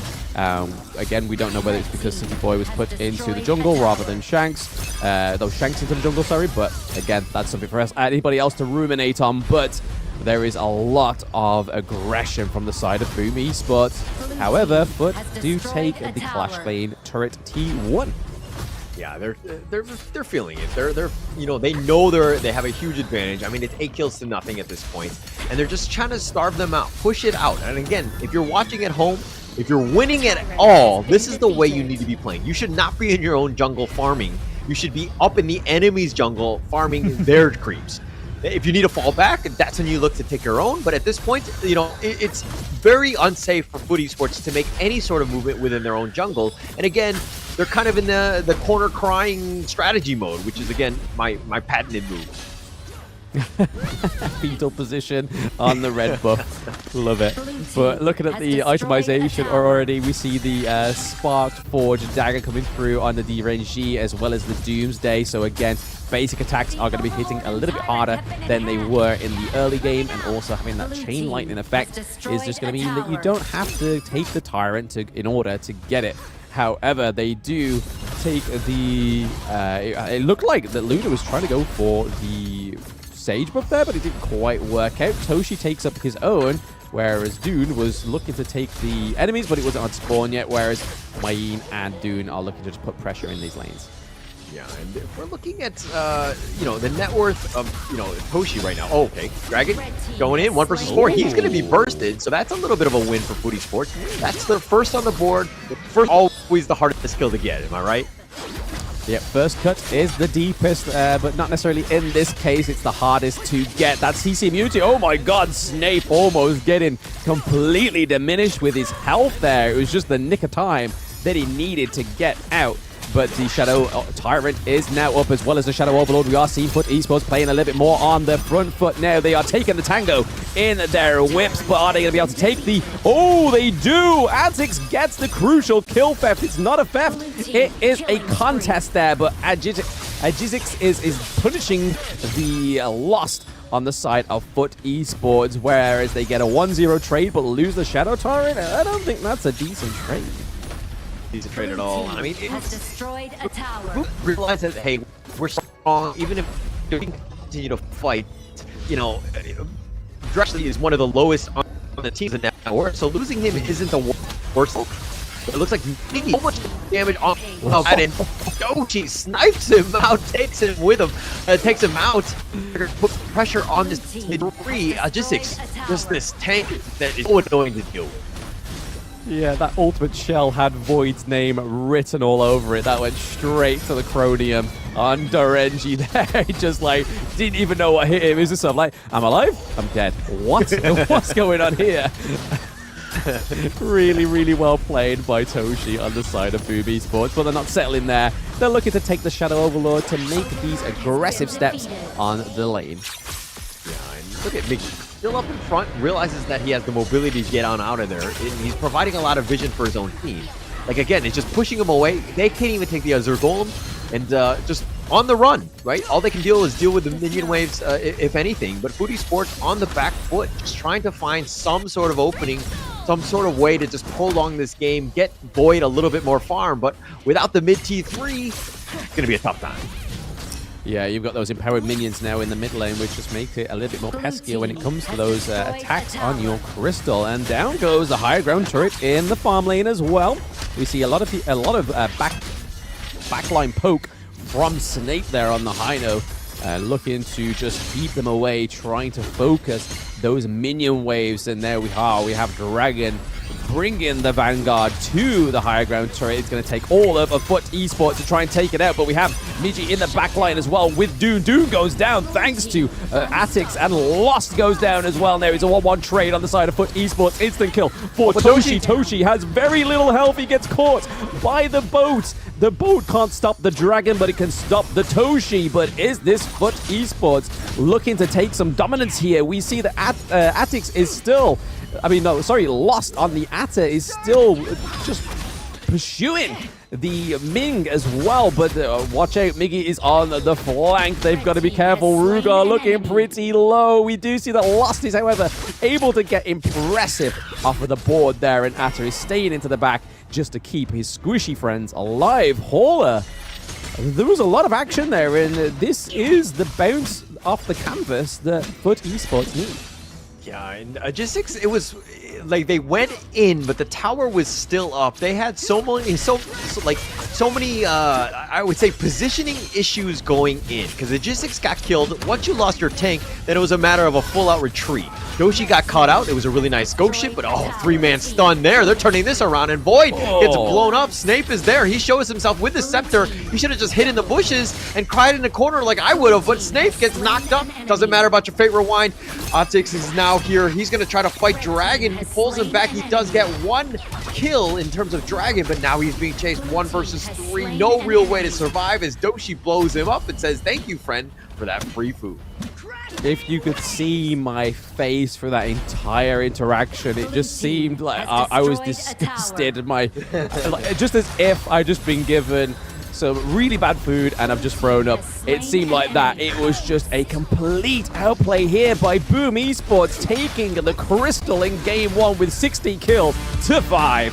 Boom Esports getting the first game on the board against Foot Esports. There was a moment where Foot Esports could have come back, but Boom was just like, hey, we are so far ahead. We can take the right fights. We can get the right pickoffs. Because again, it's one of those things where if you have all the items, you have all the damage, then the squishier lineup for Foot Esports is going to have to rough. If you weren't really able to kind of stay up and be tanky enough to kind of deal with the Boom Esports onslaught, so just a tough situation for Foot Esports. I think they needed a little bit more of a bruiser, so to speak, to kind of just soak up some of the damage that Boom Esports was dishing out. Yeah, with the Atta towards the late part of the game, once he starts getting those tanky items on him, he's harder to kill, especially if you don't start buying like anti-heal onto the team of Boom Esports. It just makes this guy thicker and thicker and thicker, and that's kind of where I feel like Foot Esports managed to get their footing, forgive me for lack of better words, but then they also had the component which was the DRNG, which was able to get those items like the Sparkforge Dagger, the Doomsday as well. This means that he's basic attacks, and as long as you've got the positioning, like you did say, Hauler, he's a threat nonetheless. Yeah, definitely so. And I mean, this is what we were talking about in terms of just Boom Esports, right? We're seeing flashes of it. They're definitely, they're mistake prone. They did kind of let Foot Esports get a couple kills and kind of make this a little bit closer than they probably should have. But at the end of the day, they were to close it out. And that's what we kind of expected of Boom Esports. I had high hopes for this squad. Unfortunately, they're not going to move on to the knockout stage. But it's, again, one of those things where this is a team that has a lot of potential. They can grow, and they can be much, much better. But let's talk a little bit about the post-game items here. Blam, what kind of sticks out to you? let's have a look. I mean, the HP regen item, both on the Mayin and the Dun, clearly served them purpose, because Mayin not dying at all, and then Dune only dying once. So that was obviously a huge thing for them, is having that HP regen, making sure that any health on hit healing was going to be at the maximum peak. We don't see any of the anti-heal come through, other than the burning cape on the side of Dune there. But other than that, they were pretty much just winging it, because they just try, as you saw towards the end when we saw Atta like chasing the side of Boom Esports, they were just trying to dodge him. It was like, yo, just let him aggress you. We'll try to get to the back line like we saw that Mayin tried to do. But it was by that point that DRNG and the Sunbin already fell off at that point. But yeah, again, just a lot of damage. We see some of the offense items come through. I mean, the defense items come through on DRNG as well. But other than that, not really much else pointed out to me. But over to you, Hall. Let's have a little dive into those damages. I mean, Doshi right here. I mean, he was my MVP of this game. He was like 7-1 in like 3 or something like that. He was just 131,000 damage, the most on the team. I mean, if you're looking at what else, was going on, the rest of the team was just kind of backing him up. Dragon did a decent amount of damage as well. Didn't have the greatest of games, and probably something that they want to be a little bit cleaner for Dragon, but nonetheless, still second place. That's a lot of damage. You do need that support damage dealer to kind of help you out. If we're looking on the other side, though, Footy Sports, Snape doing a lot of the damage. He's taken a decent amount as well. But again, I kind of felt like Snape didn't really have as much of an impact as I've seen with the Hinos of the other teams. I'm not going to name names at this point, but I felt like there could have been a little bit potential room to grow in this area, right? Dealing damage is great with Snape, and he has a lot of wave clear and a lot of potential for that. But it's one of those things where maybe it changed things up to be a little bit more tanky as they go in. But Blam, walk me through the gold graph here. I mean, we could walk up the hill if you want to, and then slide down that dip right at the end with like in a little wheel, and we can flick off at the end of the ramp right at the as we saw there. But like all gold graphs, they do paint a picture in our casters' minds, and those watching at home that do know what's going on within the game, you can kind of see where the peak was and where we saw Foot Esports activate and become a lot more deadlier than they were for the rest of the game. I mean, if you just see the little dip towards the yellow and then everything else is orange, that's where you've got to be careful. But to be fair to Foot Esports, they were able to activate, they were able to come back a little bit. It just was a little bit too late, in my opinion, for when you decide to try and make a pushback when you've got 2 high ground turrets already gone. It's a very hard place to come back from. Yeah, it's tough. It's tough. And I mean, you might want to split push. You might have to play a little bit riskier to kind of potentially get yourself back in the game. I didn't see a lot of that, just kind of forcing that in. But again, if we're going to talk about the MVP, at least my MVP was Doshi. I want to see what everyone else thought who deserve this MVP. And again, it looks like Doshi. We're on the same page. 7-1-5, but that 131,000 damage, that's insane. Yeah, no, I think that ultimate shell to Derenji's face towards the mid lane and that high ground turret was just what. None of these stats secured it. Everybody in the crowd saw that and was like, that's a violation. Like, literally, that was just on point. That ultimate shell just couldn't go anywhere else other than Void on the Derenji. So it was personal. That was a very personal ultimate from Toshi, but a well-played MVP. Let's talk a little bit about the highlights here. We saw some of the decent plays here. I mean, Lost getting run up on. He got chased down. Again, they were baited out. They ended up getting that kill. But again, this is where Boom Esports, they kind of took the advantage here. Logistics, not scared, takes them out. Ryuga just forcing this issue, and they just had such an early game that was just so good that it was difficult for Footy Sports to even come back into this game. There was almost very little chance for them.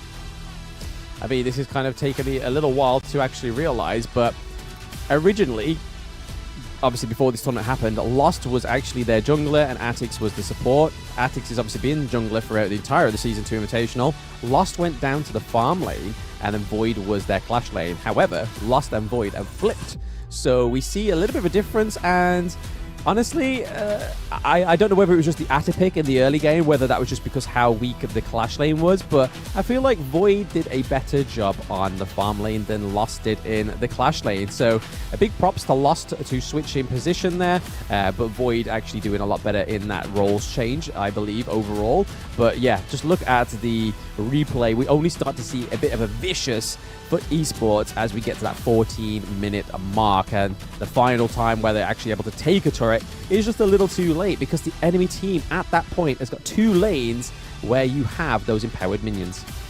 Yeah, had a chance there. I mean, there was such a nice knock up there. I mean, that last team fight coming from behind, even with Dragon down for the count, it was like very, very well played. They had a 3-man stun that just like knocked him up. Snape then just rewinds back. Probably shouldn't have shown himself later, but he ended up, you know, going for the kill, so to speak. But very little chance of winning a fight 1 versus 3. So again, this is one of those things where you chalk it up as a loss. Let's go back. Let's go next. Let's go into even a better game 2. Yeah, I think it all starts at the draft. I mean, like you were saying, that they should have been a little bit more of a front line there for Snape to actually use that great poke that is on Hino, the hero, but there just wasn't anything else other than the Atta, and Atta was pretty much preoccupied on the top side of the map for a lot of game 1, and we saw the early game abuse, because if you are going to abuse somebody playing Atta in the Clash lane, it's in that early game, because 1, he's secluded, 2, he's not as good in the early game because he doesn't have as many sort of cooldown reductions on his skills, he doesn't have the boat to hide behind as well, and more items he gets, the more tankier he gets, so those dives under the turrets wouldn't have made much sense if they tried to do that in the late game. So you can kind of see where Boom's interest lied in game 1, was trying to make a mark out of the Atta in the early game. Yeah, for sure. And I think they could have, I think also Draft could have maybe helped out. I was kind of stuck out there. There were times where he was fighting the enemy team 1 versus 4 while they were trying to deal with others. Some way to kind of keep the Atta alive. I think he was like a Clash laner, yes, and you are independent most of the times, and you're stuck by yourself, you're isolated. But I think in this case, in the team fights, you need those friends. You need to kind of have somebody to back you up. And unfortunately, that's what happened. And it looks like they're going to go into game 2 soon. They're getting lined up here. Boomy Sports, of course, with that lead 1-0. Are they able to kind of close this one out, or FUT Esports force us into a game 3? We're going to find out very soon. Yeah, it feels like that if they're just a little bit more aggressive in the early game, or make a draft a little bit early game orientated, we could see a 1-1 turnaround here for FUT. Because, I mean, you don't want to be the team that just lost every round, right? I mean, in these tournaments, there is always an unfortunate place to be, which is the bottom. But you kind of want to go out swinging. You want to go out with at least a round in your name. I mean, there was a few teams in Season 1 Invitational. I think there was actually like 2 or 3 teams, actually, that didn't actually win any round at all and just went out the tournament with 2-0, a 0-2, and that was it. Which is a little bit unfortunate, but it's a hard lesson to be taught, but it's a good lesson to learn from. And here we are into game 2 draft, already banning the Athena above the Chow. Yeah, and they're forcing it out again. And again, it's one of those things where the strategy was so good that they're like, okay, we cannot let this one through. We're just going to force it out. FUT Esports, though, are going to pick up the Dahlia. We've seen this time and time again. It tends to be a very popular first pick. It kind of doesn't really show your hand. It adds a lot of support play. There's a lot of potential for just, you know, staying alive, right? And I think the biggest thing is to kind of hide your strats, at least going in. But Boomy Sports, they counterpick with the Elaine here. Oh, the Elaine comes through. Okay, and the Dune again. So we've already seen it once. We now get to see it twice on the Ajax on the Dune. But paired with the Elaine is going to be really interesting. Obviously, we saw Myene in the last game not being banned. They just fancy a different flavor of Flavor Town on the side of Boomy Sports, and that being the Elaine. So kind of stopping FUT Esports from picking the Elaine because they've gone for the Dolia first, which seems to be the go-to Clash laner that they go for when Dolia comes through as first pick. But they do pick out the Jing and the Angela. So Angela once again being one of those mid lanes that hasn't really had much presence compared to the Brazilian tournament, Chuck BR24, we was always seeing Angela getting pulled through. If it wasn't the Hino, it was the Angela. So again, nice to see her on the board. Okay. While generally I'm okay with the Angela pick, I don't like it picking into Boomy Sports Elaine. Right? Elaine has so many different outlets to get on top of you. He's got the Moonlight Flash. You can Death at Sunset on top of you. And Angela is the type of hero where you just want to stay still. Yeah, you shoot out your Chaos Cinders and your Scorching Barrages, but you want to be standing still and just like letting the Blazing Brilliance go. You do not want to be chased. And with the Dune and the Elaine both on Boom Esports, you're going to have a tough time. The Lady Jeanne picked here also being somewhat of a thorn in Angela's side. I really don't like that pick there. Yeah, you're right. To be honest, the Elaine coming through is definitely going to be a non-starter for the Angela, but it may be able to be good enough to catch out the Lady Shen in the early game, especially when you land the skills. Her passive is if you hit skills onto your enemy heroes, it does more damage with the next basic attack or the next skill, but also can proc CC and obviously Blazing Brilliance if you can position yourself well, which we know Snape could with the Hino. We could be seeing a great positioning from the Angela, denying those full frontal attacks from Boom Esports. But Lady Shen, again, coming through, seeming to be a high priority mid laner when they don't go for the Mai Shiranui, they want to go for the Lady Shen. Yeah, and okay, Lady soon to also tandem with the Lady Jeanne. Both of these are a lot of damage, very meta picks. Again, Lady Soon, you'll close it out, late game monster, something that you want. And it just kind of, Boomy Sports right here, these 4 picks, definitely meta, definitely, well synergized. We know these guys. We've seen these guys time and time again. They seem to play well with one another. And Foodie Sports, a little bit of a different side. I think it's going to be interesting seeing how they play this one out. I think that there's a lot of pressure, at least thus far, for the Jing to kind of really make plays. I think that, it's a kind of just to dice them and kill them and it's kind of take out the damage dealers of Lady Jeanne. I think you're going to have an okay, but it's going to be a lot of pressure on Foodie Sports. Oh, okay. So Dolia getting paired with the Lubu. That's something very interesting that they go for the Dolia rather than, not the Dolia, they go for the Lubu in the Clash lane, which hasn't been a hero that we've seen pick in the whole of Season 2 Invitational, but it is a pairing that is a very, very common. Because if you have such a strong backline on the side of Boom Esports, you get that double pounce from the Lubu. So I'm really excited to see the Foot Esports have gone for the Lubu pick paired with the Dolia and the Marco Polo as well. Okay, and I like the pick, the Lianpo, to kind of counteract some of this. There's going to be a potential fireworks. I mean, the Lubu pick is it's good and it has potential to kind of isolate. And when they want to fight in those big areas, but it's like those red X zones. You know what I mean? Like, is Boom Esports going to kind of navigate around that so that you're not always in the arena? It's going to come down to those big team fights, and just the positioning is going to be super important going in. You're going to make sure that Lubu is kept away from your backline, especially the Toshi, because if Toshi gets caught out by the Lubu, no matter what part of the game you're at, as long as it's not late game, you're more likely going to get destroyed, because Lubu has such great sustain and obviously a great accessibility to the backline. And if that opens up things for Jing, that's troublesome. But like you said, Hola, they do have the Lianpo, which can push people away. He has that ultimate that hits 3 times, and when it hits that final time, that is a huge knockup. So if he just tries to play off Lubu, trying to put where he's trying to take the fight himself, those Lianpo ultimates could be pretty banger most times out of 10. Yeah, and more times than not, I think the biggest strength on the Lianpo is the fact that it's picking to counter the Marco Polo. You have so many different stunts to kind of just get in his way, make it uncomfortable. Plus, he's very tanky, so Marco Polo can't really just burst him down. It's something that you've got to respect. And so you got to understand where the Lianpo is at all points, so that you don't just accidentally or, just kind of use the Fevered Barrage in a bad spot. But in the bottom lane, a little bit of a rush.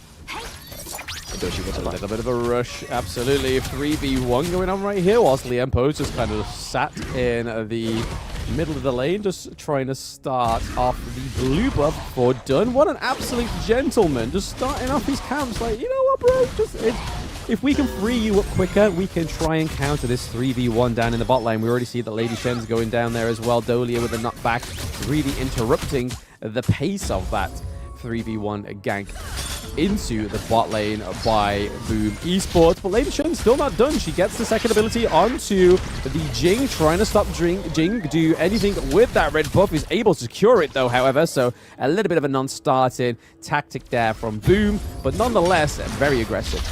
Very aggressive. They're trying to, again, just force the issue. Maybe look to go for, the enemy invade. But again, Impressive was the type where he just kind of went in with the burst ram, magma slammed, and it creates the zone of, like, really nobody wants to fight in. So it kind of disengages it. Oh, the Unruly Blade. Aja6 slows him down. It looks like he's going to be back. Lubu using his Tremble Mortals to keep himself alive.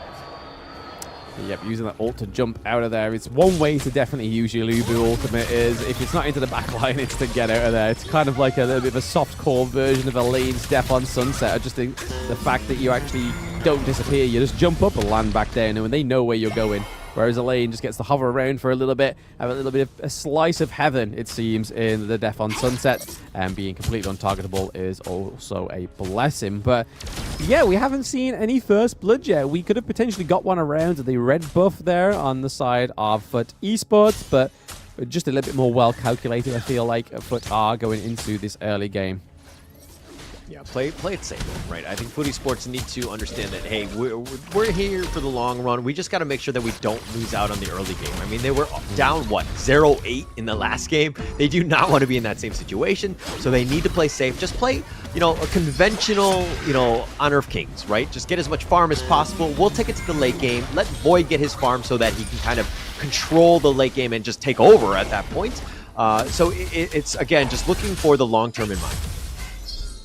Yeah, long-term investment rather than short-term investment. That is definitely the economic status of Foot Esports. Almost getting caught out again is the Angela. So double knock-up from both the Liempo and the Lady Chen whilst still staying alive, which is more than what most could say in that situation. That 2v1 would not go in the favor of most players.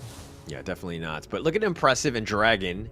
I mean, providing vision in the front, Impressive just like a scout, kind of just seeing what's out there. Just taking notes, I would say. He's going to walk into Ryuga here. And, when two roamers go at it, it's like a wet noodle fight. They'll just hit each other. And if anything, this is a better love story than Twilight. Yeah, just slap each other around and hope one of our farm lanes come through to deal enough damage. And there's a knockback from Dolia, just keeping everybody away. Rugar playing that pretty much poetically, because if that could have gone any other way, with the likes of Liempo, with a massive engage, could have been huge. And we saw that Snape had such high hopes to steal the Tyrant there, but was just not quick enough with the Blazing Brilliance, which again is another great function of that ultimate, is to steal those jungle objectives. Yeah, not able to do it. The Tyrant's going to be taken. That's going to be the first big one. Boom Esports turning this into a small lead as of now, but Foot Esports, they're just trying to play things safe. They're not doing anything unconventional. They're not invading the enemy jungle. They're just trying to get some vision and hopefully some smaller steals. Impressive thought about going in. He's going to just back off, but Toshi will take the spiked lizard here. I mean, if it's going to go over to anybody on the side of Boom, especially trying to deny it from the side of Foot Esports, it's Toshi that needs it, that late game hero. And looking at those stats so far, we see that Marco Polo is already ahead with the goal difference between Lady Sun and Marco Polo himself. Lady Sun buying the Axe of Torment. We're seeing the Burning Cape come through from the Dune as well. So plenty of boots being built, a little bit of a variety. It seems like a bit of a kick store going on right now with the boots. We got a bit of cooldown reduction. We have the slow cooldown on the CC, and then we have the physical and also the movement attack speed on the Lady Sun, but less about shoes, more about shooting. There's a lot going on in that mid lane. We could be seeing the T1 going down in mid lane. So already 5 minutes in, mid lane is gone. That means there's a lot of opening up for Boom Esports. Yeah, a lot opening up. I mean, they just kind of went for this one, and Lost has to just back off here. They've lost the Azure Golem as well. And it looks like the Tremble Mortals is going to be committed on the back line, and Lian Po is impressive. He's just going in. He's got the Tremor Smash, and he's just going in. Lost actually has to flash away. He's going to be basically scurried out of his own arena. It looks like he's been scared. Lost. Looking like he's lost. Yep, I mean, lost by name, lost by nature, question mark? Yet to see the full evidence if that is the conclusion of the reason why he's called lost. But that was a good engage there from Boom Esports, being able to claim that T1 turret in the mid lane. Just means that once again, the farm and the jungle is going to go more into the favor of Boom, and for the likes of the Elaine and the Liam Poe for gaining intelligence, he has more places to roam, so given intelligence is just going to get higher and higher for the side of Boom Esports. And the gank potential, you kind of don't want to think about it because it's scary. Yeah, it's tough. It's tough. To be honest, I wonder how the initiations are going to actually go. I mean, Lost needs to kind of set things up. He doesn't always have, I mean, it's either him or Zing just kind of to force the issue, kind of let them group up so that Lost can then kind of throw out that arena. But as I say this, it looks like the burst ram. It looks like they're going to get first blood on the snake. Yes. Wow, 7 minutes and 20 seconds. Yep, it's taken a while for them. It's been a little bit of a slow burner, but I suppose it is Liam Poe taking all that burn from them. Dune having to use his ultimate to get out alive, but Jing's going in, trying to hopefully pick up the Dune. You got to be careful. You don't want that mirror domain being wasted right now. Lu Bu was trying to jump onto Toshi, but it was not clear or even successful in that whole interaction, and not really anything came of that. There was no push other than the minions doing their thing down in the farm lane. But in the clash lane, there's still a turret waiting to be taken. Rugar looking pretty low. Oh, he gets taken down.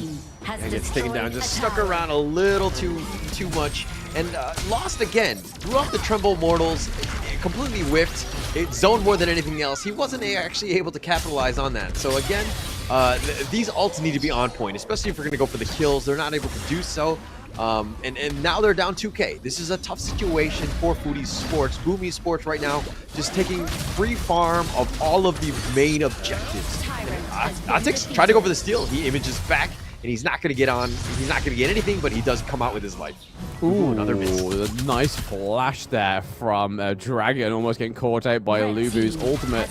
So nobody getting caught in the Lubu ultimate, kind of feeling like a non-starting hero in this team comp. Lost actually not doing as well as I thought he would on that Lubu. Again, more of a potential in the mid to late game for that hero. We have Migi going on with Void. Void may be getting, there was a lot of poke, but just nothing concrete. There was no killing and no confirmation of death or gold going over to Void there. But we are seeing Atix looking to take one of the side lanes once again. So if there's anything that Foot Esports are doing, it's taking turrets, which they struggled to do in game one, especially this early. Yeah, and if you're looking at just 6 is a little bit on the lower side. Here we go. That's a Tremble Mortals. That's a decent one, but there's no follow-up. The rest of the team are just hidden in the back, not able to kind of take advantage of this one. And it looks like Lost on the run. They do end up getting Miggy. That's a big win for them. So Foodie Sports got the kill. They're still down about 3K, but what can they get? It looks like it's just going to be nothing but the smaller jungle camps. Yeah, using Angela there and Snape as a carrot on the stick for Migi, because we knew that the Death on Sunset was going to negate the whole experience of the Blazing Brilliance, but it was just used as a, yeah, you come over to us and we will come behind you as a 5v1, and there was no way that Boom could actually get in by the time that Migi was already gone. So I feel like that was a really good play by Foot Esports, getting them a kill onto the board finally, and a really good way of using Snape in a very certain situation that you knew that he was going to be safe, you knew he was going to be fine, and you knew you were going to come out with a positive outcome in that interaction. But we still see a little bit of a push here in the mid lane for Foot Esports. Are they going to be able to take some more from Boom? Boom are just going to back off. They're going to take the Tyrants. They're just going to kind of push. I mean, they're going to take what the enemy's giving them. And it seems to be a free one right here. If you look at Impressive, just kind of zoning out the Ethics, he's going to be scurried away. And Impressive just very tanky at this point. But Impressive does need to be careful. His burst ramp over the wall. Now he's going to be chased. The Resplendent Revolver a little bit off the mark. And Lian Po is just styling, so to speak. He's going to be arena'd on top of it. And Tremble Mortals it is as he goes down. Shows a little bit of weakness. Dragon is down for the count as well. And a Tix with the flex and the images. And I don't know which one's the real one.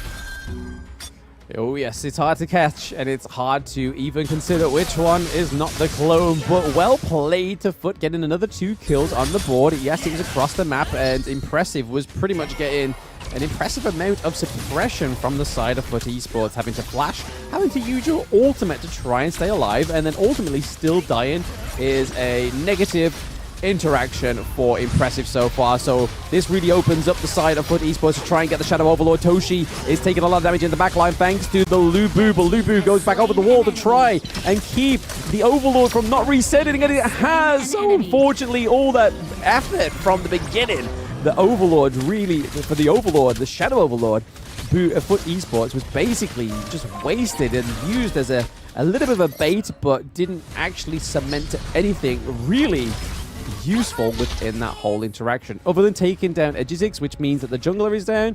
But are they going to go and try and take the Overlord again whilst they're all looking a little low? It doesn't look like they're going to go force for this one, but Void coming to life. He needs to really carry this team. He's second in terms of his net worth. He's been meteored, killed, and it looks like the death at sunset, but they're going to change targets, and they're going to try to force out Ryuga. He's been backed up and isolated. Optics, on the other hand, taking this 1 versus 4. He's trying to image away, but Toshi snipes him down the Resplendent Revolver, but the Fever Barrage is on point. It does get the kill. Toshi is finally down, but it looks like Void will die in return. Dragon says, I'll take that. Dragon with these second abilities on the Lady Shen is on point. I mean, it's hard to tell when players are this good at this level, whether it was just pure fluke into the mirror domain, or he knew where she was going to switcheroo to, and then just in time, that second ability knocked up the Jing and took her out. And then it was the same for Void on that one, but we are going to be seeing an instant replay of that, because I want to see if that was actually the case, that was well automated. There we go. Oh, he saw the mirror and he just knocked her back up again. So Dragon with the on-point knockups, and you see it there. Not quite as eloquent on the knockup to Void, but onto Atix. Oh, that was beautiful, Hola. Very good, well played, and we'll definitely be seeing more of those highlights. That was the way to go, but okay, it looks like they're gonna, Boom Esports are gonna focus on this Overlord. You pushed it forward. Agistix is now here, ensure that he hopefully will get the smite, but Agistix is around the corner. The Fever Barrage, this does connect, and they're gonna do some work, but Void trying to roaming gun back to safety. He's doing a lot of work, especially with the Tremble Mortals. It's locking in on Agistix. He's going to get on out of this one, and it looks like they're going to focus their attention on the Overlord. Dragging down for 25 seconds. That's almost an eternity at this stage. This Overlord seems cursed, because every time one of the teams go for it, the team just goes after him as well. But Agistix is able to claim the Shadow Overlord from the side of Foot Esports. So Foot Esports just giving them technically a free Overlord, because they dealt most of the damage, they did most of the footwork, but then Boom was just sort of like tick, tick, boom. Agix with the outsmiting of Foot Esports. So, hey, free real estate, baby. They'll take it. They'll take it. All the real estate and more. And it looks like they're going to make their way to the Tyrant in the bottom lane. Again, Void somehow survived that one, which is huge. If he dies, this could have been a game over at that point. Void needs to just get a little bit more farm. He needs to find Toshi, somehow figure out a way to knock him out. Because again, a lot of the damage is coming through him as well as Dragon. They need to be careful. They need to understand where those players are at all moments. And it looks like they're going to back off. Whew, dodges the Unruly Blade. Dodging the Unruly Blade, we see that the Vanguards are down in the farm lane, but fortunately for Foot Esports, they're able to just counter that straight away, but that could have played into Boom's long-term plan, which was push that farm lane, but let's get the Shadow Tyrant, because again, if they get that for Lady Sun, that's going to be a huge damage increase for her, but then not only that, she gets the Chain Lightning as well, and if you pair that onto Dragon on the Lady Shen, it's going to be even more crucial, but it just helps overall when these team fights are seeming so close going into the 16-minute mark almost. It just seemed a little bit too close to call, Hauler. I'm not too sure what either of these teams can do to try and stop this force that is Boom Esports from pushing any more turrets, or to just completely become unruly on the side of Foot Esports. It's tough. And Foot Esports right now, I feel like they're just like a split second behind from being where they need to be. Like, that Tremble Mortals just a little too late. I think if it was like, 2 or 3 seconds earlier, they would have had a much better chance of maybe contesting that Tyrant. But not being able to do this, it's a game of inches or centimeters or whatever you use at this point. But it's one of those things where it's so close. And I don't know if it's just luck or what, but they're just not able to find the right moments that they need to be. And having that specific position is so important in this game. In the words of Paul, whatever metrics you use, take them. It doesn't matter. Is it inches? Is it millimeters? Is it is it liters? Is it milligrams? Just take it. Whatever you can get, take it right now. Is Hauler's influence to Boom Esports, and it looks like they are kind of taking your advice there. Try to take the higher ground turret. They got it pretty low, but still there is no closing of the higher ground turret. But again, like I said, it just seems to be, I think if either of these teams give an inch, they are going to take a mile, and they are going to try and turn it around for FUT Esports. But the gold has never been this close in the 17th minute, which is crazy to think that we are almost 17 minutes in, and they are only 2k gold behind. It's very much showing and telling of what this late game could be. The late game is going to be the Toshi show. Let's be honest here, right? He was behind. He was down almost, like, I want to say maybe 1,000 gold to the Void at one point. I think we're going to have to check that one. But he's completely overtaken him right now. He's 13,800 versus the 12,000 that is Void. So, finding Toshi is going to be the #1 target of FUT Esports. If they're able to kill Toshi, they're going to have a decent time. They can take those fights 5 versus 4 without the damage that Toshi brings to the table. But again, it's going to be hard. Toshi's positioning has been great. The rolling rates to safety also been great. So Toshi is the #1 target. FUT Esports need to figure it out. Yeah, even if they do find a footing onto the Toshi, he does now have Sage Sanctuary as well, so he gets that second wind of life. He's traded his boots for a second life, which I would say is a good trade. If you saw somebody in the marketplace selling that, hey, give me your shoes, I'll give you 2 lives. I'm like, yo, take my shoes, good sir. Give me a second life. As we see the Blazing Brilliance come through to stop the minion wave. That was beautifully played by FUT Snape in order to try and stop the higher ground turret. Unfortunately, it was a means to the end because the higher ground turret in the mid lane does fall. We're seeing the Shadow Vanguard rock around the corner as well in the farm lane. So once your higher ground turrets start taking a beating, it's going to be harder for you. But we do see that Lubu tries to go to the back of the line, trying to take out the Lady Sun, but she still has the Sage Sanctuary on top of her as well. There he goes. Lost is fallen for the Lady Sun. They have been smitten by the beauty of the hero and the late game damage that comes from Lady Sun.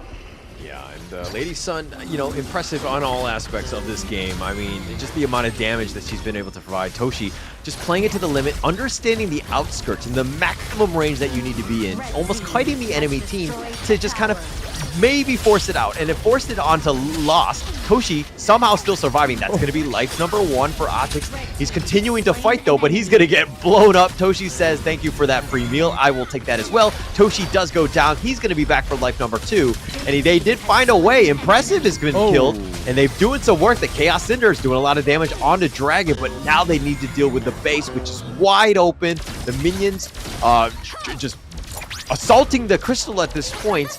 And now Boom Esports back up. They're going to regroup and look to go in for that one last push.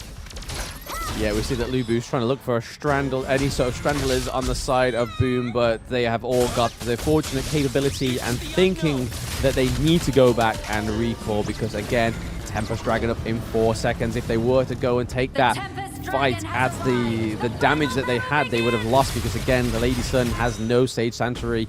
It was pretty clutch for the side of for Snape on the side of FUT Esports, using the Splendor to be untargetable and unkillable for a brief moment. But we do see that Dune has now gotten his Sage Sanctuary back up, so that means he has got that second win. So going in for an engage is not necessarily going to be the be-all or end-all for taking down the Dune, and from what we know so far, FUT like to put the pressure onto the Dune, but we're seeing that Elaine is running down across the gorge just to make sure work of Snape. Snape looking pretty low. Is he going to get the knockups for the blade onto Dune? And it is. Dune takes down the Angela.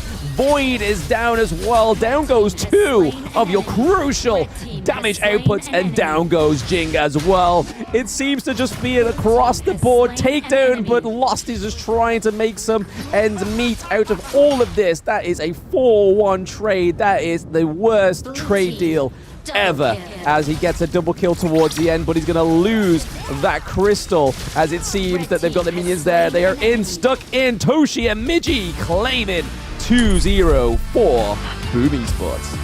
Yeah, Toshi was just like, okay, yeah, you can kill the rest of my team now. I'll just take the crystal. The minions are pushing. I know how to end this game. We'll just figure this one out. And they closed it up, right? This is what you needed to have done. They found it out. And again, I talk about the Angela in the draft phase. It's way too static. Elaine was able to just jump on Death at Sunset. There's no way you're getting away from this. And Angela has a tough time. Again, wants to be very static, not able to do so. And, you know, in that last team fight, it was very scattered throughout. Lost was really not in the fight. There's a lot to break down on this one. And I think that while Boom Esports came out the victors, there was a decent number of mistakes from Food Esports. But we're going to see what Choo Choo has to say and to ask Boom Esports coming up right now. Thank you so much, Carson. So back on the live stage here with me, Choo Choo, your host for the entirety of the event. Congratulations for Team Pilipinas. Boom! Okay, I'm gonna starting off the. Don't worry, line up. Don't be shy. It's okay. I won't eat you. I won't bite. Okay, we're gonna starting off the day with Toshi. I think Toshi had a really tough game here today. Toshi. Yeah, Toshi, can you hear me? How about you come next to me? There you go. It's easier that way. Okay, Toshi, I noticed that 2 games in a row and you playing the marksman. It's such a tiring day for you because the game dragged all the way to its late game. What was the issue? Every single time you guys want to finish the game, but it seems to be so difficult. I mean, Food Esports basically got himself a bit of a comeback there. So what's the case? Because we rush things and we don't wait. Who tried to push you guys too much? Everyone. Everyone. Who's the biggest one that we need to end this? Who shouted that? Any of you guys shouted that? Who's the one that really make it like try to force you to finish it? Any of you? Miggy. Miggy! That's why we won last clash. First. I think at the same time that's actually a good mindset, but sometimes forcing out too much might actually have a bit of a backlash there as well. Now I'm gonna toss it the mic to Impressive. Impressive, yeah. You're gonna swap this. Yeah, it's gonna be a bit of rotations here. Thank you guys. Okay, Impressive. We do know you're known for your annoying Athena. You're known for your annoying Athena. Yeah. Against Yes. VKS. I would be very angry to fight against your Athena. Now, the question is, did you regret playing Athena against VKS that early? No. But at the same time, that seems like your secret strat. Don't you want to save it for later? We are confident that we can win the game 2. That's why we get in game 1. But then you don't get to play Yeah. Athena after that. No, I mean in game 2 we just really choke. That's what it disappoints us. Yeah, so you were just having fun. No, I mean we're confident that we can win in game 2. That's why we use it in game 1. The Athena. Oh yeah, but at the same time, a lot of teams ban out your Athena after that. Yeah, all the games. Yeah, all the games. How do you feel about that? What do you want to say to all the teams that ban out your Athena? I just want to die. No, basically it's like, please give your Athena. No, let's just have some fun if you open Athena. So basically, they so scared of you, they ban out your Athena, man. That's kind of true. That it means that your Athena, that's so strong, they're all scared of your Athena. So maybe thank you for banning Athena. Maybe you should find the next hero to focus on. Who you focus on after Athena? Secret. Well, it might be. Maybe even Yao. Who knows, right? But for last and not least, can we have Dragon? For the mic. Yeah, there you go. Okay, Dragon, are you satisfied with your team's performance here today, honestly? Yes. Because yesterday we don't have a momentum from our first day because our loss in first day is devastating. That's why. Yeah, but today we move on a lot from yesterday. But if we had a chance to 2-0 VKS in our first day, we could have sweep our group. Yeah. So that's why. Don't be sad. I can see Yeah, that you're a bit sad, but it's Yeah. okay. Maybe that's a good lesson for every one of us. You know, maybe a second hero other than Athena for the side of impressive too. Maybe, hopefully. But last but not least, for all your fans and supporters all the way in the Philippines out there, what do you have to say to them? First of all, we have to thank for our boss Gary of Boom Esports, and our coaches, Coach Yao Yao and Coach Olchu. And also to our manager and Akasa coach for now, Sian. And for everyone, for all of our fans in the Philippines, thank you for supporting us. Because, sorry to disappoint you, because every one of you is expecting a lot from us. So, yeah, sorry. But still, thank you for supporting us. We will come back stronger in our future games. That's gonna be it from the Philippine teams at Boom Esports. Maring salamat po. Thank you so much. Thank you. I hope to see you guys more in the future. But back to us, the Casas.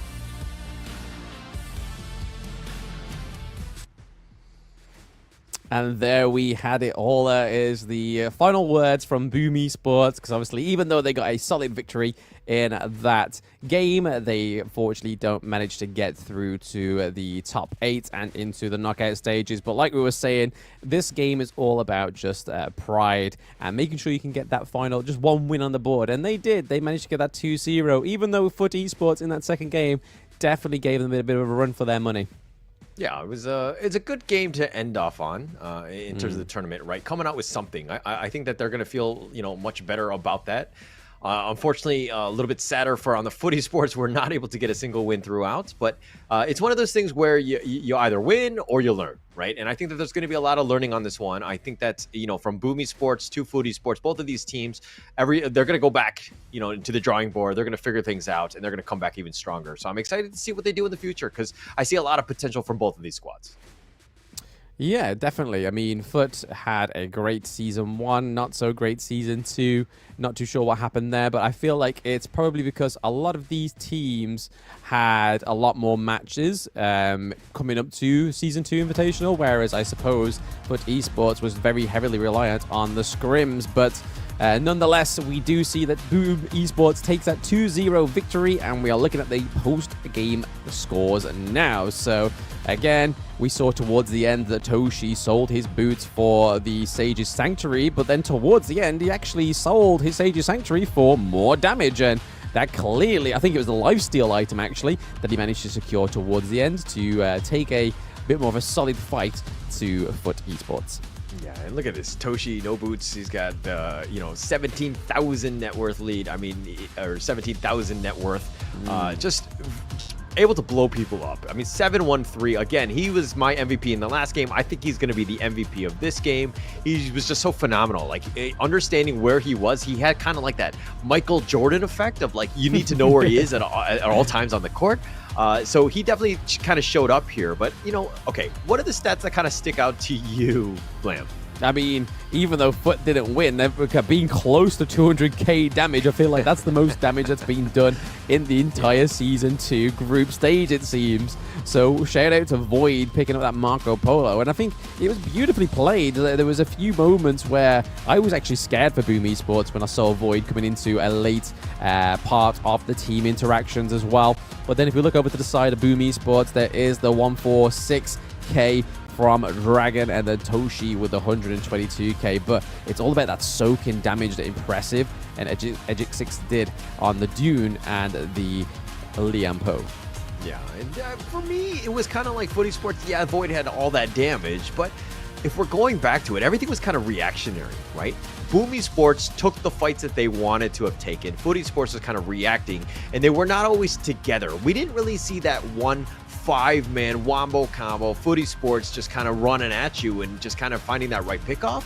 And you're kind of seeing the tail of the tape in the sense of this graph, right? Boom Esports, they had control. Yeah, there were some dips, but like every game, in the end, they were able to just kind of close things out, and that's what you want as a good team. Boom Esports played it strong, and they finished it out in about 21 minutes. Yeah, like I said, like you were saying there, Hola, that's the gold graph definitely shows a picture of struggle on the side of Boom Esports. Just the amount of uneven, the kind of inverted view you would see looking at a mountain range or something like that. It just doesn't look quite as nice as what the last game looked like. But again, we'll be looking at who scored the MVP. Hauler thinks it's going to be Toshi back to back to back to back. And it is Toshi back to back to back. MVP for Boom Esports. 713. 122k damage dealt. And then, like you were saying, Hauler, that's 17k total gold. And you don't know this, but during the game, I'm the one making these infographics, and that's why I put. No, I'm just kidding. I don't want to undersell the work that the guys behind in the production studios that are doing this. This is another great infographics. Definitely well deserved by Toshi. His play was phenomenal. 7-1-3. That damage was crazy, but again, I just love the way he plays. He like literally shushes everybody. He tells everybody to be quiet because I got this. I'm gonna carry this team. Toshi really deserved this MVP. Yeah, I mean, in that game-winning interview, he was saying that everyone was saying, just push, push, push, but there's Toshi just like, shh, let me do my thing. Let me sell my boots. Let me sell them for Sage's Sanctuary. Let me sell my Sage's Sanctuary for some lifesteal, and then we'll get the win. Just be quiet. Just calm down. We got this. But like I was saying, I don't think it would have been possible at all if it weren't for the Dune or the Liam Poe, because such a fantastic front line was given because of these two heroes. The Liam Poe being able to soak so much damage, having to be able to dash in, have a triple knock-up if he needs to as well. So plenty of assists there from Impressive, and we saw a Jig6 on the Dune. So well played to Boom, all down to Toshi for the damage and the gold as well. But if you don't play Lady Sun that way, you don't get the win that way. Like this part, look at this fight. Like Toshi, like he has a sliver of life, but he rolling raids out, dodging everyone. The Blazing Brilliance, yeah, he's got the second life at this point, but I mean, even throughout, just being able to survive and stay, you know, in the fight, doing your damage as long as possible made it very difficult for them, right? Like Foodie Sports were trying their best to kind of lock him down, but not able to do so. And here's the Death at Sunset, jumped on the Snape. Snape had no choice. Boyd was down for the count as well, and it was pretty much all she wrote at this point. Because, you know, Snape and Boyd were doing most of the damage, and now Lost, if anything, he was just looking to pad the KDA. Unfortunately, he does get the kill here, but, you know, they lose the game. And if we're looking at the groups here, Vivo Keat Stars, we saw them 3-0. Team Vitality in second place with 2-1. Group B with Loops in the top spot 2-0. And All Gamers Global with the 1-1. They're going to be in the second place. So it's going to be very interesting seeing how that knockout stage is going to go. Yeah, so for those watching at home, those are your top two teams in both of those groups. So both Brazilian teams going through, and then the EU counterpart, as well as the All Gamers Global from Hong Kong, go through onto the second seed as the Group B. But we will be looking at Group C and Group D in a moment. But there's something a little bit weird seeing that the game difference is a -1 for the second place. I feel like it should be more, but again, there just wasn't enough matches between these teams in order for them to get onto a positive score in second place. But looking over to Group C and D, yeah, it's going to be, of course, Group C with Team Secret on top. Just the Titans. They just made their name known, right? They were just destroying teams left and right. Kagendra and Osiris were the unfortunate two, but Kagendra does survive. Will move on as the number 2 seed in Group C. If we're looking at Group D, LGD, again, this is another monster. Both of the Malaysian squads, very, very strong. 2-0, had the shortest game. Just really, to be honest, I'm more worried about the fact that they've had some time off, and are they going to be rusty going into the playoffs? We're going to have to see, because again, it's one of those things where they just close out the game so quickly that they're like, okay, now what do we do, right? But Impunity Esports came back strong. It was very impressive to see the Myanmar squad kind of come out with that second place game as they beat RRQ yesterday, and they're going to move on as well. So it's going to be very interesting seeing the knockout stage. Yeah, I'm not going to comment on that Impunity Esports one. I wanted RRQ to go through, but hey-ho, I can't get everything in life. But just for those watching at home, just make sure that you don't confuse LGD Gaming with the Chinese team. This is the Malaysian team, so that is why. But they are still just as impressive. But what is impressive is my first game on Yao, and he is now available to you guys onto the Gorge. So again, if you are fancying a new jungle main and you feel like your jungle mechanics and again, jungle playstyle has become a little bit of a bland playstyle. You can now be the shining star Yao within the jungle and make everybody envious of your glitz and glamour. I think they call him the Shining Star to give you a lot of stars in your ranked games, right? That's the whole selling point? No? He's just going to dominate? You can pin that one on Kin. So if I get hate mail now, it's pass it over to Kin Dofu, not Blam. Kin said it. Okay. Not me. For sure. All right, but nonetheless, thank you so much, Blamova. I think we're going to end off the group stages with a bit of a banger. We had 3 good matches, and going into this one, I think it's going to be super interesting seeing how the momentum of some of these teams really play out. Because again, Vivo Keat Stars looked great. Are they going to continue that momentum going in? Are they going to be able to dominate like their usual selves? Or are they going to kind of falter? Well, I mean, we saw some chinks in the armor, so to speak, when they played against Boom Esports. They did lose a game there. So that will be an interesting matchup to see. How are these top teams going to fare as they move forward?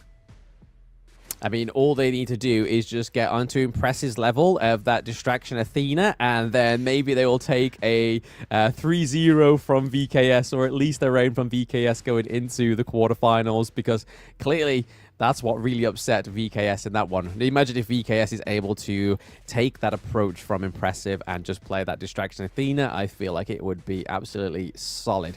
But like you were saying, there is some very, very strong teams going through to the quarterfinals.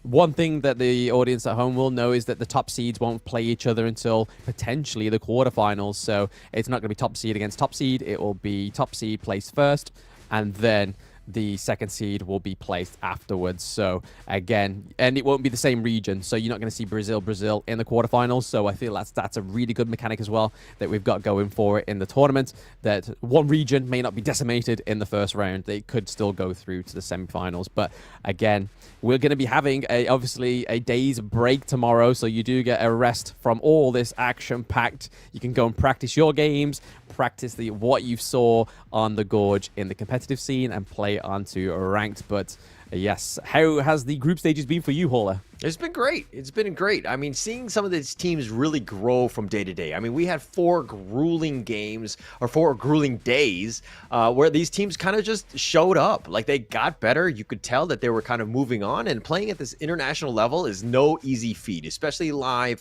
It's in KL right now. It's, it's in front of people, and trying to get to that next level is not easy. And having the top 8 move on into the EWC, it's going to be super exciting to see what these teams can do as they move on, because again, the potential is there. The potential to kind of make waves at the EWC is, going to be there. And now they need to kind of, study up, figure out what the other teams are doing, and to make sure that they have the best chance, not only for this tournament and the Invitational, of course, as well as the EWC moving forward.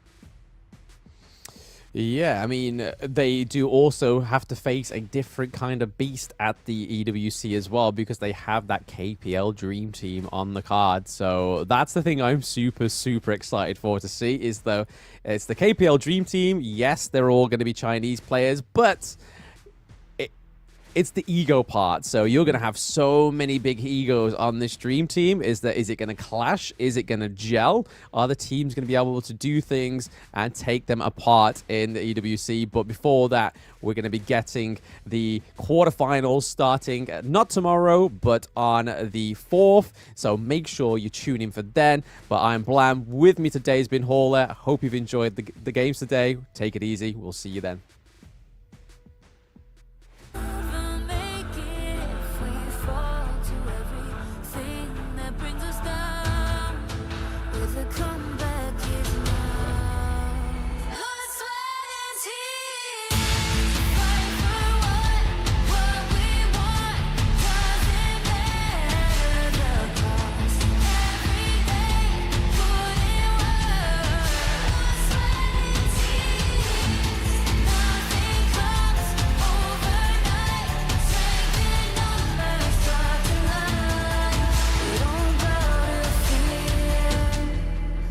Sweat and tears.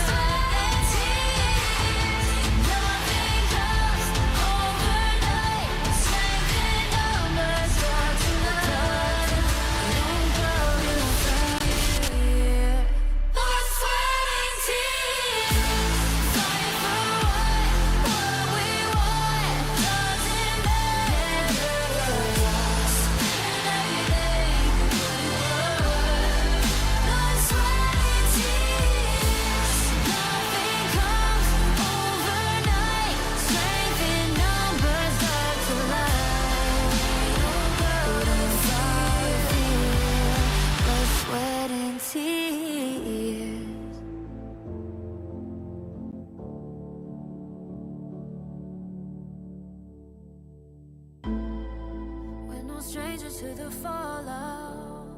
It's what got us here. Ever changing, some chameleon. Blood, sweat, and tears. In this world,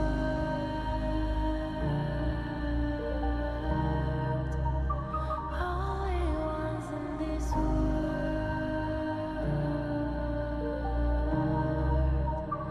only ones in this world.